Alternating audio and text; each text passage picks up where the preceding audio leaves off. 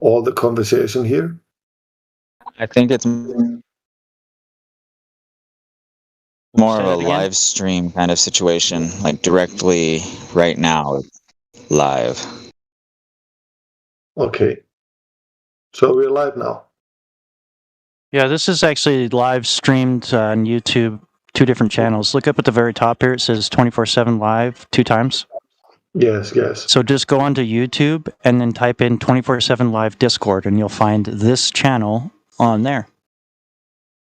Okay, cool. Thanks.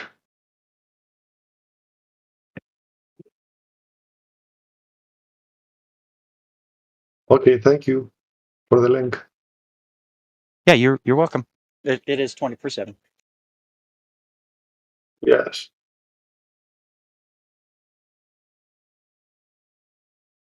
You're welcome. It is 20%. How many years is this program here? You're welcome. It is 20%. How many years is this program here? How many years are you streaming? I mean, Quite a few actually. I think they're up to like 6,000 like 6,000 episode or something like that. I can't remember the wow, exact. Yeah, it's pretty big.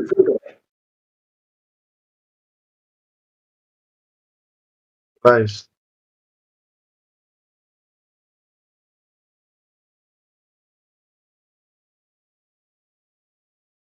So what are we gonna talk about, guys and gals?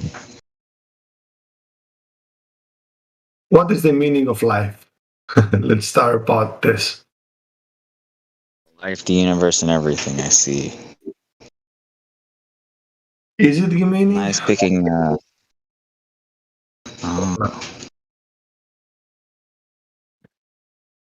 Why the are we breathtaking here? view of Mars. Why are we here? Is it a purpose? We're here or we're just here? I don't know. It's all speculation, really.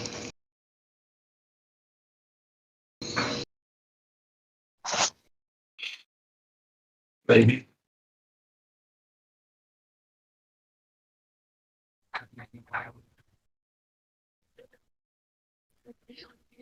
Here's some of the most recent Sean Hopkins stuff. There we go. There's one. I think I have a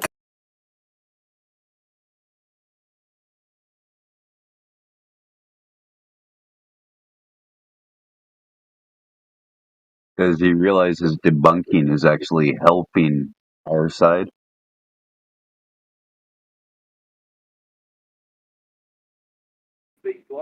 Yeah, he's a numpty. They'll figure it out eventually.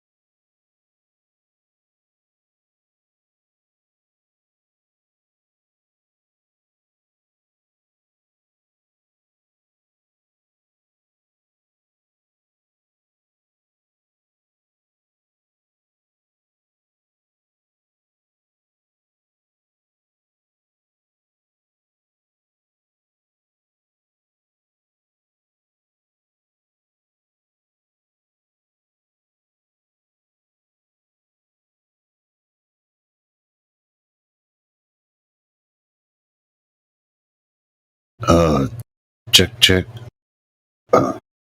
Since ain't nobody talking, why don't we listen you're to here. this video?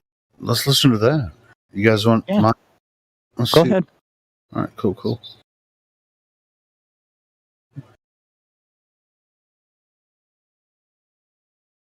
Still want my $100 from that motherfucker. Comes. Okay. Oh, added. Oh, hold on. Let me. Ooh, this. I don't even know how to. Oh, I fucked it up. M exclamation point play. Yeah. Yeah. My bad. No worries. I know you got it. Here it comes. Like the hit. Beautiful, Sean. So where does the globe come into it? Why do you think you're on a globe? Where does that even come into it? Well, the angles to Polaris prove it. Prove what? That we're on a globe? Using a No, sextant that measures straight baselines? No, that only a 1 degree per 69 mile drop is possible on a sphere. Not possible at all on a flat Earth. So that's absolutely what we see in all cases. Every 1 degree away from the GP, away from the 90 degree angle, Right. is 69 miles. That's what you're going to stand behind. Right. What happens when the star gets below 15 degrees to the horizon? And we do not see 1 degree drop per Yeah, we do. 69 miles. Absolutely we do. If So we did not refraction's see not a- that, then nobody could set up an equatorial telescope correctly. Fantastic. So refraction's not a thing now for below 15 degrees? Yeah, it is. We But don't when see you're looking refraction. straight up, when you're looking up at a higher than 25 degree angle, refraction isn't a problem. No. I'm talking about lower than 15 degrees here, Sean. You're saying that this holds true. Okay. No matter what the observation is, below 15 degrees, is there no refraction? Right. Your rotational point, Polaris, will be at your latitude, north of the equator, and a little bit south. What about below 15 degrees? What about Yes, measuring absolutely. something below 15 degrees? Yeah. Is that moving at 1 degree per 69 miles? Yes, if you move 69 miles away from north, that will move down 1 degree in your sight. So when it goes from, say, 10 degrees to 9 degrees, you're going to measure a 1 degree drop if you Yes. move 69 miles? Yes, if you are at 9 degrees latitude, Polaris will be at 9 degrees above the horizon.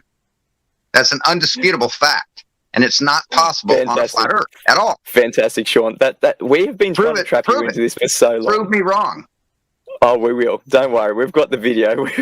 What the shit? Here it is again at Holy 1/4 shit, that's speed. a fucking Now, if you buster. look carefully at the leading star of the two stars, when it hits a red dot or green line, it's going to be exactly the same as the second mark on the time code. So here it is coming up on the 5 second. So 5, 6. So it's showing that these lines are spaced exactly 1 second apart, and as you can see, they get significantly closer together as you get closer to the horizon.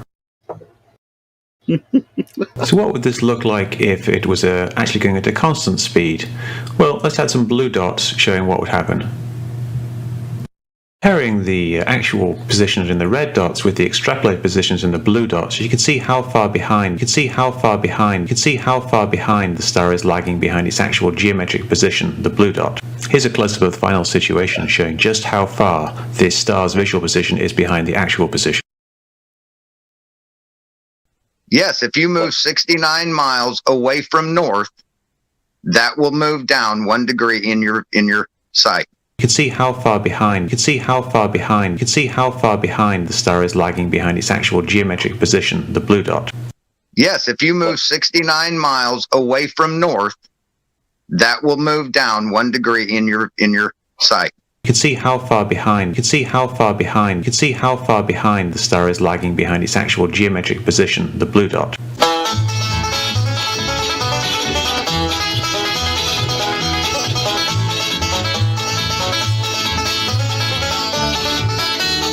Namaste.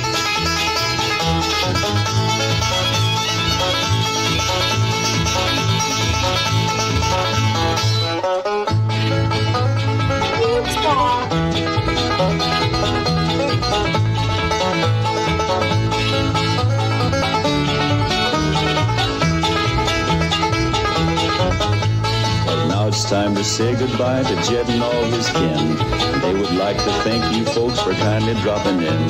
You're all invited back next week to this locality to have a heaping helping of their hospitality. Hillbilly, that is. Set a spell.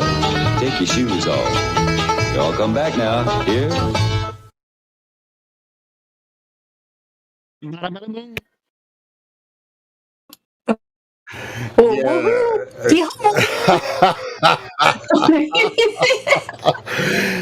Yeah, the reason that was awkward, Brad, is because, hey, check this out. For 2 days now, this idiot that Anthony exposed has been saying, I'll give you $100 if you can prove that the Earth is a globe or flat, because Polaris.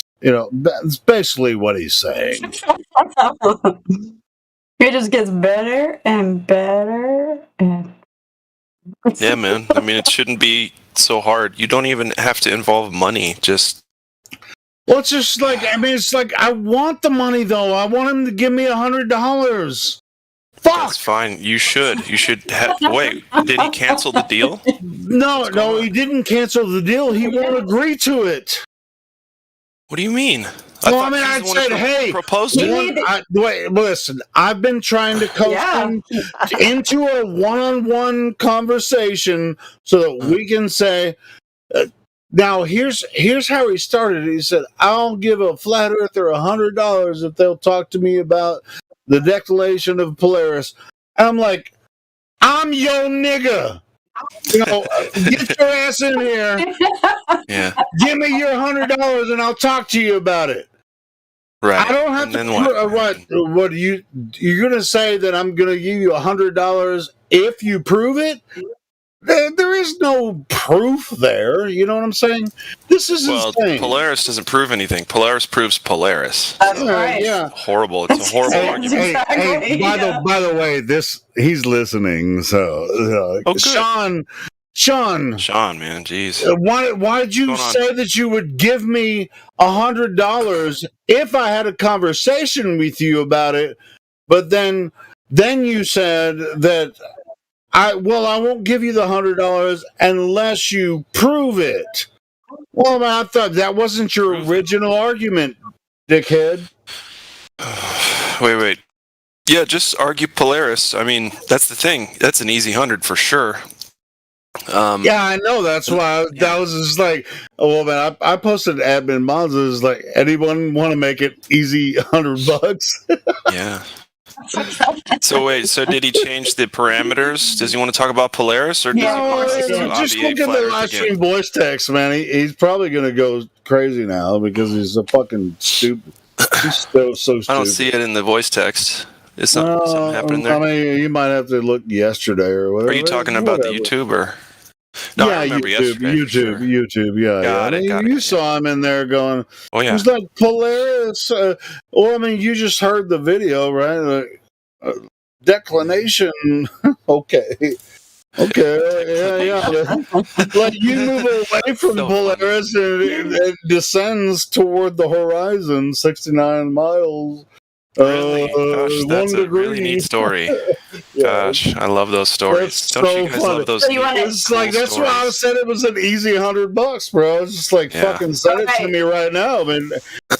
But my agreement was just like send me the $100 first, and then I'll have the conversation. Oh, Helio, don't do that. Just who cares about the money? Come on. Just make him look foolish. Always do. I don't have to make him look foolish. He already does that for himself. Well, yeah, but you know what I mean. Here's another one. Yeah. Here's another one. That one's yesterday's. So there's another one. Okay. He's making the rounds now. The dude is making the rounds. Yeah, he's got this like $100 contest that he thinks he's fucking gonna That's fine. win. Whatever keeps him off the streets, right? But here's the thing. I feel like it's gonna not work out the way he wants. I don't know what he's trying to prove because it's not gonna work out here. He can work it out somewhere else, but it's not gonna work out anywhere, dude. Because check it out, Earth is flat and stationary. So it doesn't matter how much money he puts towards it. It's not going to change the shape of the Earth. Goodness. I would appreciate them sending me $100. Oh yeah, who wouldn't? Absolutely. But he won't give me do it. $100. He'll say, "Listen, you didn't prove anything. I'm keeping my money." Brr. Like we didn't shake on it. We didn't sign a contract. Brr. Dude, he offered a 1v1. I'll give you $100 for a 1v1. Right. And that's why I was arguing with him. It was like, fuck yeah, for a 1v1 with Flat Earth, like a 1 hour, 2 hour conversation, that's $50 an hour, right? He said he was going to pay you $100 for a half hour. Well, I don't give a fuck. But he said he was going to send $100 to me if I talk to him or any Flat Earther. He's going to give him $100 if they talk to him about Polaris. And then he switched. And then he switched back and said, "Oh, never mind. I didn't mean I was going to give you $100 if you talk to me.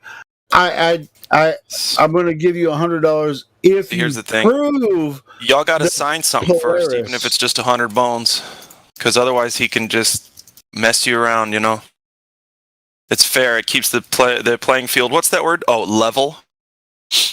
Oh, the level playing field. Yeah, it's quite level. Yeah, the playing field is quite level. So, Sean, get your motherfucking ass in order. What are you talking about, this Polaris thing? This is so easy. That's why I was freaking hammering you last night and tonight still. Get your ass in here with some real evidence of globe. If you think that anything that has to do with Polaris, the star up there, proves anything about the globe, hold on. Yeah. If you think Polaris proves anything about the globe as Earth it presents itself, freaking get your ass in here and give me my motherfucking $100.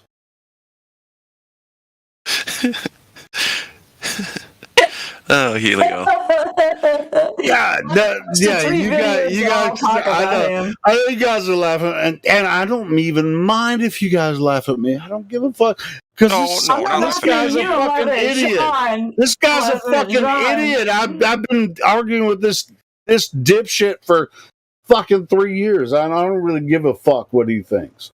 It's about time he starts paying us. And I think most Globers don't give a fuck what he thinks. He's a fucking dipshit. Yeah, right. I can post 3 videos that quick. Yeah, he's got a problem.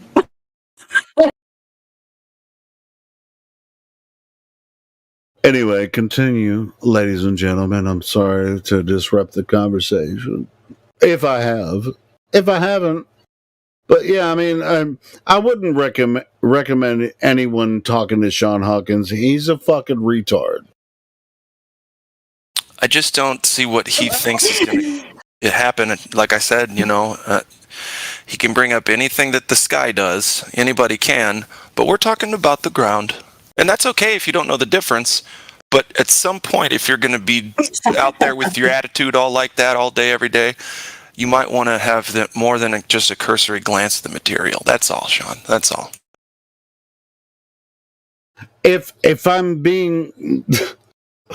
I'm trying to make up words now. I'm perfunctory or... can I try to sound intelligent? To make more fun. Make him up. He won't know the difference. I want to be as perfunctory as I can against Sean Hawkins because he's such a dipshit that he can't even fucking. He's gonna have to look up the word perfunctory. But anyway, he's got no gravitas. He doesn't. Not one. I can post 3 numpty clips in different videos in less than 5 minutes if I want. Yeah. That's an awful lot of material on one guy. There's plenty with every single one of these guys. It just keeps piling up. Well, hey, but this is why it's so easy for us. We're just like slamming. It's not fair. It's not fair at all. Reality is not. It's not a fair. You know what I mean? You know? Like it's not fair. I feel bad for my attitude earlier today and yesterday because, like, you got to think, man. They're on the complete wrong side of this, and they're stuck now because they've been such salty individuals about this. Hold on though. They're only embarrassed in this server because they're not embarrassed in other platforms. Because they pretend. They pretend. People think they know what they're talking about. Because they're not even going to look it up. It's not real. Their audience is not even going to look the stuff up. They're going to be like, oh, there's no way flat earthers are right about anything. If a flat earther tells you ketchup is ketchup, it's not ketchup, it's something else. Yeah, and that's the sad part. That's the sad part. And to be honest, in my heart, I actually feel for them. I really want them to see Earth for what it is. And maybe they do feel the same for us. I don't know. Well, yeah. Do they actually? Some of them do. Yeah. Yeah. I think some of them are genuine.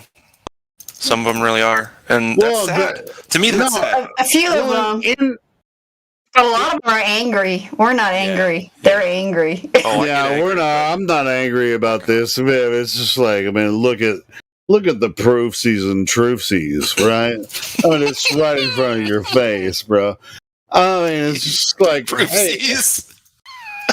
I love it, Helio. I love it, buddy.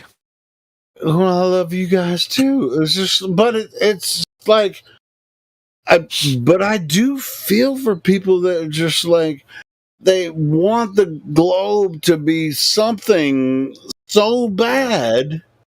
Yep. It's like that they'll just make up any fucking thing, you know? Yeah, Helio, it's like your crush, right? You know she doesn't like you back, like in middle school, but you're doing everything to like make it look like either she does or you're smothering her so she'll love you. It's like, come on, you don't have to do any of that, guys. Right? This is so fucking easy. It's just like once it becomes easy, it's like everybody fucking hates the truth. When you try to tell them what they obviously see, it becomes so easy for you. They hate you because you're telling them the goddamn truth. Right. Well, and that they don't have to perform. That's why that Bible even said it. Sorry. Holy shit! Holy shit! I think I heard Glatflow. I think I heard Glatflow and Damsel say the same thing at the same time. Boom! Oh boy. Well, it's bound to happen. Yeah. See, that's what I do. I just roll. You do what it do, Helio. Yeah, you're rolling. That's funny. Yeah. That is. So that's some smooth music there. Well, and it's like even when people come in here asking us leading questions, it's like, hey, why do you guys think the Earth's flat? Why would they lie? We train each other. We learn from each other. Yeah. Like, how did you find the server? What do you think? Have you heard about the flat Earth before? It's like, bro, this is like the slow movement. Well, they have a distinct opportunity to learn something and be on the right side of history, and they don't see that. Sure, and that's the expose and the impose, I guess. At the same time. Oh yeah. What's an impose? I don't know. I just made the word up. I like it. And what was the other one? Perfunctory. Goddamn that's right. A word, though. I think it is a word. Yeah, it is. It definitely is. Perfunctory. That's what you never heard that word before? I think I have. That's why I'm saying that. Yeah, it's definitely. I haven't used it for sure. It sounds like one of those words that you use only when you're trying to sound smart. There's probably like 5 other words that are shorter, easier to use. Well, I mean, it's one of the words that just hits me when I'm in a flow. You know what I mean? In a state of mind. Yep. Yeah. Perfunctory is definitely a word. Yeah. It's a good word. It is. I love it. It's a pretty good word. And you know what? Later, I'm going to find out what it means. Well, you can just Google it right now. Oh no, I'm playing a video game right now. I don't usually play video games, but I'm on one right now.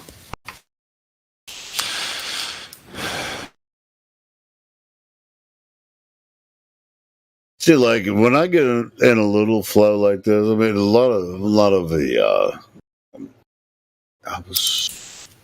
we have positive energy in that flow. So where are we now? Do we have any new people here that they want to talk to flat earthers? We're in a positive flow.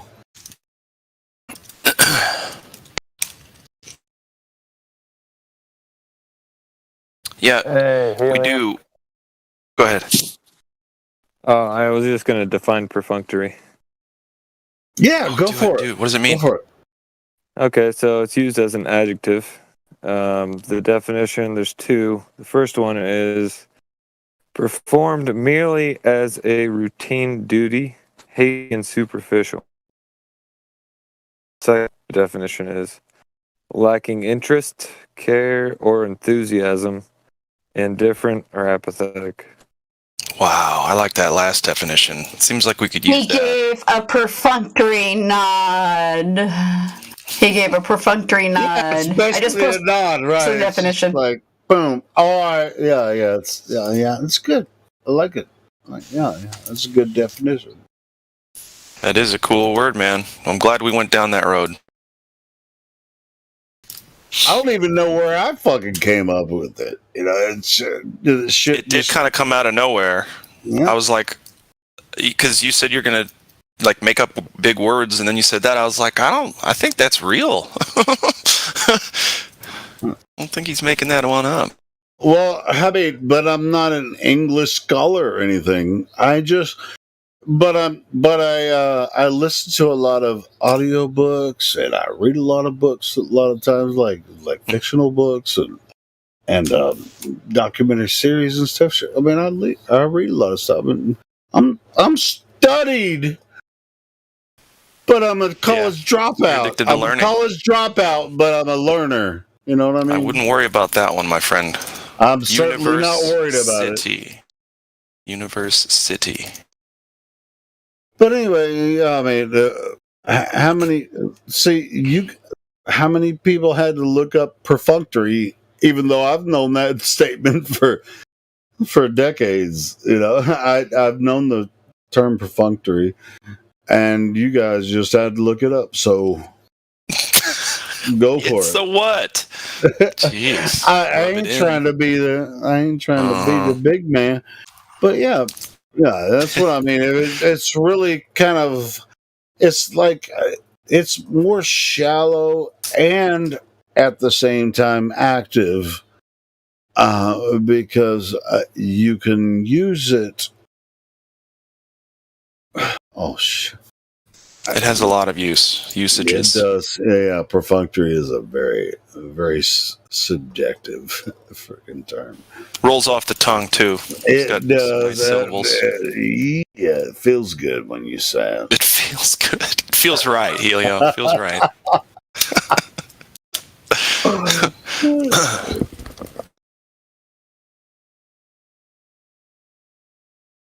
All right, so what's the next phrase we're going to use to show people the Earth cannot possibly be a globe?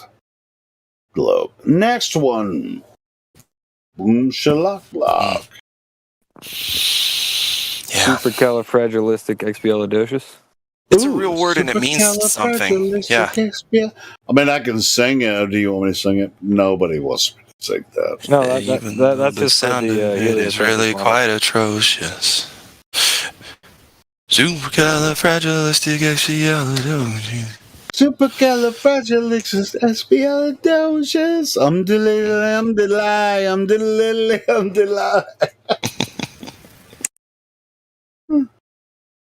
See, just a spoonful of Helio makes the day go by faster. Dude, I ain't gonna lie. Like yesterday, I ain't gonna lie. Well, I almost never lie, but I lie a lot. Yesterday, okay, I do this on purpose. This is my thing. Yesterday, I had and you know the film Annie from 1984. Curly-haired kid. Right, love that redhead. I love that movie. I love the songs. How many samples did you have? Oh yeah, God, I fucking it was love her. that. I love that musical. I love that musical. Not Annie. I just love the music. You know, I love the music. Oh, I see. What are you trying to say? You think I loved Annie? I don't think anybody could play that character that's the better. Source. Yeah, You know what I mean? Dude, and she did perfect on that part. Dude, nobody could play that. I mean, somebody did try to play that before, but again, that nobody can do it. All have failed. But the movie Annie. Yep. Oh, fucking A. I just had those songs stuck in my head. I mean, because you know I'm a musician, and so those songs get stuck in my head sometimes. It's like tomorrow. Oh no, that will be stuck in my head now for a week. I know, that's what I'm saying. I mean, it's just like there's all kinds of shit that Annie was singing about in the show, and I'm just like, stop. Somebody stop me. Somebody stop me. Well, it's just like I was a little kid when that movie came out. I was a little kid when that came out. Now, this, you know, people say, hey, these people on the Flat Earth server just get all kinds of discombobulated. It's like, hey, hold the phone. You guys didn't like the Annie movie? What are you, some kind of extraterrestrial demon being? What are you? Who doesn't like Annie? Helio? Yeah, what's up? Smoke a joint. Nah, I'm not gonna do that. Okay. Nah, he's beyond a joint. He needs to take an Adderall. Dude, I took everything that I needed to take freaking 20 years ago. I mean, what the work cocaine. I thought he was going to say like earlier this afternoon. I don't know. I mean, I've been drinking a little bit, guys. but I've been drinking a little. No, bro. I mean, I'm fine, dude. Helio, who's talking now? Who's talking? Yeah, is it Gladford or Joshua? Anyway, I was just gonna say I'm a huge fan of the Annie. I'm a huge fan of the Annie movie. Yes, I'm familiar. I'm familiar. Anyway, hey, you guys don't have to fuck with me anymore. I'll shut up if you guys want me to shut up. He thinks we're the same person. He says we sound the same. What? I don't know if we do or not. I know. Me either. I feel like I'm hearing three different people. Who's the fourth? What the fuck? Not me. Love you, Helio. Not only is he seeing double vision, he's hearing triple vision. He's hearing himself audio. Too. He's hearing himself and Jenkins with us. Oh no. Hello, Jenkins. How you doing? With the Frank Zappa picture. Hey, Joshua. How you doing?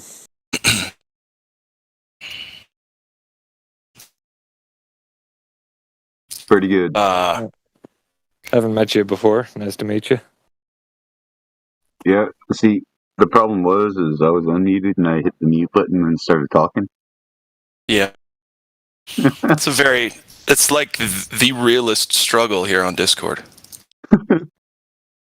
Pretty good. Hey, there's another. My bad. I'm being a dick. Go ahead. Oh, go for it, Helio. No, I was just saying there's another ancient musical that I get songs stuck in my head. It's Mary Poppins. I fucking love that movie too. Yeah, it's a fun one. Go ahead. Where are we with the flat Earth again? We're on it. We experience life on our flat Earth. We were born there. How did you come to this server? I might have missed that. Me? Yeah. Yeah, I haven't. I've been away for a few months. Oh, I just thought I'd ask you. Hank Hill invited me. I saw one. Wait, in the few months, have you lost your way? From the flat Earth. I mean, I don't know. I don't know. Were you tending toward flat Earth, and then you in a few months did you lose your way? So Helio, he's a silver. I didn't even check who he was. All right. I just fucking make You fun might of not want to everybody start down that road because I just make fun of everybody because it's fun. You know, I don't fucking. I know. You know what? You don't discriminate. I feel like that's fair. I'm sorry if I'm being a dick. You know, go ahead, guys. That's good, buddy. So, okay. Less and less Glovers by the day, right? Gosh, it's a good thing we're not getting paid for this, right? Because it'd be over already. Well, you're not doing any work because they're not coming in. Well, they're too afraid. I would be just frightened. I'm sure we'll get one sooner or later. I mean, well, listen, that's why they got to bribe us, right? To even talk to us. No, we get several every day, so it's not like it's not a thing. You know what I mean? I'll give someone $250 to measure the Earth for curvature. I'll go with them to do it, and I'll keep my mouth shut. Yeah, we should counter fucking that dipshit. We should counter. I'll give you $1,000 if you can measure the Earth. No, seriously, dude. Listen. I will rent all the equipment necessary, and we'll go do it. How would you? What equipment would be required, though? See, you're getting me triggered, Glat Flobe. Well, if I just hope they wouldn't move the goalpost. We should pick we shouldn't be able to see this far, and then take the official measurements of a certain spot on Earth and go there and measure it and see, right? How far where should the curvature start, guys? And then let's go to a place that has that distance, because there is one. I mean, everywhere we turn, it's flat anyway. So, hey, Glovers, Earthers, Team Warrior, we're the Team Warriors. Globe flat and globe again. Yeah. It might sound silly, but this is pretty much what we have to deal with every day. You know, with all these fucking idiots that think the Earth is a globe. Helio, have you been? How have you been? Well, I've been. How about that? Are you still making cabinets for airplanes, or are you doing something else? I used to make cabinets for airplanes, and now I make cabinets for mansions. How about that? That's just as good, if not better, in my book. Airplanes is much harder. There's a lot more fucking rigmarole and freaking inspections and shit to go through. But yeah, there's also ballyhoo and succotash. Sorry, go ahead. Yeah, succotash. Well, succotash is a dish, but yeah. But anyway, which is food. But yeah, I mean, it's very to make cabinets for airplanes. There's a whole shitload of rigmarole. Do you know what rigmarole? Yeah, you know what rigmarole is? Yeah, it's pasta, That's right? another word. Another word to look up, isn't it? Rigmarole means like and all that jazz. Like rigmarole is like minutia. Yeah, rigmarole. Well, here's the definition: an elaborate or complicated procedure. Yeah, that's what it's like building. Or meaningless. That's what it's like building cabinets for airplanes, because you're gonna have to go through all kinds of minutia with inspections and shit. I mean, rigmarole, malarkey, every single step that you take to make this cabinet work on that airplane is inspected by the fucking FAA, everything, all that fucking shit. So yeah, it's very difficult to actually do that shit. You have to be very talented to actually really make your shit work right. When I was working building cabinets, for other, I was building the cabinet. I was building the cabinet, but I was working in a team. My team, I supported, right? And my team leader, boom, he supported me. But, most of my, I won't say most of my team, some of my team were really good at what they did, but some of them weren't very good at what they did. So what they did is send me out into the field to fix shit on the plane that they fucked up. Now, it wasn't my team, the builders. Sometimes the engineers fucked the whole thing up. I did this for 9 years. And then I would go to engineers meetings and it's like, here's how you fucked up your design, and this is how it can't work on your on this airplane. And it's like, how can you say I fucked up? No, nigga.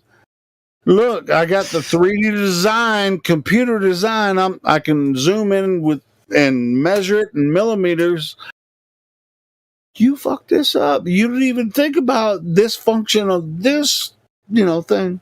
Anyway, if an airplane weren't flying over a plane, what would we call it? Right? What would we call that thing? An airplane flying over what? An atmosphere. It might be flowing. It might be flying over a certain distance, and that certain distance is flat. But it can't be flat because the Earth's not flat, right? But it must be. Air globe. Are you saying it's locally flat only? Well, some people would say that. Yeah, they do. Sure. They try to get away with it. But then we see over 400 mile camera shot. See now, Sean Hawkins is in the YouTube chat saying, "Are you blacking out?" I'm being comedic. He doesn't even understand comedy. This is how dumb this motherfucker is. Yeah. Yeah, I mean, it's just, hey, where's the globe evidence? Or I don't know what else to talk with you about. I don't know how else I can relate to these folks. And since they won't bring globe evidence, but they keep coming here to talk to us. Sean Hawkins, keep your $100 fucking and fuck off. Yeah. Certainly can't bribe me into speaking with you. Just come on in right now. Right now. Well, he can because he's banned. But I'll let him in right fucking now if he wants to come in. Hey, Sean, do you want to come in right fucking now and talk to us about the globe? Show us how we're so wrong about this. I'll fucking unban you and let your ass in here. Why should it have to be a private conversation if it's so obvious that Earth is a globe? Why can't you just come in and destroy us already? I think he said something about gas pressure without a container. Yeah, we heard that bullshit. Sean has been fucking with me for the past 2 days. Hey, Sean, I can let you into this conversation right fucking now. Do you want to talk about the globe Earth? I'm down.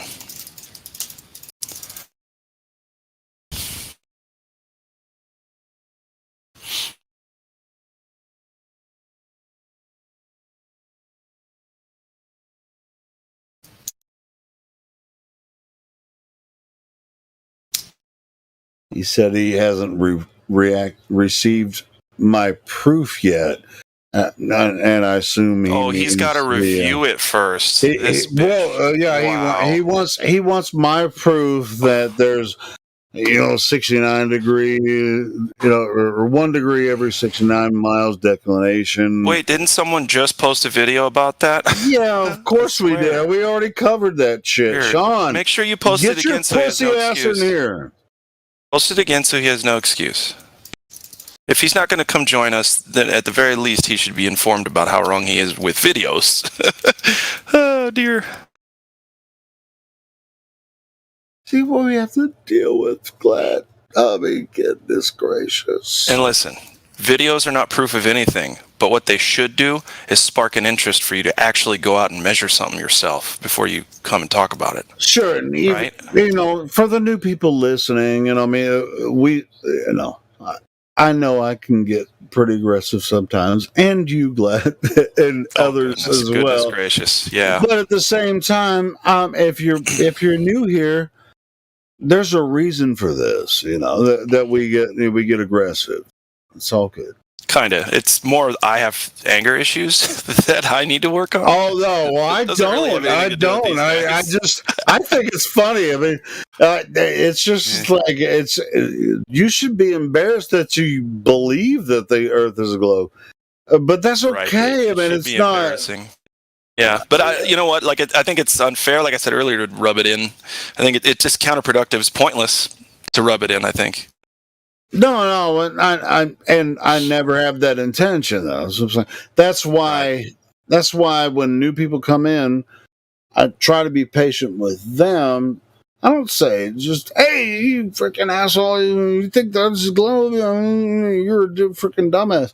I mean, it's just like, well, fuck! I just found my way here. It's like somebody told me to come here, and they said, "Hey, if you want to hear about flat Earth, hey, you just come here and talk about flat Earth." Hey, well, that's what we do. We talk about flat Earth, and you know what you're going to find out when you come here, and you're brand new to flat Earth. You're going to find out. You're going to find tens of thousands of people that used to think the Earth was a globe and that don't believe that bullshit anymore. And so we're going to try to be as patient with you as we have been in the past. We've been doing this for 4 years now.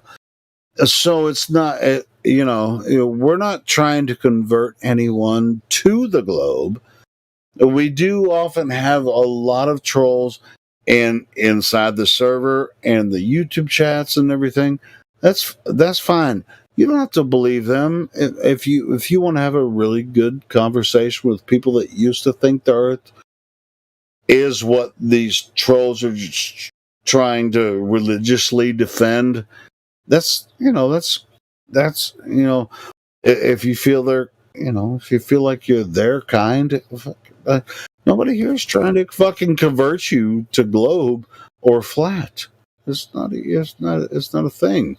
But we've been looking into this for a very, very long time, and we spend a lot of time researching and discussing these arguments. So it's not like we're trying to convert you. You come here. You came here. Well, that's true too. They just keep coming back. We do reach out. But we don't. If you come in here and say, "Oh, well, if you feel like we're trying to convert you, it's like, to what?" Yeah, I don't want to convert anybody. Yeah, you came here asking. Yeah, you came here asking us questions. I don't have beliefs anymore. I literally all day think about what is empirical, what I can take to fucking court. You know what I mean? Like, I'm sick of messing around with anything that has to do with the word belief. Sure. I mean, you're gonna. But I'm glad, Flo. You did. I did hear you get a little triggered earlier. Yeah, it happens. I know. See, I do honestly, too. It's because my cat won't shut up. It's because your cat won't shut up. He won't, dude. No, I'm just going to say, I mean, it's like when it comes to this, I mean, you're going to have to be a little more patient. I mean, well, I suggest you don't have to do a goddamn thing, but I would suggest you be a little more patient. You should be a little more. I should. Yep. Yeah. It's all good. Patience. There you go. So because we have. Hey, check this out. We have an opportunity here with in this server. We have hundreds of people every week that come join the server. It's like, what? Flat Earth? You know, just because they're ignorant, which ignorance is not a bad thing, right? You know, ignorance it's a beautiful just means thing. You don't. Ignorance means you don't know, right? Yeah, it's beautiful. That means you have an opportunity to learn the truth about something fresh. Yeah, like, so you meet a new person here. It's like, well, how did you find the server? Well, I met a friend who introduced me. It's like, hey, cool. Just treat them all as ignorant. And, dude, I'm fucking ignorant myself. But I know that the Earth cannot be the globe the way they described it because I observed it. You know, I can actually go out and see it for myself. I won't. But I'll probably never know much. When new people come in, you just like go back and forth with that conversation. But we're not paid for this. We actually do this because it's fun, and it's I don't know. I guess I'm bloviating. Go ahead. That's okay. That was a good point. It's fun. It's fun because it's really cool to know the truth of something instead of just believe what I'm told, and I guess that's good enough. You know what's really fun for me is like new people. Well, let's say new kids, or there's a lot of young people that find their way to the server. Yeah. It's just good, like, I mean, it happened today. It happened today. I was listening to the live stream, and there's like kids. I don't know who they are or whatever. And they're just so freaking. Their attitudes are so. It's like, you flat earthers, but they don't know shit about the flat or the globe. Yeah. But they're. It's just. It's entertaining for me. It's so funny.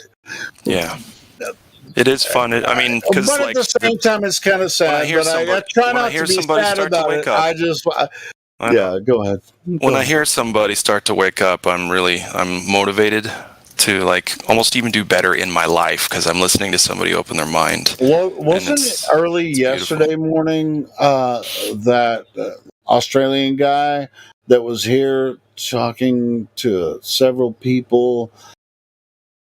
And he was like, "Oh, these are some really good questions." Oh, I get it. I think so. Yeah, that wasn't Pazza, was it? Different dude. Fuck, I'm gonna have to start remembering some of these guys' names. Well, I don't blame you. There was an Australian guy that came in yesterday morning that talked to several of the flat earthers. He was like, "Oh, these are really good questions. I'm gonna look into this." You know, whereas, sometimes, have 16, 17-year-olds, like, they'll hog up on it's like, they'll all come from a different server or whatever. And it's like, You know what? You know what I don't want to do? I don't even want to do the I told you so stuff when people are waking up. I don't care about any of that at all. In fact, please, I probably don't know a lot of the people who have woken up because of the shit that I've spewed, but yeah, I don't even care. I just want to get the info out there. Well, it's like, make sure people can absorb it, decide for themselves. To talk to someone, I try to meet them where they are. If they're 15 years old and they found some of these 15-year-olds though come in here schooling the adult Globers, right? Well, hold on. If it's one 15-year-old and I'm talking to them, I'll meet them where they are. It's a 45-year-old then. Yeah. I didn't know. No, I'm saying a lot of these 15 to 20-year-old kids that come in here and talk to us are smarter than the adult Globers, right? As kids, they're smarter, Globers than the adults. And I think that's hope inspiring, I suppose. Sure. Yeah. At a certain point, but they might get ahead of themselves because there's some attitude there, because we've dealt with that. If they can turn that attitude into fire for learning and helping before they have to spend 30 years making mistakes in their lives to finally do it. But we all have to do that. It's part of it. I don't think all of us have to do that. I think that there's a way around it.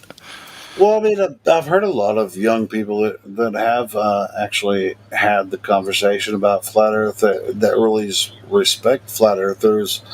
Yeah. That have come into this platform and said, "Hey, wow, I'm 16, but y'all niggas got it figured out," Right. Yeah, it's good. 16 years old. Yeah, I mean, I would not have talked to a 40-plus-year-old about anything regarding like truth or anything. I knew it all at 16, right? Everything. I knew everything at 16. So. Well, so did I. That's why I'm freaking almost 50, and I still got it figured out. You know what I'm saying? You still know everything, don't you? Hell, fucking yeah. I know that. If there's anything we know about Helio, it's that he knows everything. No, I'm just whatever. Are you trying to strawman me right now?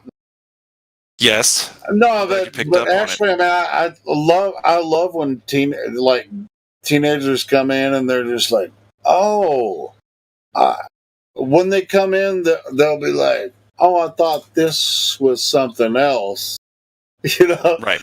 I thought this was the circus, but it turns out you guys are more scientists than the scientists. Yeah, I love that shit. It's just like I would put up with that shit all fucking day long with like young people coming just like, oh, Flat Earth. Boom, they jump in here and it's like they start talking to Flat Earthers. It's like, ooh, well, what about this? What about that?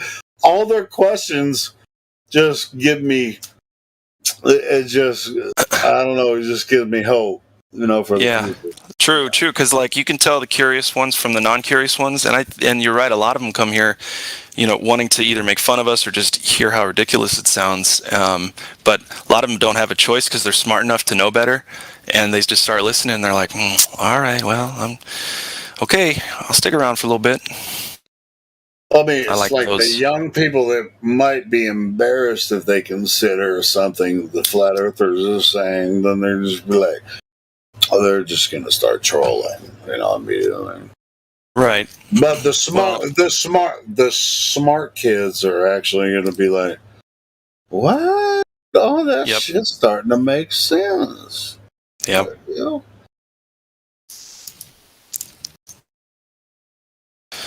It makes a lot of sense, and it's a lot less hectic on the brain to try to figure out. Can you imagine trying to fly an airplane over a globe of any size?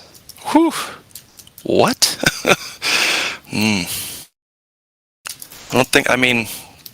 guess you'd have to make like a simulation based on it or something. Any airplaners listening, have you ever...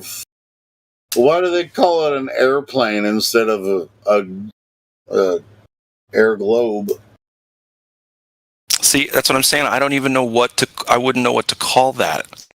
If it's not a plane, air what? Like aerosphere? Hey, don't worry about it. Gravity knows. I don't have to worry about it because we don't have to find out. Yeah, gravity knows what to do. It's all. Yeah, old Uncle Gravity. I think it'd be an air arc. Air arc. Sure, okay. Yeah, we'll go with that. That's beautiful. Yeah, no, are you flying arcs in the air? Are you flying across the globe or over the globe? Yes.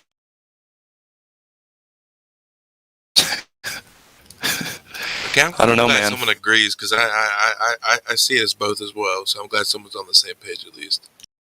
But you see both, like an airplane can actually airplane can actually work on a globe. No, I don't think so. I don't think so either. Yeah. But technically, guys, listen, we have no way to know one way or the other because it's not a globe. See, that's the trick. That's how we.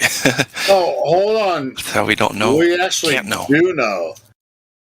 How the? What do you mean? Why are you going to fly an airplane over a globe? Why do you think it's called an airplane, man?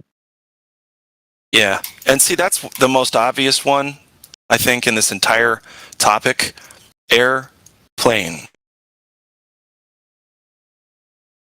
Just it's done. Airplane. The only way. So is the thing It's flying a mind wash thing. It's a mind brain wash thing. It's literally just to brainwash you into thinking that it's so in the open.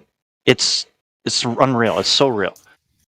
Yeah, so they're like, that can't be true. That's just so sloppy. Or I don't know what they if what they're saying about gravity is true, then an airplane can fly over a globe.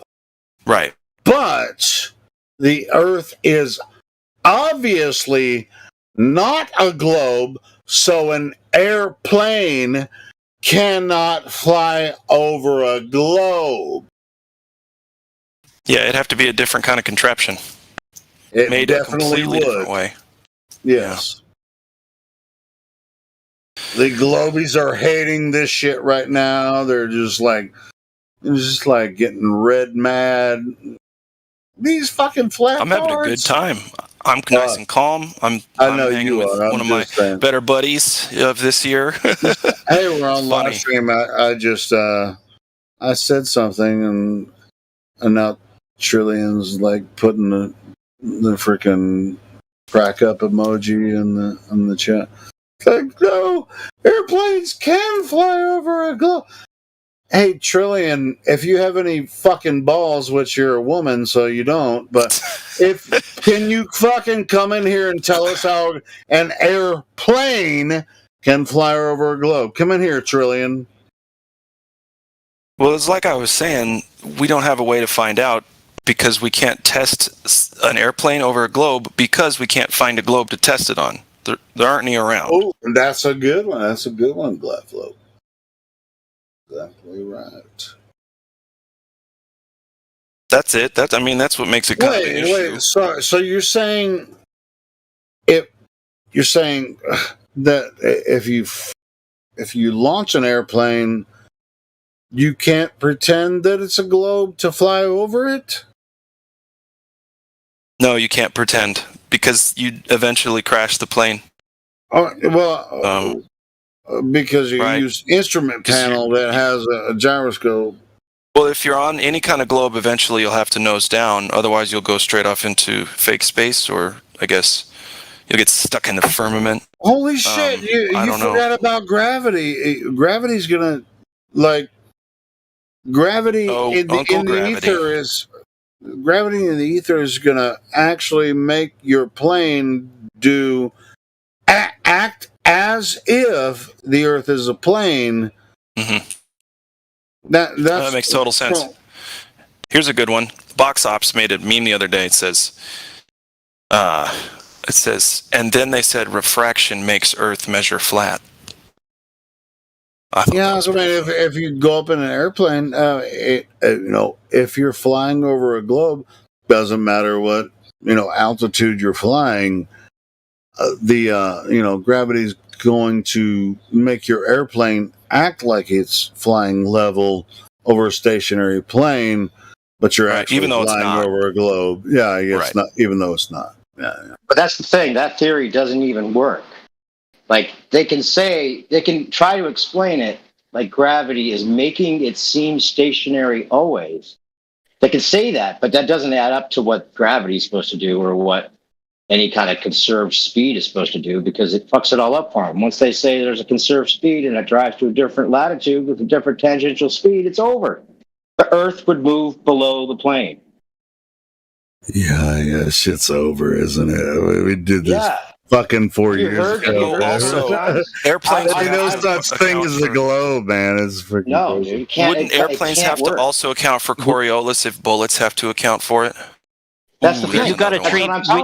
We do got to treat every new person though as a brand new person. So we've got to continue to be at that level of a brand new person. That's why we have to continue to talk about it like this. Because a new person comes in, they have the same questions because they're at that level. No one from the globe side has any level of a flat earther. Yeah, and you know what? We actually, this is a public service. What we do here, we actually use. Technically, yeah, it is. This is a public service for new people to come in here. And so, if and they act like we're trying to impose it on them instead of help them out. Yeah, they came here. So anyway, this is a public service. Have you guys heard the couple times I've gotten Matthew on this question or some of these other people on the other server? It's so funny. Says, I don't know. You have to first of all get them to admit that the Coriolis displacement of a plane that's flying over a globe north to south, that the reason it would be displaced is that the globe moves underneath the plane independently of the plane's motion west to east. Yes, that's what a Coriolis deflection would be caused by. Okay, so then just put a camera underneath the plane and then just show the Earth moving west to east underneath the plane, traveling sort. No, that wouldn't work. Cameras. That would never work. Yeah, exactly. I want 15. 15 cameras. You could prove it. You could prove it. It spins, Matthew. Why aren't you excited to prove the Earth spins? Because if it spins, we can show it. Oh no. There'd be no way to show that. But if you used a ballistic, it would show it. What? A plane can mimic a ballistic. Not only can it mimic a ballistic, but it can go much further over many more tangential speed differences. So it would show the Coriolis effect way more than a ballistic ever could. But they can't admit that. It's almost like they know that it's not spinning, and they can't say that because then anytime you get in a plane, just put your camera in the window, you should be able to show the Earth moving. And no one ever sees it move from an Earth. Exactly. That's the problem. And they know it won't work. So it kind of is almost an intellectual honesty test. It's like either they're so... No, it's not almost an intellectual honesty test. It is right up front intellectual honesty. Yeah. Because it's whether or not it spin, they should be excited about that, right? Well, it depends on if they're asking the question or not. Does it matter to them? So that's what I'm saying about the people that come here. It's like, hey, flat earthers, what about this? What about that? What about this? What about that? Now, when you go and introduce flat earthers who, just like you were saying, new perspective, just rolling out flat earth. For the most part, you're going to get the same type of questions as you get here. I mean, everyone has to be patient. Patient unless somebody's being a dick, then you just freaking roast them. But there's a lot of people that come in here that aren't dicks. They're just like, what? You guys think the Earth is flat? Why? And so we'll lead them down, the questions that we ask. I don't know as far as public. I've been to several meetups, and we've had several interactions at the meetups, and it's as much fun as it is here. But you can tell when someone's trolling and hey, if they're going to be a dick, then we're going to be a dick right back. But for the most part, we have a lot of... Like it is, right? The Helio, tell it like it is, right? Yeah, we have a lot of people that come here and it's just like, hey, how did you find your way here? Hey, a friend invited me and he said this is the best place to talk to people about flat earth. It was like, well, hey, welcome. This is what we're going to say. And you guys are saying it now. So yeah, I mean, unless there's someone that's challenging the flat Earth, not belief, the flat Earth. I mean, sometimes we can bring up and say, here's what they say about the jets and airplanes and stuff, which is good. You know, that's a really good thing, and I think we should stay on that. But you know, it's maybe I'm missing something. I just feel like I was getting to a point on something about like airplanes or something. What were you guys saying about airplanes? I was saying that the Coriolis deflection that they'll claim that the planes automatically correct for, which isn't true, that the pilots aren't even made aware of, which they somehow excuse as, oh, well, it would just be part of the wind current and it would just automatically correct, and there'd be such a little difference in the way that it would affect the plane. They just decided not to mention the Coriolis deflection for, you know, pilots. That would be 500 miles off course over a 5-hour, you know, flight. Which is literally what it would be. They can minimize it to that it would actually be 450 miles off course over a 5-hour. You know what? So that's not little, right? When you actually talk to pilots, and we've talked to hundreds of pilots on here many times, and you're just like, this is the most freaking fabulous experience. I mean, I like to drive cars, but I mean, when people are into air flight, when they're a pilot, even if they're a small engine pilot, they only fly a couple thousand, you know, between 2,000 and 10,000 feet, you know, and they just fly across Earth. They're like, this is the most exhilarating experience. Yeah. I love flying, right? You know, when you take a course on anything, like there's so much useless information included in all of these courses for anything, especially operating a machine. There's like stuff that you'll never need to know necessarily, but it's mentioned anyway because of all the safety regulations and everything. You're talking about something about like you're talking about the Earth moving separately from the plane below it, which is exactly what would have to happen. And you're going to try to land this thing safely. That would not only be mentioned, it would be extremely important to know about. All right, they're saying it would be so subtle that it wouldn't make any difference. What? Are you kidding? Right. Well, how many pilots, which are hundreds of thousands, have ever in their life had to consider Coriolis or gravity while they're flying across? No, it's not even mentioned.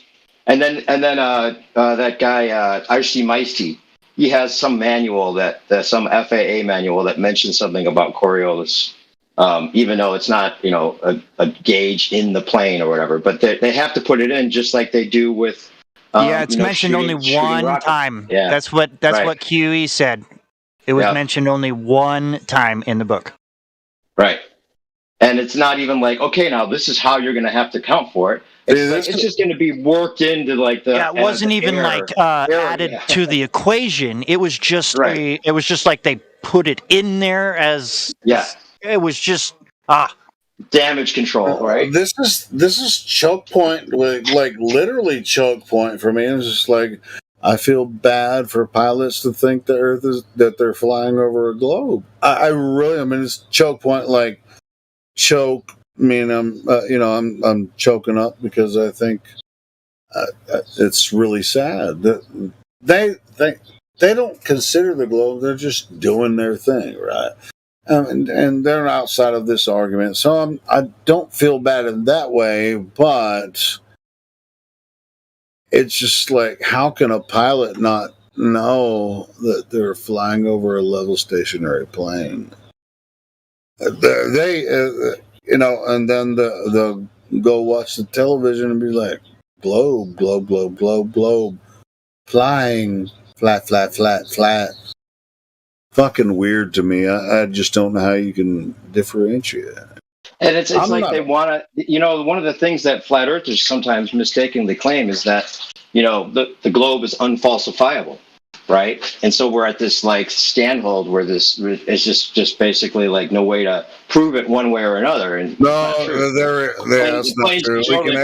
We can prove that the Earth is absolutely. And on the globe side, if they know better, they hope that it's unfalsifiable so they can continue the belief that it's real. But they don't want to admit. It's like after they come across this point, which most pilots don't, after they come across this point and they fly their Cessnas or whatever, maybe 10, 15, 20,000 feet, boom, boom, boom. They're just flying around like I'm flying over a globe. I just really, as a pilot, which I'm not, but I could learn to be, and I'm pretty sure I could figure it out. I'm just wondering how they can think they're flying over. Right. Yeah, it's amazing. Yeah. It's just like, especially once they could just assume it, and somehow they think that this conservation of momentum keeps them in this illusion of a stationary Earth below it. But once you start flying against the spin, in fact, once you just get in the air, you're automatically not in the same reference frame because it's a greater circle because you're not going to conserve the speed of the ground. You're going to be up in the air in a greater circumference. Hey, so you're automatically out of sync. Sorry, not sorry, pilots. Yeah, it really is the ending of the conversation. If anyone's intellectually honest. It's checkmate. I call it checkmate Coriolis because there's really no getting out of that. And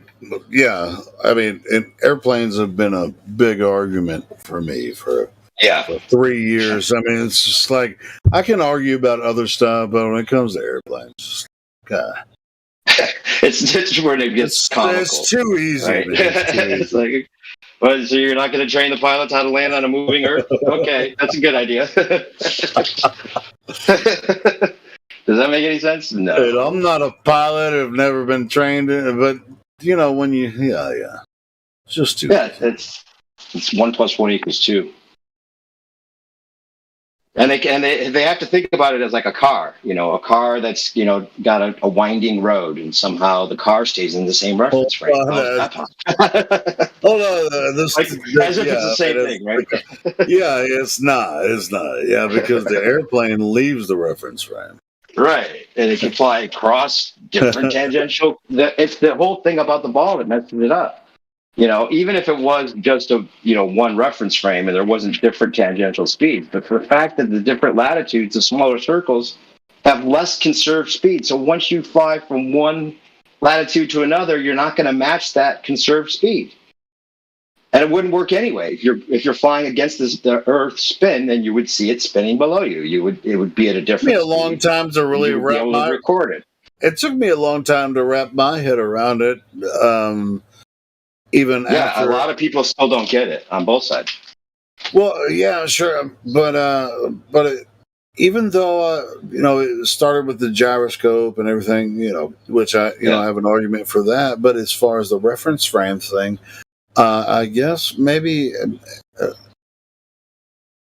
most of it hit me, I guess, from listening to some of Nathan Oakley stuff. But I think that was already there because I was like trying to figure out, like, all right, so the airplane is not connected to Earth.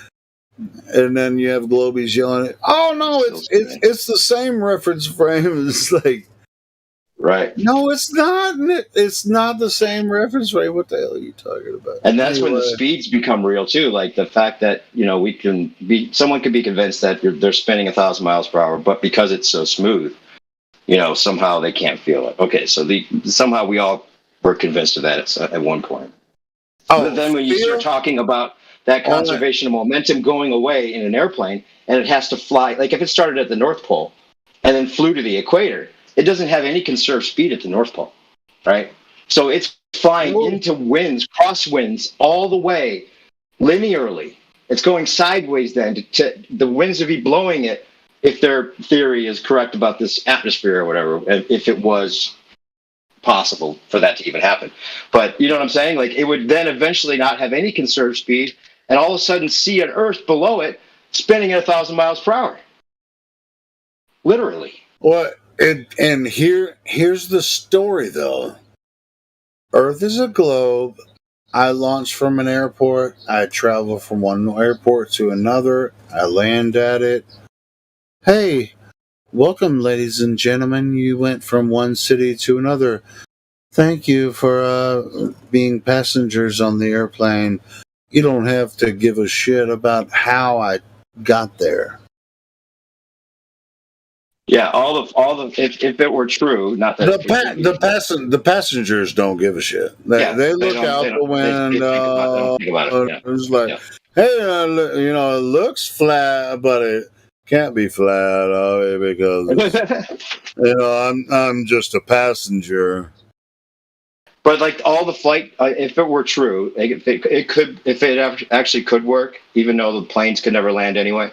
But if it could work, all the flight paths would be totally different. Land. Holy shit! Are you serious? Planes land every single day. Still do, and in the past they go across Earth. From to different ports. They travel from one port to another. So do shipping. Shipping. Works similar. But I've seen the flight paths, weird shit going on with shipping right now. But anyway, flight paths. Think of how the flight paths would look differently, because if you're starting at a different like a higher conserved speed, you would take advantage of the Coriolis effect, and you would change your path to get back to where you came from. Like if you're going from one airport and then back to the same airport, it'd be different. You would take a different path.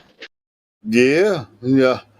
I would definitely do that if Coriolis was a thing. They could take advantage of it, right? Dude, like they could make fucking thousands and thousands of fucking millions of dollars off of that. Save on fuel, for sure. You'd be like, okay, well, we know Dallas is going to be spinning towards us. All right, so we're going to take this path. so since that doesn't happen, what is the case? They just travel from port to port. Yeah, it's stationary. Yeah, they just have an airplane. They have an airplane. They have an airplane. Yeah, I mean, sure. I mean, they're gonna have to definitely pay attention to wind patterns and weather. But for the most part, they just travel from one airport to another. They don't ever consider spin of Earth. I mean, I can hardly say spin of Earth without laughing.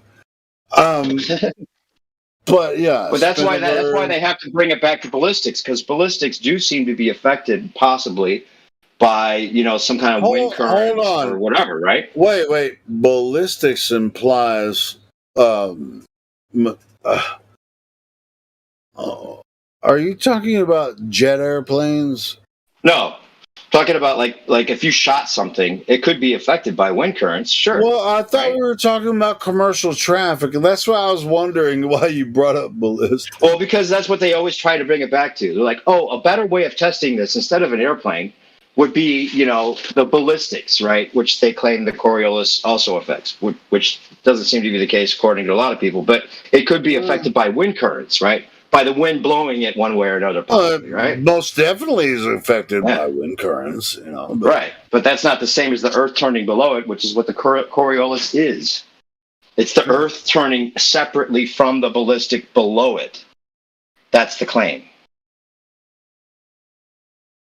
It's not about wind. Whose claim? I mean, you might have to show. Well, that's what Coriolis is, right? Yeah. Well, no, Coriolis is an apparent deflection between two reference frames. Yeah, but it's also a physical displacement. It's not just the apparent reflection. Wait, hold the phone. Physical displacement? Yep, that's what it is. Where? Where is this physical displacement taking place? It would be a visual displacement. Let me explain it to you. Wait, let me explain it to you. No. I want you. Yeah, if you're going to say hold the phone, let me explain it to you. You understand this already, but you're not realizing what I'm saying. The reason that so if a plane goes straight north to south, right? I didn't say anything about a plane. We're talking about the Coriolis effect. The Coriolis effect. Yeah, the Coriolis. Exactly. The Coriolis effect. Okay, you want to make it the ball with you want to make it a ball on a Ferris wheel? No, I'm talking about the Coriolis effect. I don't give a fuck I don't care about that. Okay, so you could talk about the Coriolis effect as if you could talk about it as if what someone would see from a third-party perspective outside, like in space somewhere, or you could talk about it as what actually is happening. You're getting way ahead of yourself. The Coriolis effect is an apparent deflection between two reference frames. Yeah, but if you say just apparent, and they would love for you just to think it's an apparent deflection instead of an actual deflection. Hold on. Let's slow down. We're not talking about Earth at this point. We're talking about the Coriolis effect. As it applies to Earth with airplanes, yes. No. Well, that's what I was talking about. Okay. Well, I know. That's why I'm trying to slow you down a little bit. All right. I just put a GIF. I'm putting 2 GIFs actually in the live stream voice text that explains what I'm talking about. All right. So you don't want to slow down this fast. What am I slowing down for? Slow down to mean slow. Because I want the people that are listening to understand what Coriolis effect is. It doesn't have anything to do with Earth. It's an apparent deflection between two reference frames. One is moving in a straight line. The other one is moving in a curved pattern. So, but without interrupting me this time, could I just slow it down and say it exactly how I want to say it without you saying, hold on, slow down? Please, just once. Okay, so the Earth turns, just like in the 2 GIFs that I put in the live stream voice. No, I'm not going to let you do it. You're not going to let. No, I'm not going to let you do it. Okay, never mind then. I'm going to explain the Coriolis effect. God damn it. Yeah, Helio, you need to let me say this because I'm cooking and I want to just say it before I start cooking, okay? Just let him say some shit, Helio. Come on. If the Earth were spinning, right? If the Earth were spinning as they told us, right? And a plane goes straight and doesn't deviate, right? Just takes a straight path, right? From north to south. And it doesn't curve at all. It would appear said the Earth is taking a straight path? No, I said the plane is taking a straight path north to south over a turning Earth. I just heard what you said. Well, you misheard me a couple times, maybe, at least by now. Oh my God, Helio, please. Yeah. So if the plane takes a straight path north to south and the Earth is spinning below it, then it would be off course because if it was aiming at a place straight up from where it started, that place wouldn't be there any longer. The Earth would have turned, not allowing it to reach its original straight path destination. And it would be apparently curving from a third person outside in space viewpoint. The path would curve. The plane would still go straight, but the path would curve, just like we see it with the examples of the turning, little Ferris wheel thing with the ball. It would look like that from a third part, but it's not just apparent. If the plane is aiming straight above it at a city that is straight above, like Miami to Chicago or Miami to New York, right, and it's straight above it, if it aims straight at New York, it's not going to reach New York because New York's spinning away from it as it goes towards New York. So it's a real deflection. It's a real deflection in the place. Thanks, brother. That was so fantastic. Thank you so much. It was fucking fantastic. Are you being sarcastic? Hey, look up the word "fantastic" in Wikipedia. You'll tell me. You can tell me why I said it was fantastic. Are you being sarcastic? That was a good. Yes, I'm sorry. I'm being sarcastic because your whole fucking explanation was fantastic. Okay. So like I was going to say, if someone can understand that, right? If they can wrap their heads around it, pun intended, then you can try to get somewhere with that point. I still think that it's just, if we don't keep it at a very base elementary level, it's almost like we're not having a conversation anyway. It, even though it seems very clear though, right? Like if you're going straight from Miami to New York and you keep that, and that's where you're headed, right? And you think that the Earth wasn't turning, I could go straight there if the Earth wasn't turning. But because the Earth's turning, I can't keep a straight path. I have to veer right to get to the path that I was heading at. But if you don't veer right, you would see the Earth moving below you, and you just put a camera underneath the plane and show the Earth moving west to east. So it's a physical thing, not just an apparent thing. And that's what people sometimes can't get out of their minds. It's not just an apparent deflection. It's a real displacement that would happen if the plane kept a straight path. Right. It would actually be a lot less work too. Take less time. All kinds of stuff. You could use it to your advantage in all kinds of ways, right? Mm-hmm. All the flight paths would be totally based on that alone. Not that they'd be able to land. I mean, they'd have to have Dyson ball wheels to somehow do a landing, and they would have to have like this huge, like it wouldn't be a runway. It would be a huge like vacant lot that would allow them to skid sideways as they're landing. Literally, that's what it would have to be. That's one way to waste $2 billion. Right?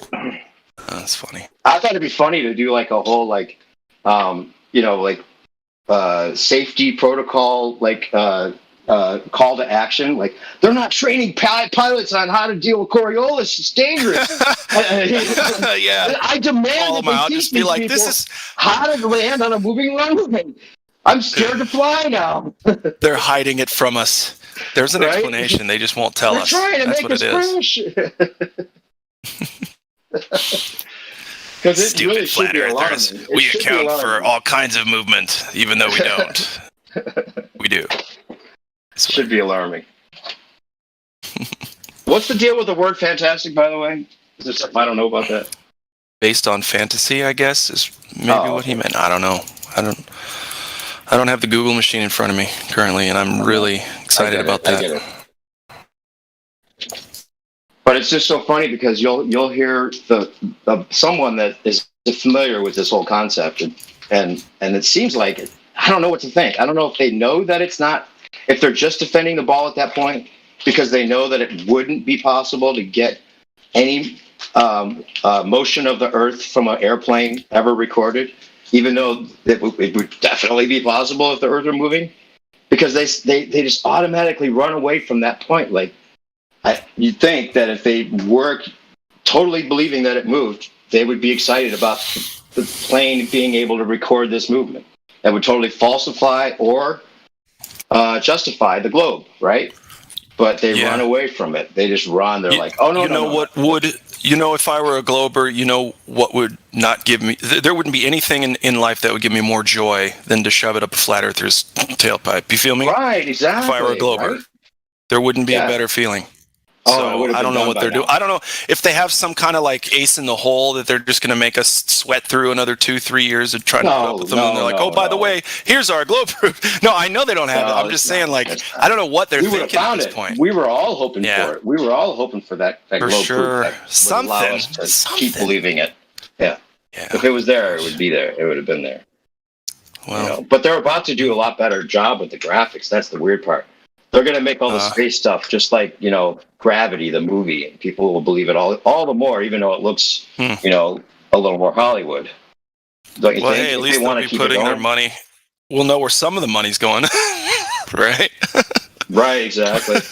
Because right now it's not even going into the pictures and video they send that they show us. You could spend a couple $1,000 a week on what they show people. It's ridiculous.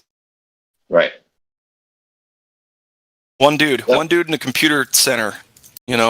Give him enough Red Bulls, he's good to go. He'll make space for the next 2 weeks. Right. I love it. I think, you know what, I like to give them benefit of the doubt sometimes and think that they're doing something with the money that, like, makes the people working there justify the lie. Not to say I would, but I have heard some people say there's some things they're doing as far as, like, experiments and such. Not space stuff, but like on the ground stuff. Maybe. Check this out, New Perspective. I mean, what you observe, it's just like it's so fucking stupid. It's like Earth presents itself as a level stationary plane, and this is something that we confer to everyone and there's like, well, it can't be this because everybody knows it's not because reasons and pseudoscientists or scientists say this or whatever. We don't. Well, why is globe Earth proof a secret? That's all. Why is it a secret? Where's it at? Well, that's not. Onus is not on us. That's what I'm saying. That's what I'm saying, though. That's exactly what I'm saying. I agree. I just fucking with you. Totally agree. This is so stupid. It's like I'm so at a loss for words. I can barely actually even freaking make a coherent argument for these dipshits that think that they live on a globe. I'm sick of begging the question. I'll tell you that. I don't want to beg the question anymore. I want evidence. It's just, and I know I'm being antsy about it. Then we got to have patience with people. So, well, we have to, but we don't. At a certain point. I mean. We can have patience. You want evidence for a globe? You're still holding out for evidence of a globe? No. I don't think there's any. But I want. If you gently let someone fall down the stairs instead of pushing them down the stairs, you know what I mean? It's just like we don't have to prove that the Earth is a globe. They come to us, don't they? Every single day. The horse is like, I don't need water. What are you talking about? No, I don't need any water. Thanks, though. They come their ass here every single goddamn day. Yep. It's like, how many hours am I going to spend trying to explain this shit to you? They know as much about flat Earth as we do now. Most of those anti-flat earthers. So that's what makes me kind of just confused about how that's going on in their head. What kind of chemical deficiencies are allowing the brain to perform like that? Well, the anti-flat earthers I could give a fuck about, but the new people that come in here and to the server and new people are great. Hey, yeah, I fucking love that shit. I love it. That's the best. Yeah, fuck the anti-flat, and they're in the YouTube chat going, "Why don't you debate me? Because we kicked your ass out because you're a dick." Right. Yeah. But we have new people join the server every day that's not a dick, and we talk to them. That's what we do. Yeah, it seems like this is kind of like for the new people to come in and get the experience, and then there's the Earth Awakenings channel over there that's like where the old school ballers as well as old school flat earthers hang out and argue out the points that we've been over many, many times. It's interesting because I haven't done that with the old school ballers in a long time. Yeah, but check this out. I want to make fun of the people that get kicked out for a minute. Say that we kicked them out because they proved us wrong, and the only reason that we kicked them out is because we can't prove what we're saying, and so we're dicks because we won't take them seriously anymore. Are they bigger dicks? Who's the bigger dick? Well, I mean, I don't know. That's true. But I actually think they're pussies because Who's not the bigger dick? That's the question, right? No, I think they're pussies because they don't even really have any good arguments. Pussies and dicks do go together. We just got to figure out a way to get along. They got the Foucault pendulum. They got, and by the way, the easiest proof ever. Fucking compass. A compass is horizontally oriented. Oh, right. Game over. Right? Yeah. A compass moves independently, whether you're a dick or a pussy. That's true. That's true. I didn't think about that way of looking at it. But. All right, guys, I'm going to cook. I'll be listening. All right, sounds good, brother. Why are you leaving? I thought you were. Well, he's got to cook food. He's got to eat. Oh, he's got to cook all that. Food. I'm about to do that too. I'm about to get on my second piece of cheesecake, bro. Like, hey, this fucking forum's going to be boring when we all leave because I'm right behind you. I have to work tomorrow or today. Yeah. So, yeah. Well, I would like to talk about the heliocentric pizza model. Pizza? The pizza model. Yeah, think about a ball pizza. Wouldn't that be amazing? All right. Is North America one of the pepperonis?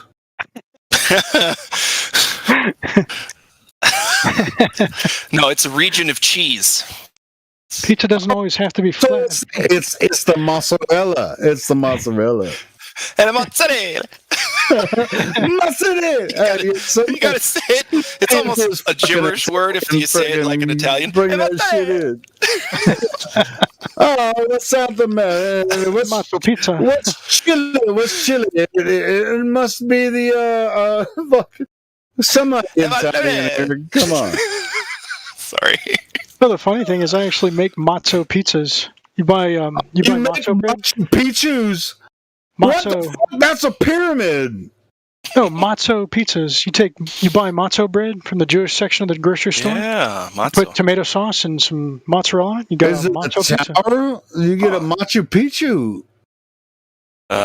Good. Okay. That's some Helio, if you want to go with that, it's what we call a lava. I don't. I want some of these. I want some South Americans in here to freaking chime in about the food. I don't give a fuck what they chime in about. They can freaking bring it all on in. South Americans like to put mayonnaise on hot dogs. I don't do that. I'm no longer a psychopath. I ain't gonna say I haven't done that, but I don't mind it. I mean, yeah, I think I can go for that. Is not you know bad why? on a hot dog. It's the vinegar. It's the vinegar in it. That's all. Yeah, I fucking like mayonnaise. I mean, I'm a huge fan of mayonnaise. I think it would taste pretty good. I just haven't tried it yet. Me too. Yeah. It's mayonnaise and vinegar. I mean, it's eggs and vinegar. I mean, fuck yeah. Who wouldn't like that shit? And you can put some mustard and ketchup on it also. Fuck Keep all those same classic flavors in there. Well, you gotta get your food groups. When I eat a burger, it's fucking loaded. Mayonnaise, ketchup, mustard, tomatoes, onions, and lettuce. Boom. Shalock like. Yeah, man. When we homestead Helio, we're gonna have Helio burgers, and they're gonna be. See, bro. Once a month, we're gonna have Helio burgers, and you're gonna marinate your meat the night before. Yeah, and you'll do steaks and all kinds of stuff for one day out of the month, where it'll be called Helio burgers. Yeah, okay. Does that make sense? It's like I never understood those people. It's like, hey, let's go to McDonald's. Can you make my burger plain? They just want bread and meat. It's like, who the fuck are you? What the fuck is wrong with It's like that Eddie Murphy skit when he's asking his mom to go to McDonald's. She said, I'll make you a burger better than McDonald's. Shoot. She gets in there. She's all cracking eggs and cutting whole onions. So at the end of the day, I mean, not just you, Gleffo, everybody, do you know plain burger people?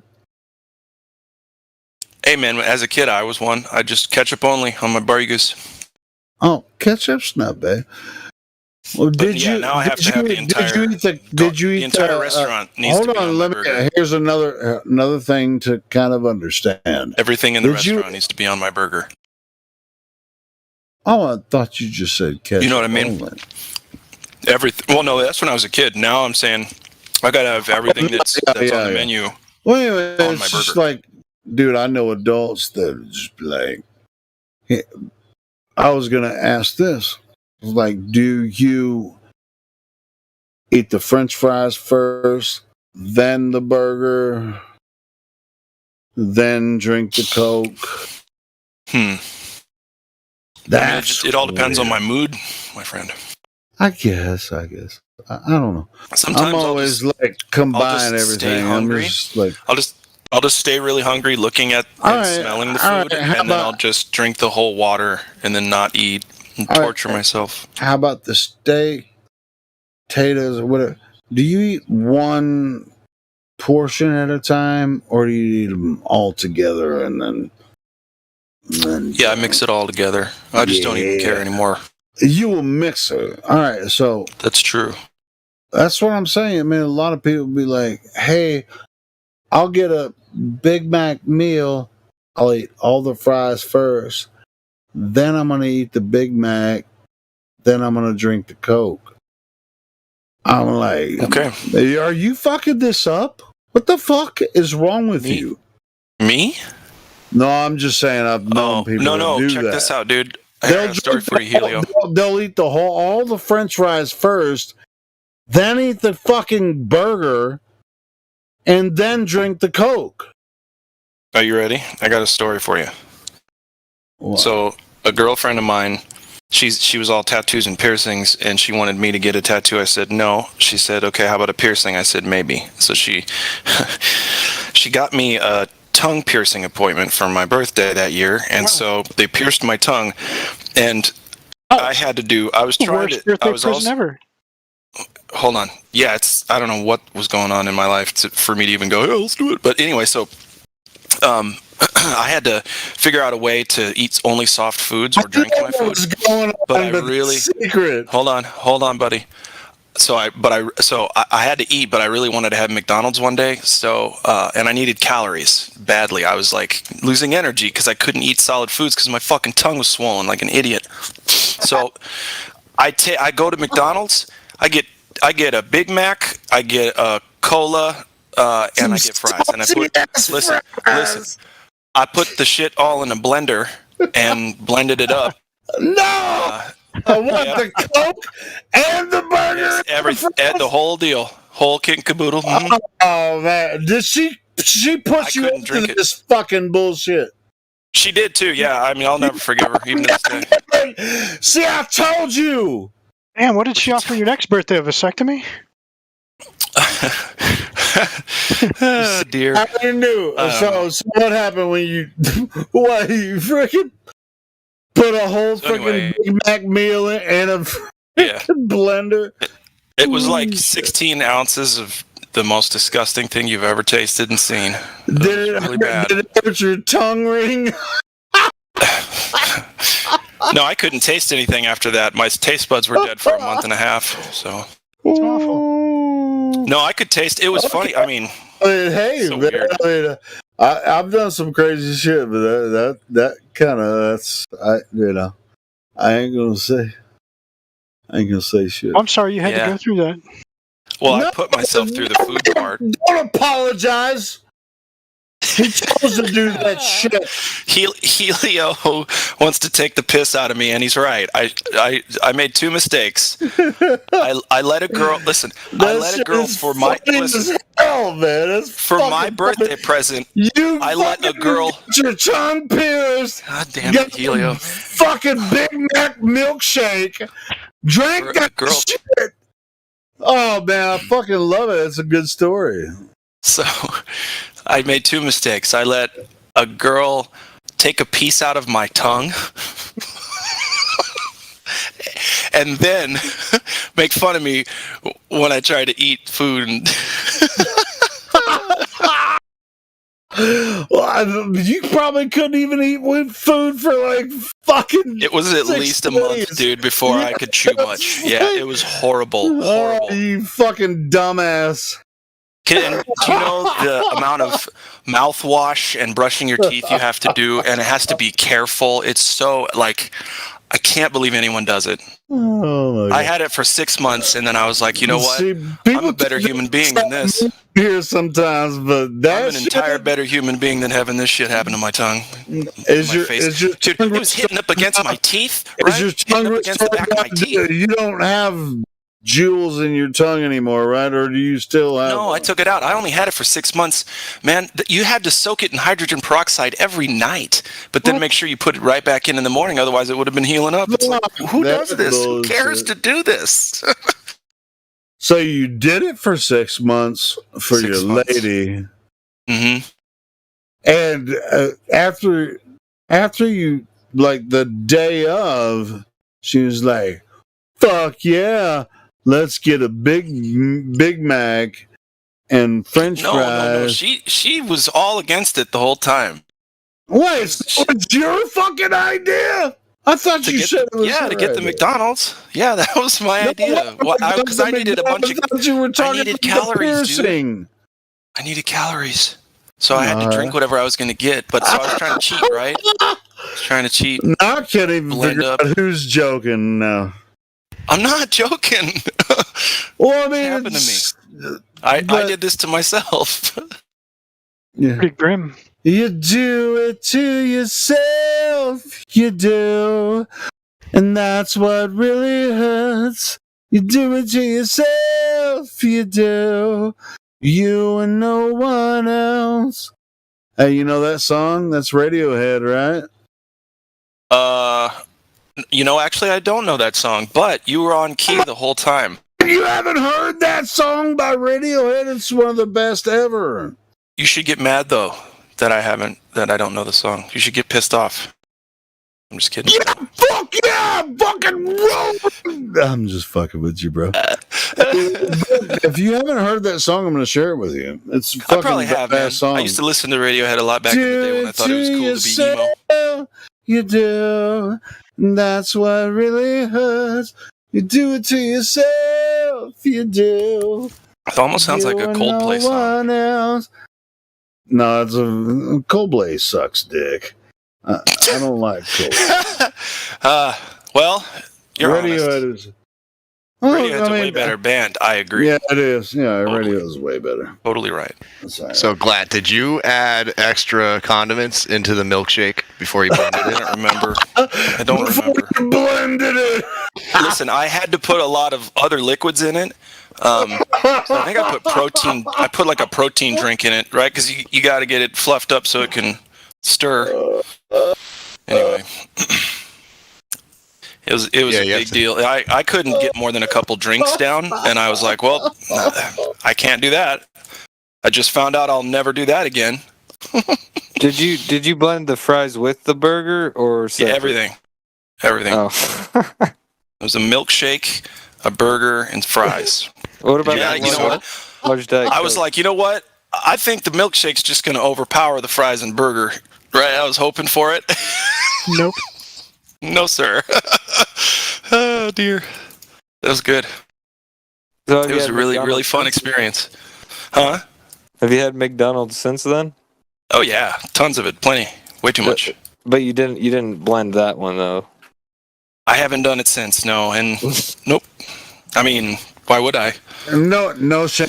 I eat That's McDonald's a waste of $72. Yeah, I eat McDonald's every once in a while. I mean, no shame. It's all good. Oh, dude, it's delicious. I haven't eaten it. It's not even food, but it's good. It tastes good. I ain't gonna lie though. I mean, sometimes I feel like sick after I eat it, but it's just. Oh yeah. I fucking feel depressed. You know. Rare cases where that woman was not your better half. Well, I don't know. We were kids. We were like 21, 20 years old. We were just having fun, kind of doing whatever in life. I mean, we weren't going to get married, if that's what you're trying to say. Sounds kind of good. I might go order one of those. Ask them to blend it. They got high quality blenders there, man. They could probably scare something up for you. Ninja. Yeah, I used to have one of those. Oh yeah. They wear out after a while, but they're quality. Okay. Helio. Is that Helio? Oh, I remember that song. But you can't tell yourself. Yeah, this is the song, dude. I know we're all. I can't play it on the live stream, but this is the song I was talking about, dude. Fucking love this song. This is one of my favorite Radiohead songs. So bad. Well, yeah, he was they're super band. He was always super depressed, but yeah, I don't know. I think it was it's like method acting. A lot of people have to stay in character for the most part. When that was when bands started to have a backstory and stuff. I was doing band shit, at the same time. It was like, fuck yeah, I can just scream my ass off and just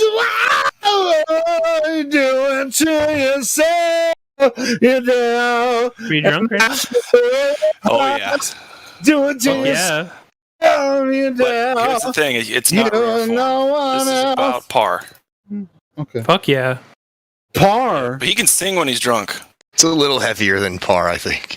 That's okay. Oh, he's throat singing, dude. Flat Earth, flat Earth, flat Earth. Die round Earthers. I like I like that. I like wait, it. this is the best one you'll love. Joe Biden. Joe Biden. Brought to you by Joe Biden. Brought to you by Joe Biden. See, like, did you saw the Dune remake? They got space throat singing. It's just great. Yeah, it's cool. Well, honestly, yeah, man, it was a great I've tried scene. to listen. I signed on to HBO Max the other night, started to watch it. I was like, I'll finish it later. It's been now 4 different sessions of me sitting there going, this movie sucks. It's great. This fucking movie sucks. You have to understand. What are you watching? It's horrible. Are you sure you're not It's watching? so boring. It's not It's boring. What? It's so boring. What show? It's like they'll switch scenes with a bunch of crazy music with a climax, and you think, the beat's gonna drop, right? There's gonna be something crazy happens, and then they just go to the next scene of dialogue and boring shit. Space bagpipes. Prove me wrong. I just saw that, dude. I was like, no. Did you see the buffalo head? Bagpipes?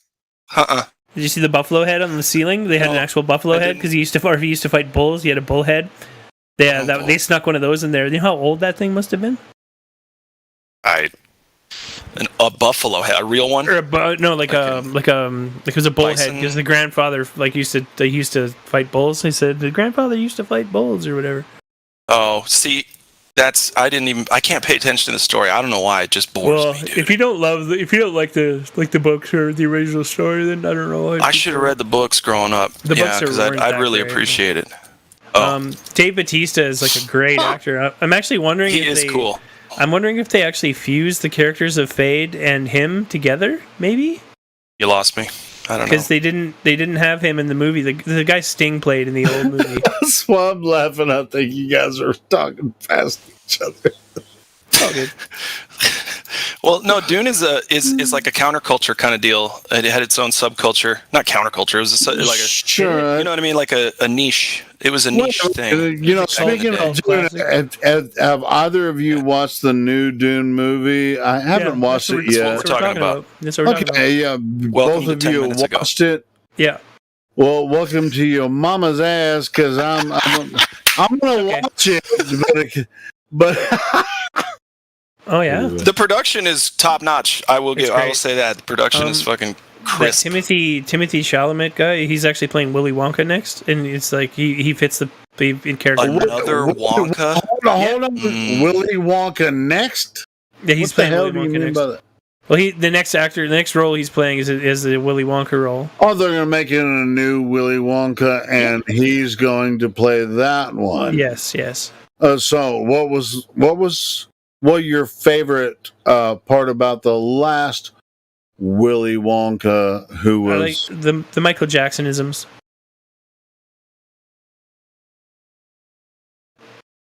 He all I gotta say is. You like chocolate? Continue. Oh gentlemen. man, yeah, I'm having half of a whole cheesecake tonight. That's Nice. a lot of stuff. Is it plain? Is it plain or is it something else? Hell no, it's the Oreo Dream stuff from Cheesecake Factory. Yeah, I went all out, brother. I spent $70 on a motherfucking cake. The whole thing. Actually, I'm guilty of this. One day, like we added wholesale club to it's like a Costco to the Instacart, the grocery service. I'm looking at the bulk stuff, and then all of it comes up an entire fucking sticky toffee caramel cake for like $52. Oh my god! Well, gotta snag that up, don't you? Oh god damn! I was sick of it by the end of it, and I never have to eat it again. It's Yeah, there you kind go. of like See, see, it's a rite of passage, as they It say. is. Yeah. Slap that in the good. counter. Yeah. My roommates are just like, "Whoa!" And I'm like, "Yeah." See, I don't do this often, but you know, I just celebrated a year sober, so at the very least, I'm gonna gorge myself with chocolate. Yes. Yeah. Cool. Congratulations. Yeah, buddy. Yeah, Thanks, that's dude. lots. That's good. Appreciate it. Yeah, it's, I guess, the most important one, right? I don't know. They're all pretty important at this point. Sweet.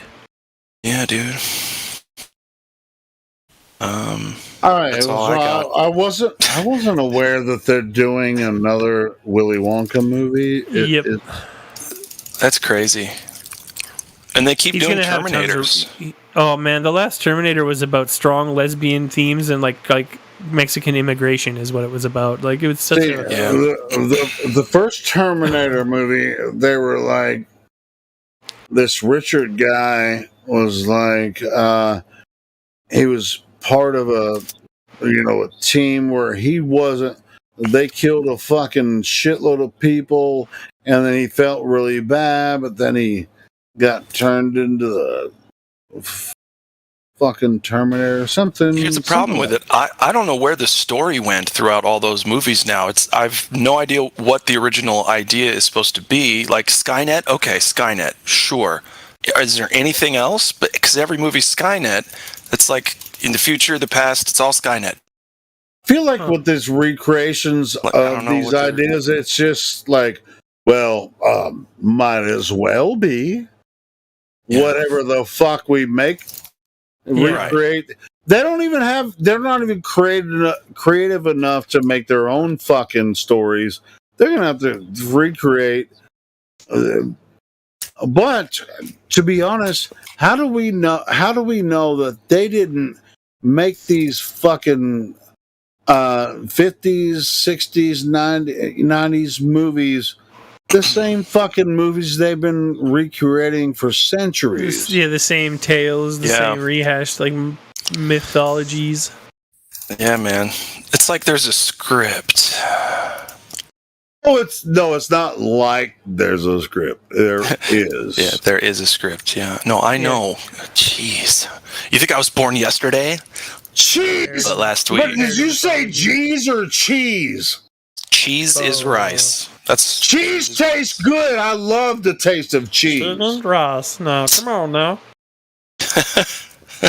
Master Shake, you do it, Shake. You piss him off now. You do piss me off sometimes. But that's okay. Hey, do you guys, you guys ever heard the phrase, nothing new under the sun? I know you have. Yes. So that's where all my jokes come from, man. So all my jokes come in there. You know what's the not newest of things under the sun? That phrase. I know. That's why I was being redundant by saying that. Yep. Yeah, it is. That's a good one though.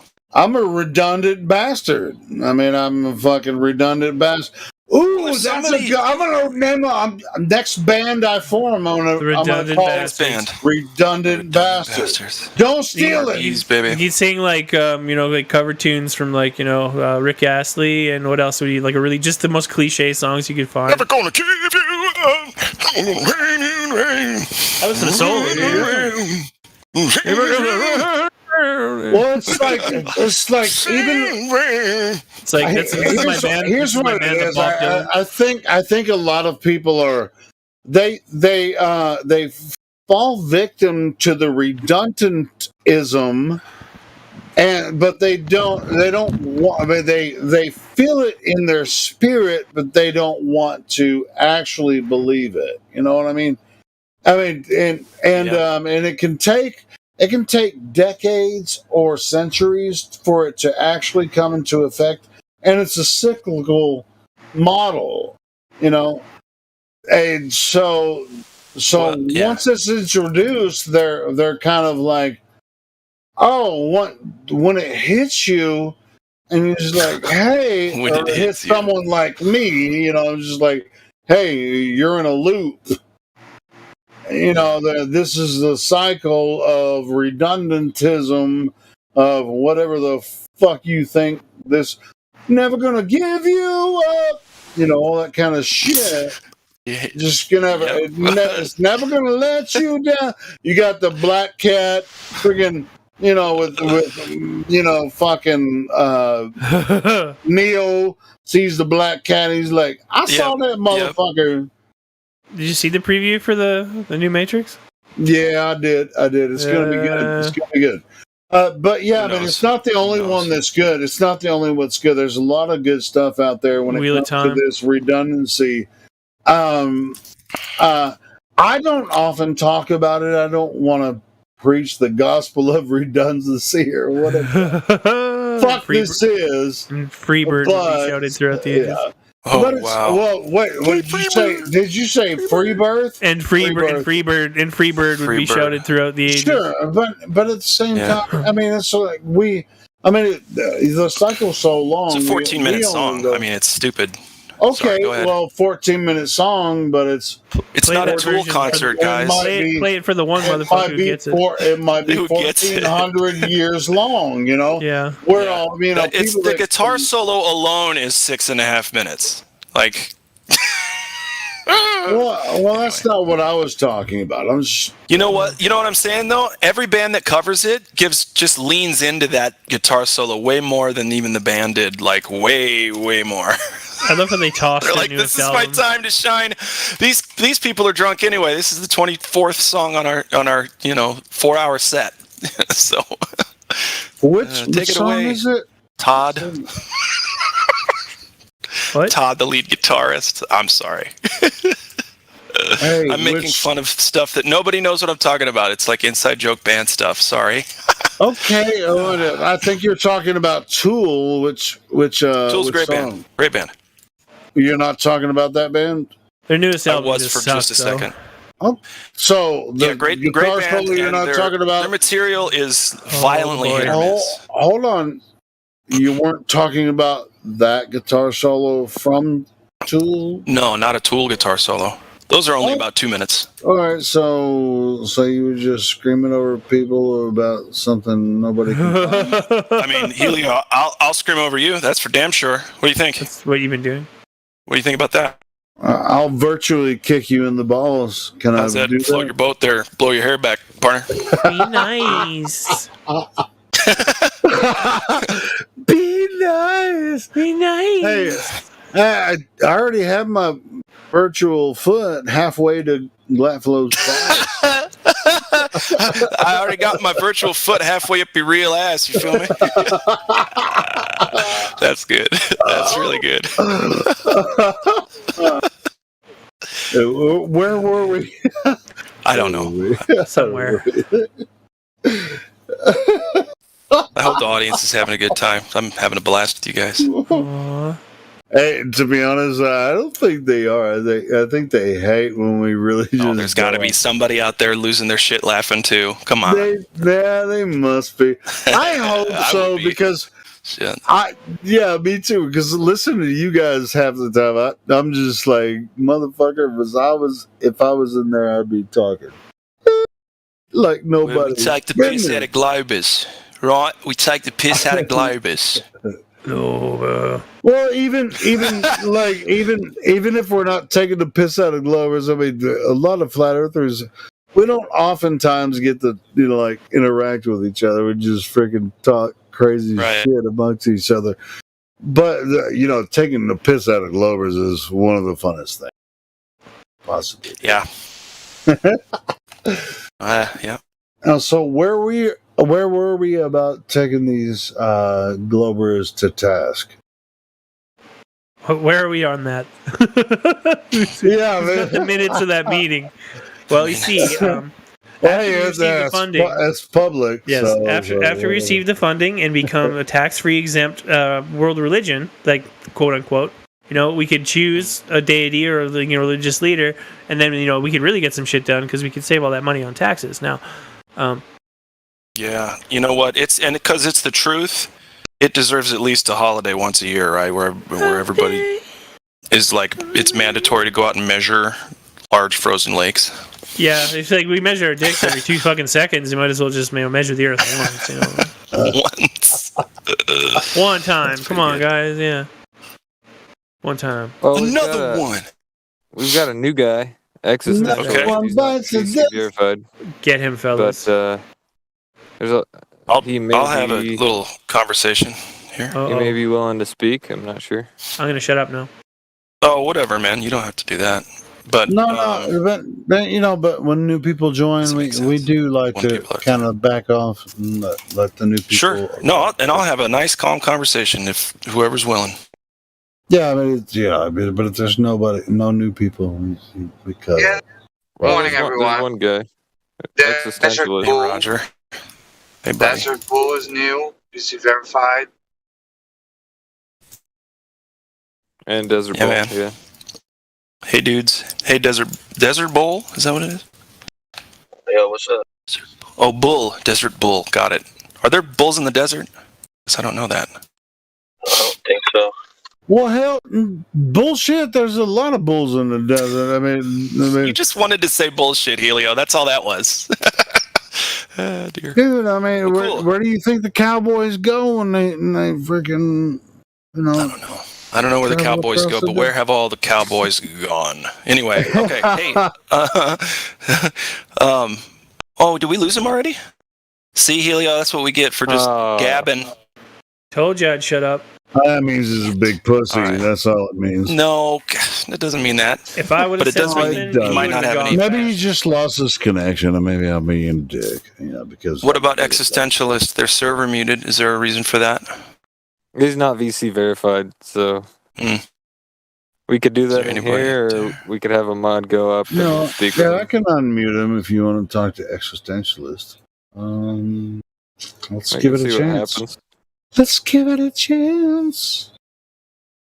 Existentialist, do you want to talk to the Flat Earthers? I think he just muted himself. That's all right. I mean, I think he was already muted, but Existentialist, we're presuming doing the gender identity thing. So existential. Oh, there you go. Can't hear you. How's it going, man? Welcome to the server. Hello. Hey. Hello. So what brings you here? I just feel curious. Sorry, your mic. Sorry. Kind of hard to hear. What was that? Oh no.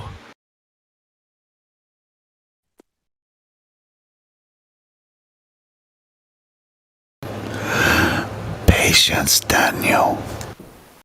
Patience, Danielson. I just feel curious why there's so many people don't believe that the Earth is globe.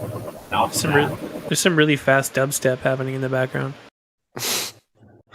No, existentialist. Are you asking why somebody believes it a globe?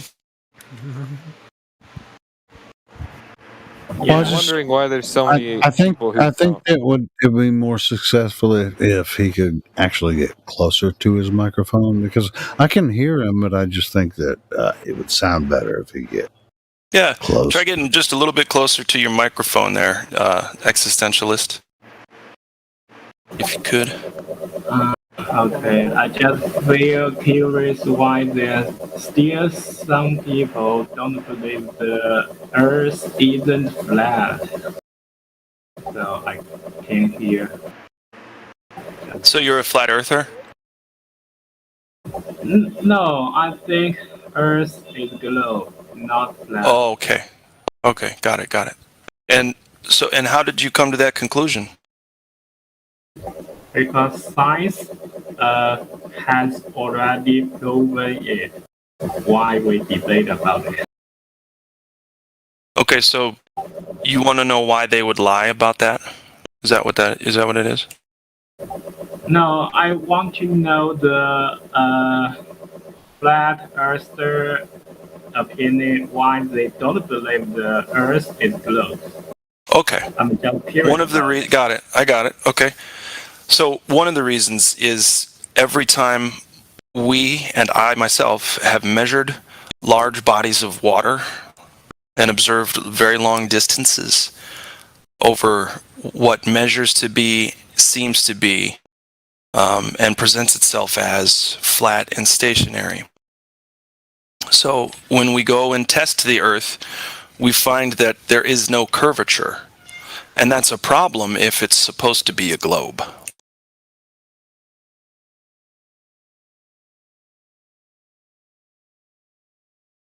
That makes sense? No, it sounds very childish. Very childish. I sound childish? Yeah, the Earth is so big.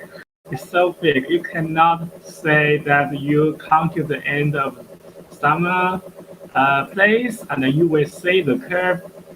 You won't see the curve because the Earth is so big. So boats don't go over the curvature then, existential. Is that it? Boats don't go over curvature because the Earth is so big? I mean, who's the child now? Because Earth is a very huge globe, okay? Yeah, I know what you're saying, right? Earth is too big, we can't see curvature, but boats do go over the horizon, so we can't, right? What's it gonna be? Boats go over the horizon, or Earth's too big? Pick one.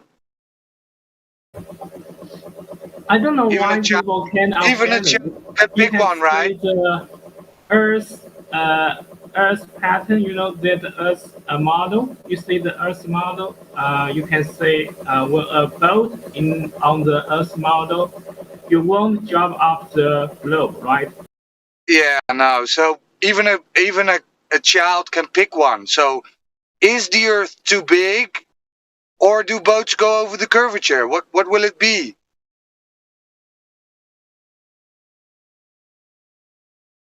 Pick one. A child can pick one, existential. I mean, you told Glad Flow was a child, and he doesn't hold a double position at this point. You do, which is childish.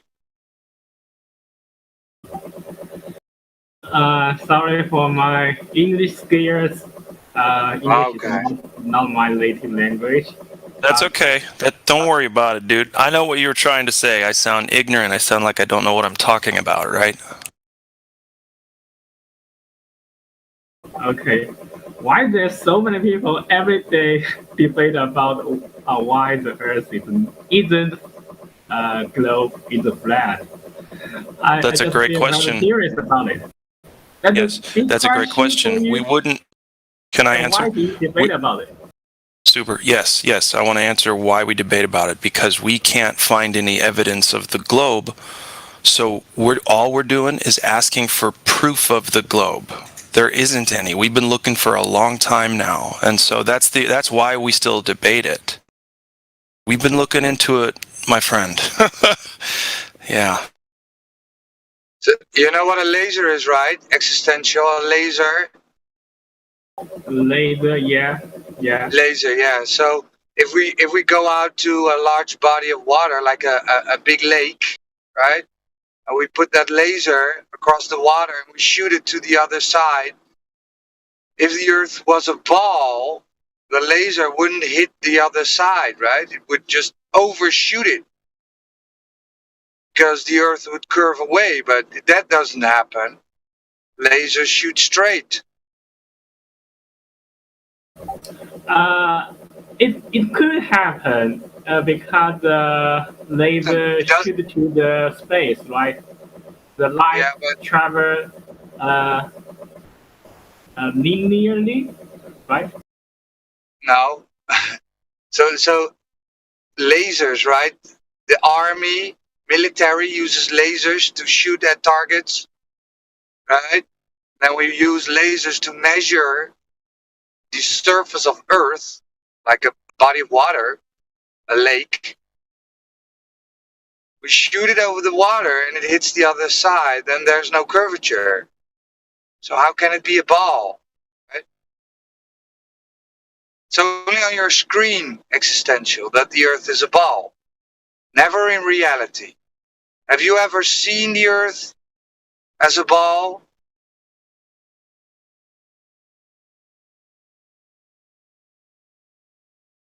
Yeah, I have seen the Earth as a ball from the astronauts' pictures. They took the Earth picture from the space. And the Earth is a ball, right?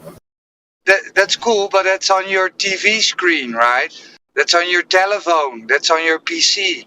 That's not in real life, right? In real life, reality, Earth is not a ball. You never see the Earth as a ball. It only is flat to you. Only on your TV. Do you believe anything the TV shows?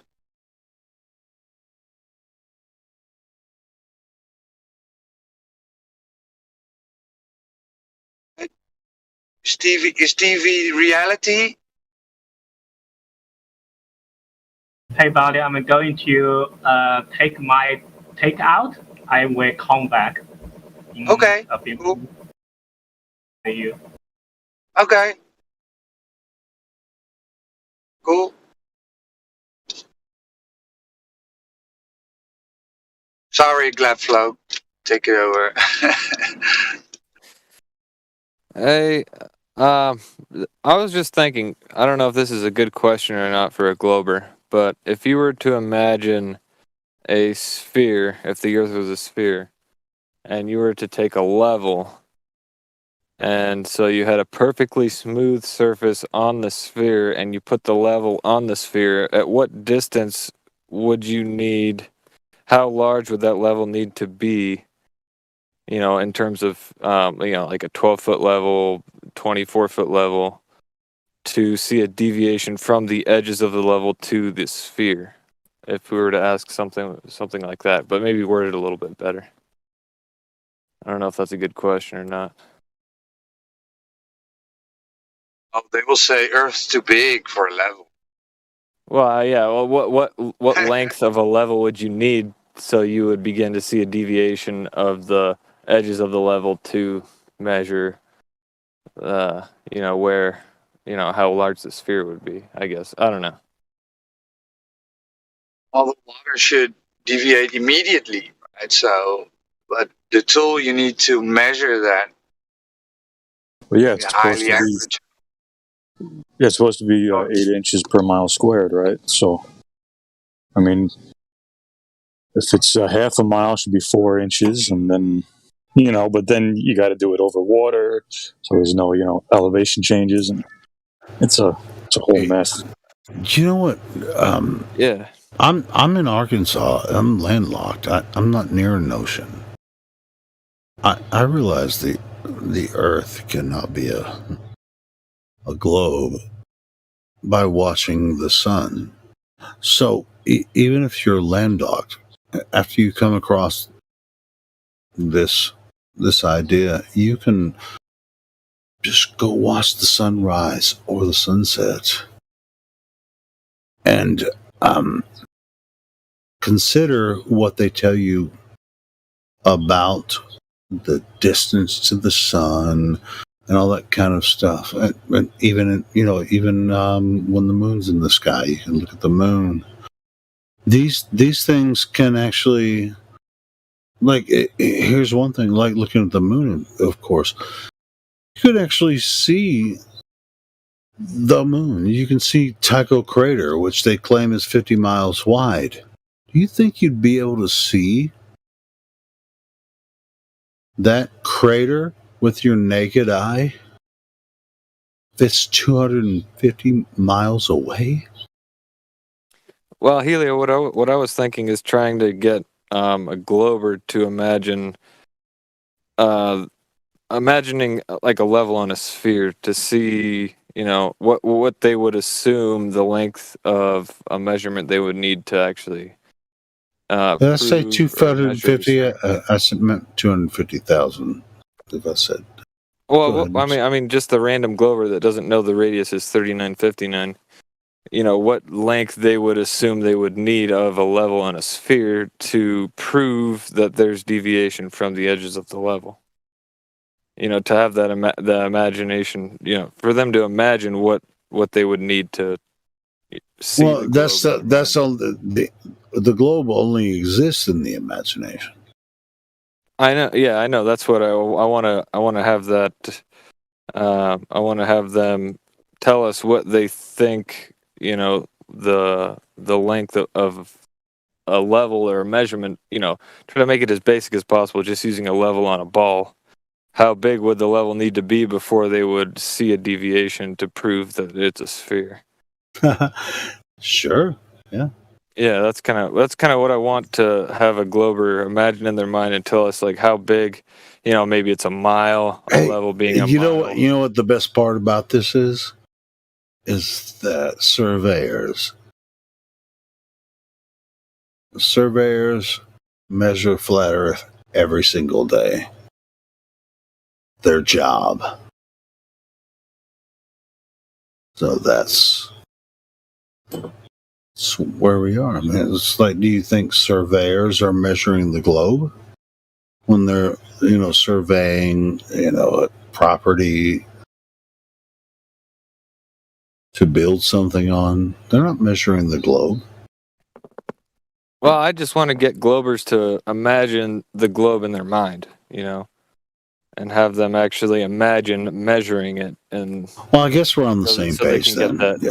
So they can get the idea of, well, how far, if it was a perfectly smooth sphere, how far would they need to, what kind of distance would they need to measure to actually see deviation and prove that it's a sphere? Well, and that's what I was saying. I want to have them imagine it.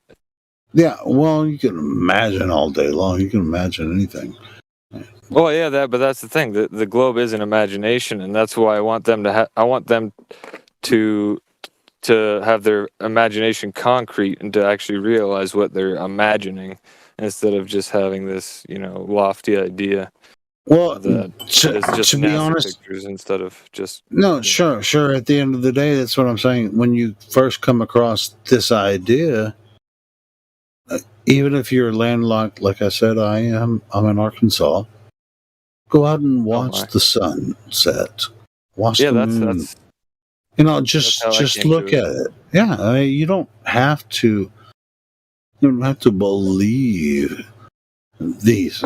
Here's what they told you: the sun is 93 million miles away. Does it look like it's 93 billion miles away? Of course, it doesn't. Especially it looks when like the moon is 93 million miles away.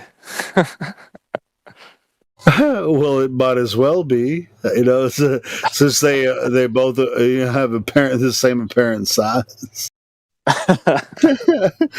So, anyways, it's just kind of it's just like you are allowed to use your own intellect and come to conclusions, inside, with your own intellect.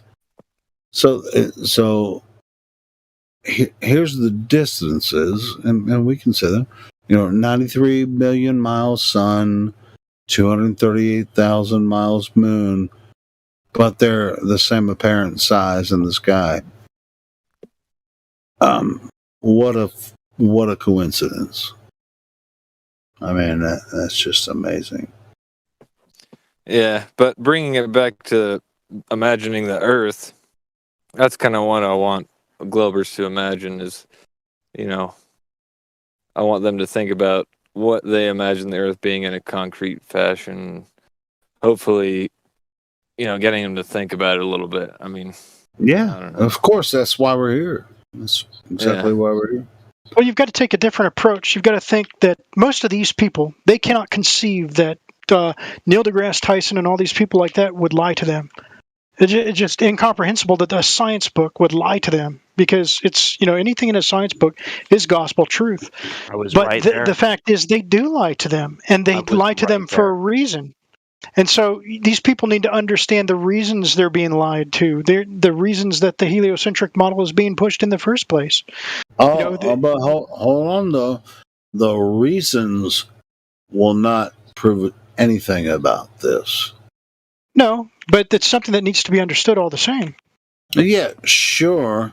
But when you come across this information and then you go out and watch the sunset, sunrise, take a look at the stars, take a look at the heavens, are those stars trillions of miles away?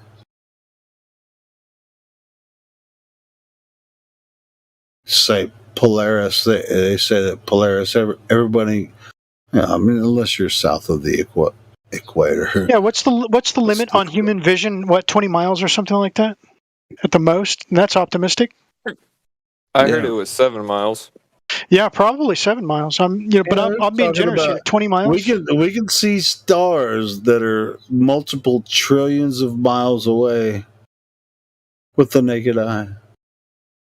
Well, shit, I thought I can barely read text. You know, I'm almost 50 years old. I have to use reading glasses to see text on my phone almost anymore. You know, I mean, I can see it, but I have to pull it a little bit farther away. But if I put reading glasses on, I can, like 2 times reading glasses, I can see it fine. But I can look in the sky and see a star 4.5 light years away.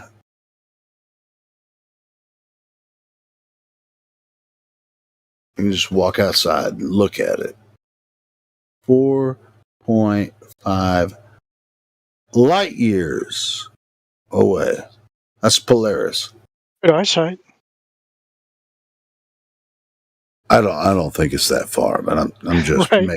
I'm making the point. But it'd be one hell of a vision to be able to see that well, that great of a Yeah. distance. I mean, you'd be able to read the serial numbers on airliners passing overhead at 30,000 miles up. Easy if you could see 1 trillion miles away, right? Well, the explanation for it in the heliocentric model is that the light travels to you. So you're not actually seeing the star, you're seeing the light that, maybe 1,000 years old or something like that. Yep. Right? That's the explanation, yes. That's how it's explained. So you're not seeing the star, you're just seeing the star's light that All right. traveled however far. All right. So if there's this much light, and like we're just in a corner of the Milky Way galaxy. Hold on.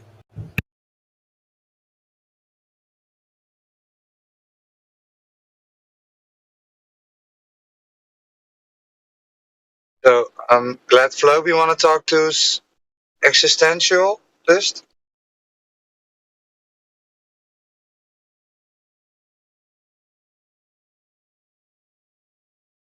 Is the existential back? Yeah, I'm back. Sweet. So, how's it going? Not bad.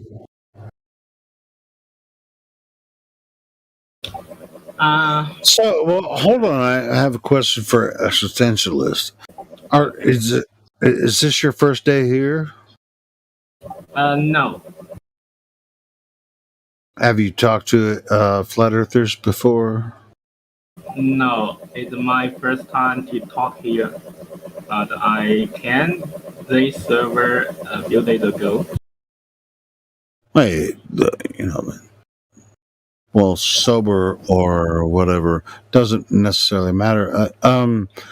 Have you considered anything?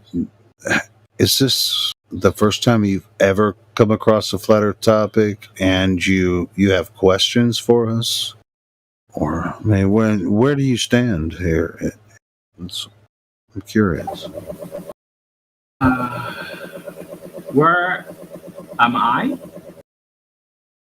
Yeah, sure. I mean, well, obviously we're all standing on Earth, asking questions about Earth, and we have some answers, but we don't have all of the answers.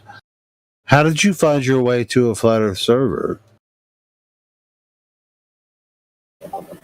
How did I find this server? Yeah.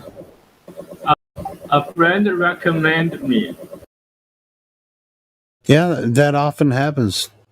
So since you found us, do you have any questions for flat earthers? Because this, to be honest, you're in the right place. This is the best place on Earth to talk about Earth.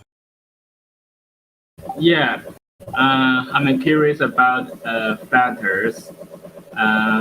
I guess as for flat Earth, you also don't believe the evolutionary theory, right? You also have faith in God. Do most of the flat Earthers have such related beliefs? Well, some of us get into the religious argument, but it's not necessary. As far as shape of Earth, the shape of Earth argument, we don't necessarily have to talk about that. There are a lot of people in the flat Earth topic that do talk about that, but we don't have to talk about faith in God to actually show that the Earth is obviously not a globe.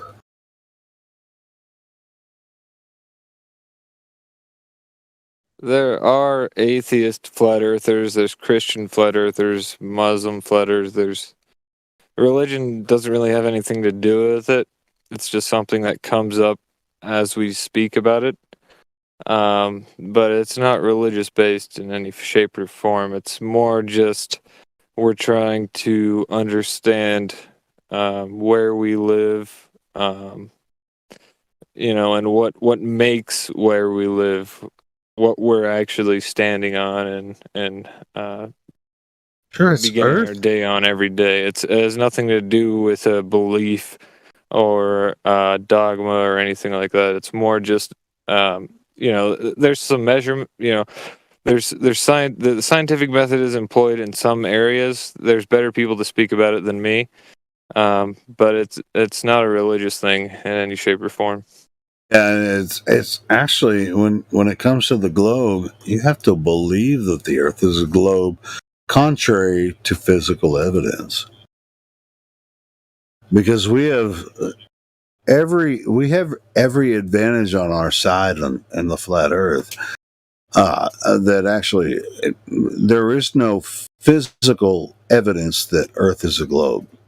There's no physical evidence whatsoever.